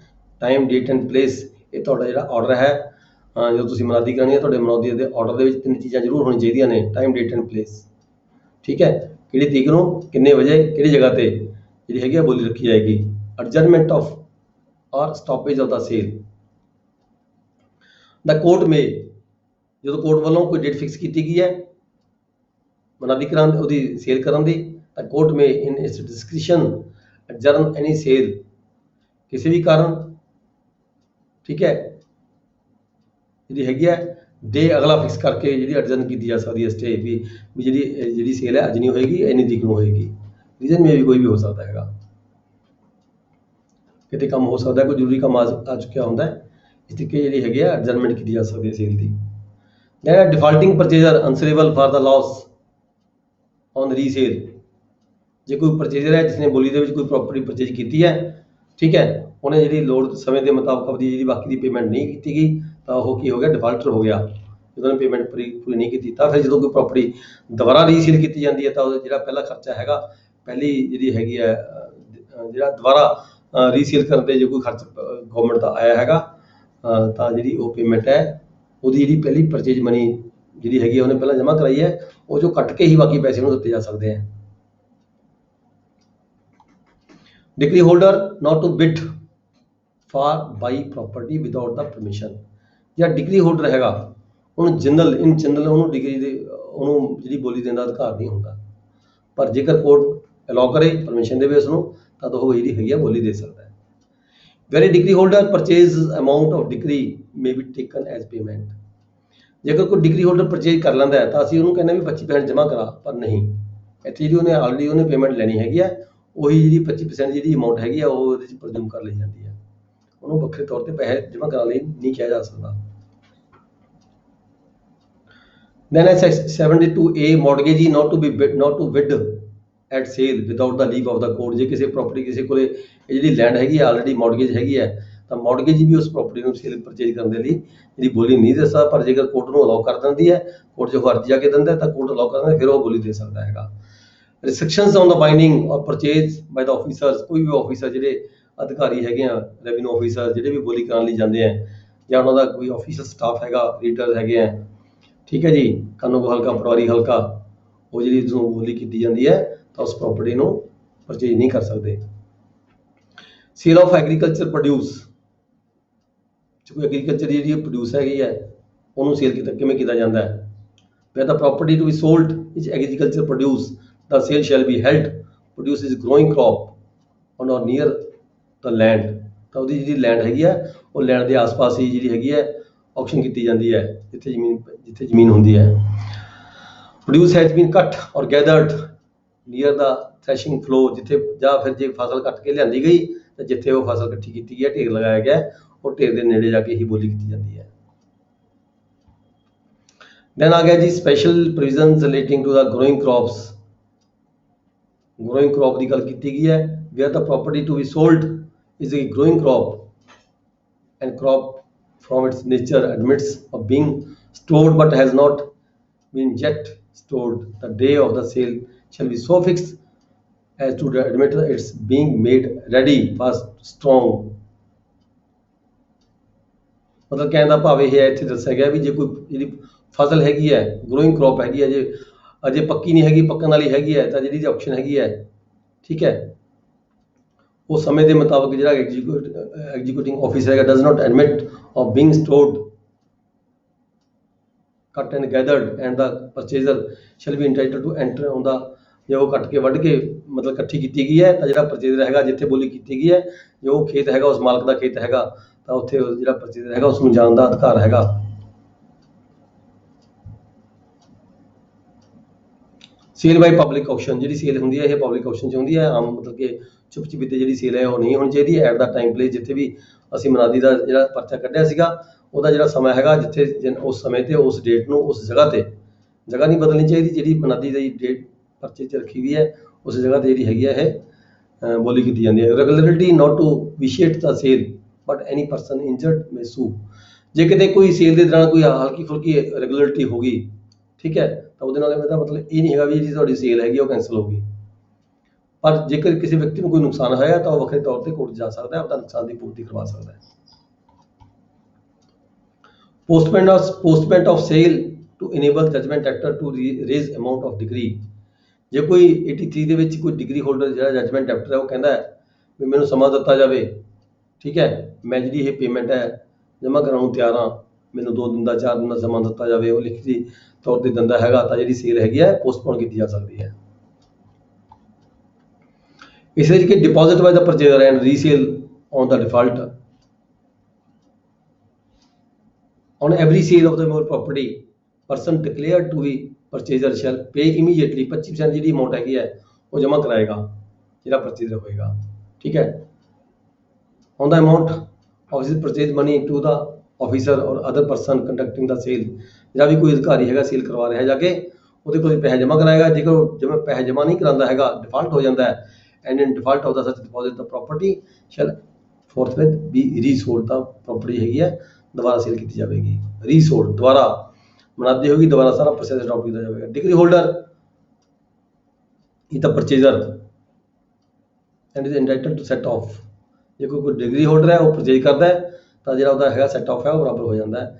ਜਿੰਨਾ ਲੈਣ ਦੇਣ ਹੈ, ਜੇ ਇੰਨੇ ਦੀ ਪ੍ਰਾਪਰਟੀ ਵਿਕੀ ਹੈ, ਜੇ ਪ੍ਰਾਪਰਟੀ ਵੱਧ ਪੈਸੇ ਦੀ ਵਿਕੀ ਹੈ, ਠੀਕ ਹੈ, ਤਾਂ ਜਿਹੜੀ ਅਮਾਊਂਟ ਹੈ ਐਕਸਟਰਾ ਅਮਾਊਂਟ ਹੈਗੀ ਉਹ ਜਿਹੜਾ ਜਿਹੜੀ ਹੈ ਉਹਨੂੰ ਪੇ ਕੀਤੀ ਜਾਂਦੀ ਹੈ ਕੋਰਟ ਵੱਲੋਂ, ਬਾਕੀ ਉਹਦੀ ਅਮਾਊਂਟ ਹੈ ਉਹਦੀ ਕੱਟੀ ਜਾਂਦੀ ਹੈ। Time of the payment in full of the purchase money. ਜਿਹੜੀ ਪਰਚੇਜ ਮਨੀ ਹੈ ਜਦੋਂ ਬੋਲੀ ਹੋ ਗਈ ਕੋਈ ਬੋਲੀ ਹੋ ਗਈ ਉਹਦੀ 25% ਪੇਮੈਂਟ ਦਾ ਮੌਕੇ ਤੇ ਭਰੀ ਜਾਂਦੀ ਹੈ। ਠੀਕ ਹੈ, ਬਾਕੀ 75% ਪੇਮੈਂਟ ਨੂੰ ਭਰਨ ਦੇ ਲਈ 15 ਦਿਨ ਦਾ ਸਮਾਂ ਦਿੱਤਾ ਜਾਂਦਾ ਹੈ। ਉਹ ਕੋਰਟ ਦੇ ਵਿੱਚ ਜਾ ਕੇ ਭਰੀ ਜਾਂਦੀ ਹੈ ਪਾਰਟੀ ਵੱਲੋਂ, ਕੰਸਰਨ ਵੱਲੋਂ, ਜਿਹਨੇ ਪ੍ਰਾਪਰਟੀ ਪਰਚੇਜ ਕੀਤੀ ਹੈ। ਠੀਕ ਹੈ, ਪਰ ਜੇਕਰ ਪਾਰਟੀ ਪਰਚੇਜ ਕਰਨ ਵਾਲੀ ਹੀ ਡਿਗਰੀ ਹੋਲਡਰ ਹੀ ਹੋਵੇ ਤਾਂ ਜਿਹੜੀ ਉਹਦੀ ਹੈਗੀ ਹੈ ਉਹ ਸੈੱਟ ਆਫ ਦੇ ਵਿੱਚ ਪਾ ਦਿੱਤੀ ਜਾਂਦੀ ਹੈ, ਬਰਾਬਰ ਕਰ ਦਿੱਤੀ ਜਾਂਦੀ ਹੈ, ਤੁਹਾਨੂੰ ਕੋਰਟ 'ਚ ਪੈਸੇ ਭਰਨ ਦੀ ਕੋਈ ਲੋੜ ਨਹੀਂ ਹੁੰਦੀ। Procedure in default of the payment, ਜੇ ਕੋਈ ਕੰਸਰਨ ਪਾਰਟੀ ਜਿਹੜੀ ਹੈਗੀ ਹੈ ਪ੍ਰੋਪਰਟੀ ਪਰਚੇਜ ਕਰ ਲੈਂਦੀ ਹੈ in default of the payment within the period mention in the last proceeding, ਜੇ 15 ਦਿਨ ਦਾ ਜਿਹੜਾ ਸਮਾਂ ਦਿੱਤਾ ਗਿਆ ਸੀਗਾ 75% 75% ਪੇਮੈਂਟ ਜਮ੍ਹਾਂ ਕਰਾਉਣ ਦੇ ਲਈ, ਜੇ ਕੋਈ ਪਾਰਟੀ ਜਮ੍ਹਾਂ ਨਹੀਂ ਕਰਾਉਂਦੀ ਹੈਗੀ ਤਾਂ deposit may if the court thinks fit after defraying the expenses of the sale be forfeited to the amount government। ਜਿਹੜੇ ਉਹਨੇ ਪੈਸੇ ਜਿਹੜੇ ਉਹਨੇ ਪਹਿਲਾਂ ਜਮ੍ਹਾਂ ਕਰਾਏ ਨੇ 25%, ਉਸ ਅਮਾਊਂਟ ਦੇ ਵਿੱਚੋਂ ਕੁਝ ਖਰਚਾ ਕੱਢ ਕੇ ਬਾਕੀ ਦੀ ਜਿਹੜੀ ਰਕਮ ਹੈਗੀ ਆ ਉਹ ਸਰਕਾਰ ਦੇ ਖਾਤੇ ਦੇ ਵਿੱਚ ਜ਼ਬਤ ਕੀਤੀ ਜਾ ਸਕਦੀ ਹੈਗੀ, ਸਰਕਾਰ ਦੇ ਖਾਤੇ ਜਮ੍ਹਾਂ ਕਰਾਈ ਜਾ ਸਕਦੀ ਹੈ। ਜੇ ਡਿਫਾਲਟਰ ਹੈ 75% ਪੈਸੇ ਜਮ੍ਹਾਂ ਨਹੀਂ ਕਰਾਉਂਦਾ ਤਾਂ ਜਿਹੜੀ ਪ੍ਰਾਪਰਟੀ ਹੈਗੀ ਉਹ ਦੁਬਾਰਾ ਰੀਸੇਲ ਕੀਤੀ ਜਾ ਸਕਦੀ ਹੈ। ਨੋਟੀਫਿਕੇਸ਼ਨ ਆਫ ਦਾ ਰੀਸੇਲ, ਜਦੋਂ ਦੁਬਾਰਾ ਪ੍ਰਾਪਰਟੀ ਸੇਲ ਕਰਨੀ ਹੈ ਦੁਬਾਰਾ ਫਿਰ ਮਨਾਦੀ ਹੋਏਗੀ। ਇਹ ਨਹੀਂ ਹੈਗਾ ਵੀ ਉਸੇ ਨੂੰ ਪ੍ਰਜ਼ੂਮ ਕਰ ਲਿਆ ਜਾਵੇ, ਦੁਬਾਰਾ ਫਿਰ ਪ੍ਰੋਪਰ ਪ੍ਰੋਸੀਜਰ ਅਡਾਪਟ ਕੀਤਾ ਜਾਵੇਗਾ, ਦੁਬਾਰਾ ਮਨਾਦੀ ਟਾਈਮ ਫਿਕਸ ਕੀਤਾ ਜਾਵੇਗਾ, ਡੇਟ ਟਾਈਮ ਐਂਡ ਪਲੇਸ ਦੁਬਾਰਾ ਫਿਕਸ ਕੀਤੇ ਜਾਣਗੇ। Bid of co-sharer to have the preference, ਜੇ ਕੋਈ ਕੋਸ਼ੇਅਰਰ ਹੈਗਾ ਉਸ ਖੇਵੜ ਦੇ ਵਿੱਚ, ਮੰਨ ਲਓ ਜਮ੍ਹਾਂ ਹੁੰਦੀ ਹੈ, ਉਹ ਖੇਵੜ ਦੇ 4 ਮਾਲਕ ਹੈਗੇ, ਇੱਕ ਮਾਲਕ ਦੀ ਪ੍ਰਾਪਰਟੀ ਸੇਲ ਕੀਤੀ ਜਾ ਰਹੀ ਹੈ, ਤਾਂ ਜਿਹੜਾ ਕੋਸ਼ੇਅਰਰ ਹੈਗਾ ਹਿੱਸੇਦਾਰ ਹੈਗਾ ਖੇਵੜ ਦੇ ਵਿੱਚ, ਤਾਂ ਉਹਨੂੰ ਪ੍ਰੈਫਰੈਂਸ ਦਿੱਤੀ ਜਾਂਦੀ ਹੈ ਪਹਿਲਾਂ ਪਰਚੇਜ ਕਰਨ ਦੀ ਖਾਤਰ, ਤਾਂ ਕਿ ਉਸ ਨੂੰ ਕਿਤੇ ਪ੍ਰਾਪਰਟੀ ਦਾ ਕਬਜ਼ਾ ਲੈਣ 'ਚ ਕੋਈ ਦਿੱਕਤ ਨਹੀਂ ਆਉਂਦੀ। Application to set aside sale on deposit, application to set aside sale on deposit where the immovable property has been sold in execution of a decree, any person claiming an interest in the property sold at the time of the sale or at the time of making the application or acting for or in the interest of such person may apply to have the sale set aside। कोई भी व्यक्ति ਜਿਹਦਾ ਕੋਈ interest ਹੋਵੇ, property sale ਕਰ ਦਿੱਤੀ ਹੋਵੇ, ਜਿਹਦਾ ਕੋਈ ਇੰਟਰਸਟ ਹੋਵੇ, ਠੀਕ ਹੈ, ਉਹ ਜਿਹੜੀ ਹੈਗੀ ਅਰਜੀ ਦੇ ਸਕਦਾ ਹੈ ਵੀ ਇਹ ਜਿਹੜੀ ਸੇਲ ਹੈ ਗਲਤ ਕੀਤੀ ਗਈ ਹੈ, ਇਹਨੂੰ ਸੈਟ ਸਾਈਡ ਕੀਤਾ ਜਾਵੇ for the payment of the purchase, for the payment to the purchaser is sum equal to 5% of the purchase money।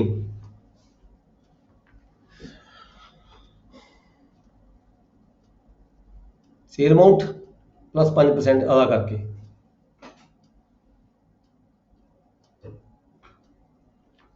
Purchase कोई हैगा प्रॉपर्टी परचेज कर ली उसने सेल दे विच ऑक्शन दे विच, कोई व्यक्ति का कोई ऑब्जेक्शन बनता, कोई क्लेम बनता है, वो अर्जी दे सकता है कि जी ये प्रॉपर्टी है मैं इन्हू 5% होर वध दिना, ये जी सेल है कैंसल की जाए। May apply to have the sale set aside on the depositing in the court for the payment to the purchaser, पूरी दी पूरी जी परचेज मनी है वो a sum equal to 5% of the purchase money, 5% होर extra, ठीक है, for the payment to the decree holder the amount specified in the proclamation the sale as that for the recovery of the which sale was ordered।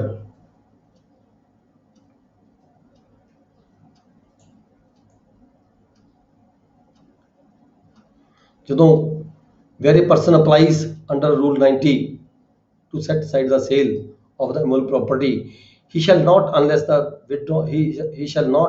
unless he withdraws his application be entitled to make or prosecute an application under this rule।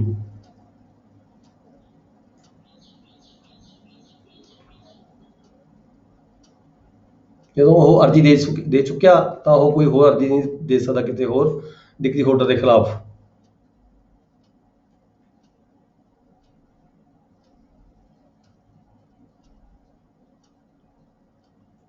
ਜੇਕਰ ਜਿਹੜੀ ਬਾਕੀ amount ਬਚ ਗਈ, ਮੰਨ ਲਓ ਕੋਈ property ਜ਼ਿਆਦਾ ਸੀਗੀ, ਪ੍ਰਾਪਰਟੀ ਦੀ ਵੈਲਿਊ ਘੱਟ ਸੀਗੀ, ਜਿਹੜੀ ਡਿਗਰੀ ਹੋਲਡਰ ਦੀ ਅਮਾਊਂਟ ਜ਼ਿਆਦਾ ਸੀਗੀ,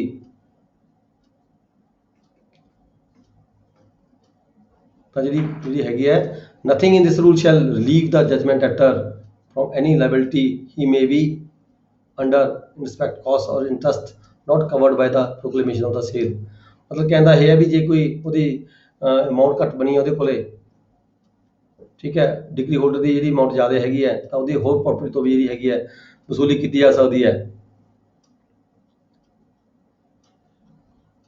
application to set side sale on ground of irregularity of or fraud, जो कोई बंदे ਨੂੰ ਲੱਗਦਾ ਵੀ ਇੱਥੇ ਜਿਹੜੀ ਸੇਲ ਕੀਤੀ ਗਈ ਹੈ ਰਲ ਮਿਲ ਕੇ ਕੀਤੀ ਗਈ ਹੈ, ਠੀਕ ਹੈ, ਇਸ ਪ੍ਰੋਪਰ ਤਰੀਕੇ ਦੇ ਨਾਲ ਓਪਨ ਕੋਰਟ ਦੇ ਓਪਨ ਆਮ ਪਬਲਿਕ ਦੇ ਵਿੱਚ ਜਿਹੜੀ ਸੇਲਿੰਗ ਕੀਤੀ ਗਈ ਇਹਦੇ 'ਚ ਮਤਲਬ ਕਿ ਫਰਾਡ ਕੀਤਾ ਗਿਆ, ਰੈਗੂਲਰਿਟੀ ਕੀਤੀ ਗਈ ਹੈ, ਤਾਂ ਜਿਹੜੀ ਅਰਜੀ ਹੈਗੀ ਹੈ ਉਹ ਕੋਰਟ ਨੂੰ ਕੋਈ ਵੀ ਵਿਅਕਤੀ ਦੇ ਸਕਦਾ ਹੈਗਾ। ਇਸ ਸੰਬੰਧ ਵਿੱਚ may apply to the court to set aside the sale on the ground of the material irregularity or fraud in the publishing or conducting it, ਜਾਂ ਤਾਂ ਮਨਾਦੀ ਨਹੀਂ ਕਰਾਈ ਗਈ, ਚੁੱਪ ਚੁਪੀਤੇ ਮਨਾਦੀ ਕਰਾਈ ਗਈ ਹੈ, ਜਦ ਇਹ ਜਿਹੜੀ ਸੇਲ ਕੀਤੀ ਗਈ ਉਹ ਵੀ ਪ੍ਰੋਪਰ ਤਰੀਕੇ ਨਾਲ ਨਹੀਂ ਕੀਤੀ ਗਈ, ਉਹ ਵੀ ਚੋਰੀ ਛੁਪੇ ਕੀਤੀ ਗਈ ਹੈ, ਤਾਂ ਇਦਾਂ ਦੇ ਕੋਈ ਵਿਅਕਤੀ ਜੇ ਕਿਸੇ ਨੂੰ ਲੱਗਦਾ ਹੈਗਾ ਤਾਂ ਉਹ ਕੋਰਟ ਦੇ ਵਿੱਚ ਅਰਜੀ ਦੇ ਸਕਦਾ ਹੈ।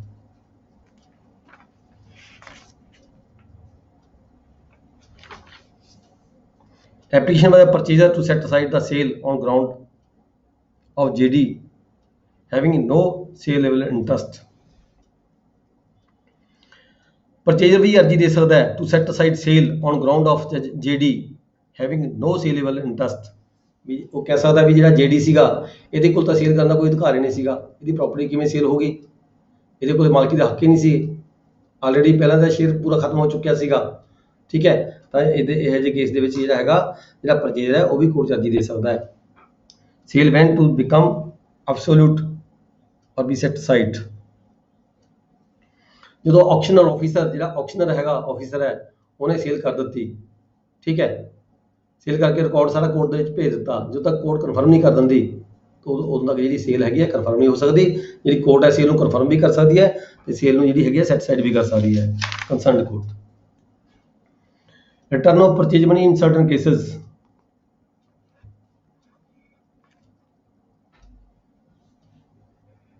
ਜਦੋਂ ਕਿਤੇ ਕਿਸੇ ਕਾਰਨ ਜਿਹੜੀ ਸੇਲ ਹੈਗੀ ਹੈ ਉਹ ਕੋਰਟ ਵੱਲੋਂ ਸੈਟੀਸਫਾਈ ਕਰ ਦਿੱਤੀ ਜਾਂਦੀ ਹੈ, ਠੀਕ ਹੈ, ਜੈਨੂਇਨ ਰੀਜ਼ਨ ਦੇ ਕਾਰਨ, ਤਾਂ ਜਿਸ ਵਿਅਕਤੀ ਨੇ ਪ੍ਰੋਪਰਟੀ ਪਰਚੇਜ ਕੀਤੀ ਸੀਗੀ ਤਾਂ ਜਿਹੜੀ ਉਹਦੀ ਅਮਾਉਂਟ ਹੈਗੀ ਉਸ ਨੂੰ ਵਾਪਸ ਕਰ ਦਿੱਤੀ ਜਾਂਦੀ ਹੈ। ਫਿਰ ਕੀ ਜੇ ਸੇਲ ਸਰਟੀਫਿਕੇਟ ਸੇਲ ਹੋ ਗਈ ਕਨਫਰਮ ਵੀ ਕੋਰਟ ਨੇ ਕਰ ਦਿੱਤੀ ਤਾਂ ਫਿਰ ਕੋਰਟ ਵੱਲੋਂ ਇੱਕ ਸੇਲ ਸਰਟੀਫਿਕੇਟ ਜਾਰੀ ਕੀਤਾ ਜਾਂਦਾ ਉਸ ਪਰਚੇਜ਼ਰ ਦੇ ਨਾਮ ਤੇ। देन आ गया रजिस्टेंस और obstruction to the possession of immovable property। Sale ਹੋ ਗਈ, ਸੇਲ ਤੋਂ ਬਾਅਦ ਕਬਜ਼ਾ ਕਾਰਵਾਈ ਹੁੰਦੀ ਹੈ, ਠੀਕ ਹੈ, ਜਦੋਂ ਕਬਜ਼ਾ ਲੈਣ ਲਈ ਕੋਈ ਪਾਰਟੀ ਜਾਂਦੀ ਹੈ ਤਾਂ ਕੋਈ ਪਾਰਟੀ ਜਿਹੜੀ ਹੈਗੀ ਹੈ ਕਬਜ਼ਾ ਦਿਵਾਉਣ ਦੀ ਖਾਤਰ ਸੇਲ ਪਰਚੇਜ ਕਰਨ ਤੋਂ ਬਾਅਦ ਜਿਹੜੀ ਕੰਸਰਨਡ ਪਾਰਟੀ ਹੈਗੀ ਹੈ ਉਹ ਅਰਜੀ ਦੇ ਸਕਦੀ ਹੈ ਕੋਰਟ ਦੇ ਵਿੱਚ ਵੀ ਮੈਨੂੰ ਕਬਜ਼ਾ ਦਿਵਾਇਆ ਜਾਵੇ ਜਾਂ ਫਲਾਣੀ ਪਾਰਟੀ ਮੈਨੂੰ ਕਬਜ਼ੇ ਤੋਂ ਰੋਕਦੀ ਹੈਗੀ ਹੈ, ਠੀਕ ਹੈ, ਤਾਂ ਫਿਰ ਜਿਹੜੀ ਕੋਰਟ ਹੈਗੀ ਹੈ ਕੋਰਟ ਆਰਡਰ ਕਰ ਸਕਦੀ ਹੈ 98 ਦੇ ਵਿੱਚ ਆਰਡਰਸ ਆਫਟਰ ਐਡਜੁਡੀਕੇਸ਼ਨ, ਸੁਣਵਾਈ ਕਰਕੇ ਦੋਹੇ ਤਰ੍ਹਾਂ ਦੀ ਸੁਣਵਾਈ ਕਰਕੇ ਕੇਸ ਨੂੰ ਪੜ੍ਹ ਕੇ ਜਿਹੜੀ ਕੋਰਟ ਹੈਗੀ ਆ ਆਰਡਰ ਕਰ ਸਕਦੀ ਹੈ ਜੋ ਕੰਸਰਨਡ ਪਾਰਟੀ ਹੈ ਜਿਹੜੀ ਪਾਰਟੀ ਉਹਨੂੰ ਰੋਕਦੀ ਹੈਗੀ ਹੈ ਕਬਜ਼ਾ ਦੇਣ ਤੋਂ, ਠੀਕ ਹੈ, ਉਸ ਨੂੰ 30 ਦਿਨ ਦੇ ਵਿੱਚ ਦੇ ਲਈ ਜੇਲ੍ਹ ਦੇ ਵਿੱਚ ਵੀ ਭੇਜਿਆ ਜਾ ਸਕਦਾ ਹੈ ਕੋਰਟ ਵੱਲੋਂ। Order to be passed upon application complaining of dispossession, ਜਦੋਂ ਕਿਸੇ ਨੂੰ ਡਿਸਪੋਜੈਸ ਕਰਨਾ ਹੈਗਾ ਉਹਦੇ ਲਈ ਪ੍ਰੋਪਰ ਕੋਰਟ ਵੱਲੋਂ ਆਰਡਰ ਪਾਸ ਕੀਤਾ ਜਾਵੇਗਾ। ਜੇ ਕੋਈ ਪਾਰਟੀ ਉਹ ਇਤਰਾਜ਼ ਕਰਦੀ ਆ ਕੇ ਤਾਂ ਉਹਦੇ ਇਤਰਾਜ਼ ਵੀ ਸੁਣੇ ਜਾਣਗੇ, ਇਤਰਾਜ਼ ਸੁਣ ਕੇ ਜਿਹੜਾ ਕੋਰਟ ਹੈ ਡਿਟਰਮਿਨ ਫੈਸਲਾ ਕਰ ਸਕਦੀ ਹੈ। Rules not applicable to transfer pendente lite, ਜੇ ਇਸ ਕਾਰਵਾਈ ਦੇ ਦੌਰਾਨ ਕੋਈ ਟ੍ਰਾਂਸਫਰ ਕਿਸੇ ਪਾਰਟੀ ਵੱਲੋਂ ਕਰ ਦਿੱਤੀ ਜਾਂਦੀ ਹੈ ਤਾਂ ਉਹ ਜਿਹੜੀ ਟ੍ਰਾਂਸਫਰ ਹੈ ਉਹ ਮੰਨਣਯੋਗ ਨਹੀਂ ਹੁੰਦੀ, ਲੀਗਲ ਟ੍ਰਾਂਸਫਰ ਮੰਨੀ ਜਾਏਗੀ ਉਸ ਨੂੰ।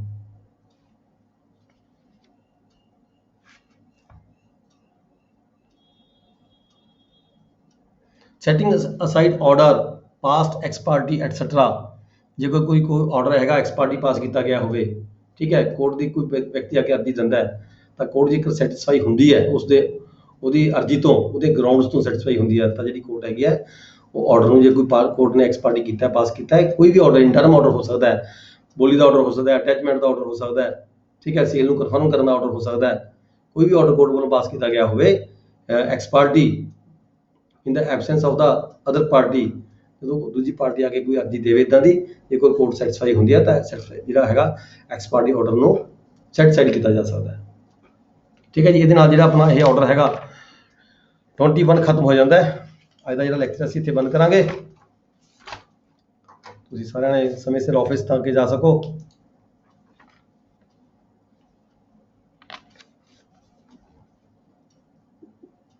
ਸਰ ਟਾਈਮ 7:30 ਤੇ ਰੱਖੋ ਜੀ। ਤੁਸੀਂ ਬਣਾ ਲਓ ਜੀ, ਸਾਰੇ ਬੰਦੇ ਪੁੱਛ ਲਓ ਇੱਕ ਦੂਜੇ ਨੂੰ, ਗਰੁੱਪ ਦੇ ਵਿੱਚ ਕੰਸੈਂਸਸ ਲੈ ਲਓ, ਠੀਕ ਹੈ। ਆਫਿਸ ਤੋਂ ਲੇਟ ਹੋ ਜਾ ਕਰਾਂਗੇ ਸਰ, 7 ਵਜੇ ਦਾ ਟਾਈਮ ਠੀਕ ਹੈ ਸਰ। 7 ਵਜੇ ਦਾ ਠੀਕ ਹੈ ਜੀ, ਬਿਲਕੁਲ ਠੀਕ ਹੈ। ਮਤਲਬ 7 ਵਜੇ ਦਾ ਠੀਕ ਹੈ। 8ਵੇਂ ਪੇਪਰ ਦੀ ਕਲਾਸ ਲੱਗਦੀ ਹੈ 6:30 ਤੋਂ 7:30।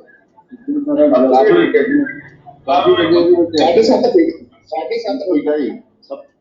ਸਾਨੂੰ ਦਫ਼ਤਰਾਂ ਨੇ ਦੇਖੋ ਏਦਾਂ ਹੈ, ਪਤਾ ਕੀ ਹੈ, 7:30 ਕਲਾਸ ਲੱਗਦੀ ਹੈ ਜੀ। ਦੇਖੋ ਏਦਾਂ ਹੈ, ਦੋਨੋਂ ਕਲਾਸਾਂ ਕਰਾਈ ਹੁੰਦੀਆਂ ਨਾ।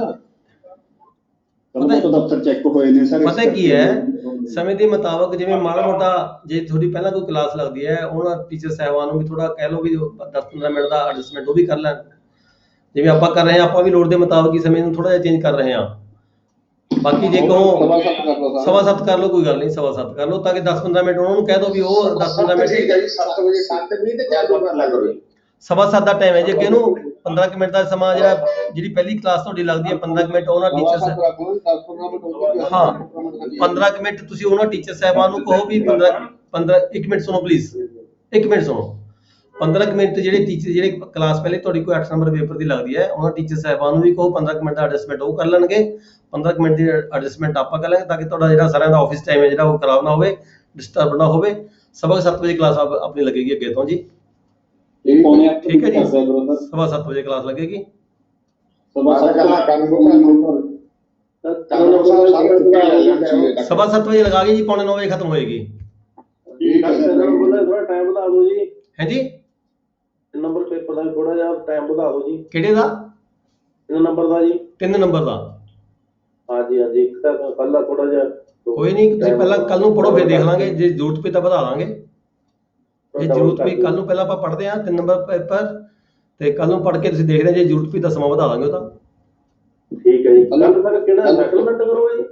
ਕੱਲ ਨੂੰ ਸੈਟਲਮੈਂਟ ਮੈਨੂੰ ਪੜਾਂਗੇ ਜੀ, ਠੀਕ ਹੈ ਸਰ। ਸੈਟਲਮੈਂਟ ਮੈਨੂੰ ਵਾਲਾ। ਠੀਕ ਹੈ ਸਰ, ਰਾਈਟ ਸਰ। ਸਰ ਸਾਰੇ ਬੰਦਿਆਂ ਨੂੰ 7:15 ਵਜੇ, ਤੁਸੀਂ ਆਪਾਂ 7 ਵਜੇ ਜੁਆਇਨ ਕਰਨਾ ਸੀ, ਬਾਕੀ ਸਾਰਿਆਂ ਨੇ ਕਿਸੇ ਨੇ 7:15 ਤੋਂ ਪਹਿਲਾਂ ਜੁਆਇਨ ਨਹੀਂ ਕੀਤਾ ਹੈਗਾ ਸਰ, ਤਾਂ ਹੀ ਤਾਂ ਲੇਟ ਹੋ ਗਏ ਸਰ। ਗੱਲ ਦੇਖੋ, ਮੈਂ ਤਾਂ 7 ਵਜੇ ਸਹੀ ਬੈਠ ਗਿਆ ਸੀਗਾ, ਪਰ ਜੁਆਇਨਿੰਗ ਨਹੀਂ ਹੋਈ ਪ੍ਰੋਪਰ। ਦੇਖੋ ਪਤਾ ਕੀ ਹੈ, ਜੁਆਇਨਿੰਗ ਪ੍ਰੋਪਰ ਨਹੀਂ, ਜਦੋਂ ਤੱਕ ਪ੍ਰੋਪਰ, ਮੇਰੀ ਗੱਲ ਸੁਣੋ, ਮੈਂ ਕੋਈ ਗੱਲ ਨਹੀਂ, ਜੋਸ਼ ਦੇ ਵਿੱਚ ਇਦਾਂ ਟਾਈਮ ਹਰ ਇੱਕ ਨੇ ਐਡਜਸਟ ਕੀਤਾ, ਕੋਈ ਜਾਣਬੁੱਝ ਕੇ ਦੂਜਿਆਂ ਨੂੰ ਲੇਟ ਨਹੀਂ ਕਰਦਾ। ਸੁਣ ਲਓ, ਚਲੋ ਗੱਲ ਸੁਣੋ, 1 ਮਿੰਟ ਪਲੀਜ਼ ਸੁਣੋ ਮੇਰੀ ਗੱਲ ਸੁਣੋ, 1 ਮਿੰਟ ਸਾਇਲੈਂਟ, 1 ਮਿੰਟ ਸੁਣੋ। ਦੇਖੋ ਗੱਲ ਏਦਾਂ ਹੁੰਦੀ ਹੈ, ਇਹ ਹੁਣ ਤੁਸੀਂ ਆਪਾਂ ਬੱਚੇ ਤਾਂ ਹੈ ਨਹੀਂ ਕੋਈ ਵੀ, ਸਾਰੇ ਬੰਦੇ ਹੈਗੇ ਸਿਆਣੇ ਹੈ, ਤੇ ਕਿਤੇ 5-10 ਮਿੰਟ ਦੀ ਇੱਧਰ ਉੱਧਰ ਹੁੰਦੀ ਹੈਗੀ ਹੈ, ਹਰ ਨੂੰ ਪਤਾ ਹੁੰਦਾ ਹੈ। ਫਿਰ ਦੂਜੇ ਨੰਬਰ ਤੇ ਆਪਣੇ ਕੋਲ ਆਪਸ਼ਨ ਹੈਗੀ ਹੈ, ਆਪਣੇ ਕੋਲ ਰਿਕਾਰਡ ਲੈਕਚਰ ਹੈਗਾ, ਠੀਕ ਹੈ। ਜੇ ਕਿਤੇ 10-15 ਮਿੰਟ ਕਿਸੇ ਦੇ ਲੰਘ ਜਾਂਦੇ ਆ, ਤੁਸੀਂ ਰਿਕਾਰਡ ਲੈਕਚਰ ਵੀ ਸੁਣ ਸਕਦੇ ਹੋ, ਕੋਈ ਐਡੀ ਗੱਲ ਨਹੀਂ ਹੈਗੀ। ਪਰ ਮੇਰੀ ਕੋਸ਼ਿਸ਼ ਹੁੰਦੀ ਵੀ ਘੱਟੋ ਘੱਟ 30-35 ਬੰਦੇ ਦੀ ਜੁਆਇਨ ਕਰ ਲਾਂ, ਮੈਂ ਤਾਂ ਕਲਾਸ ਸਟਾਰਟ ਕਰਦਾ। ਮੈਂ ਕਈ ਵਾਰੀ ਇਹ ਕੋਈ ਜ਼ਰੂਰੀ ਨਹੀਂ ਮੈਂ ਲੇਟ ਹੁੰਦਾ, ਮੈਂ 5-4 ਮਿੰਟ ਲੇਟ ਹੋ ਸਕਦਾ।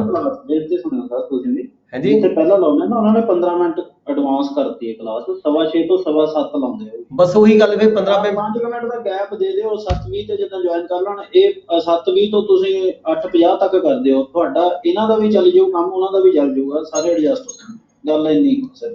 ਚਲੋ ਕੋਈ ਗੱਲ ਨਹੀਂ, 8:30 7:20 ਤਾਂ ਆਪਣੇ ਆਪ ਹੀ ਹੋ ਜਾਂਦੇ ਆ, 7:15 ਦਾ ਟਾਈਮ ਹੈਗਾ ਜੀ, ਬਸ ਇਹਨਾਂ ਕੋਲ ਠੀਕ ਹੈ। ਟਾਈਮ 7:15 ਦਾ ਹੈਗਾ, ਤੇ 5-4 ਮਿੰਟ ਤਾਂ ਲੱਗ ਹੀ ਜਾਂਦੇ ਹੈਗੇ, ਇੱਧਰ ਉੱਧਰ ਹੋ ਜਾਂਦੇ ਨੇ, ਕੋਈ ਗੱਲ ਨਹੀਂ, ਰੂਟੀਨ 'ਚ ਵੀ ਹੁੰਦੇ ਆ। ਠੀਕ ਹੈ ਜੀ, ਠੀਕ ਹੈ ਜੀ, classes over, thank you very much. Okay sir.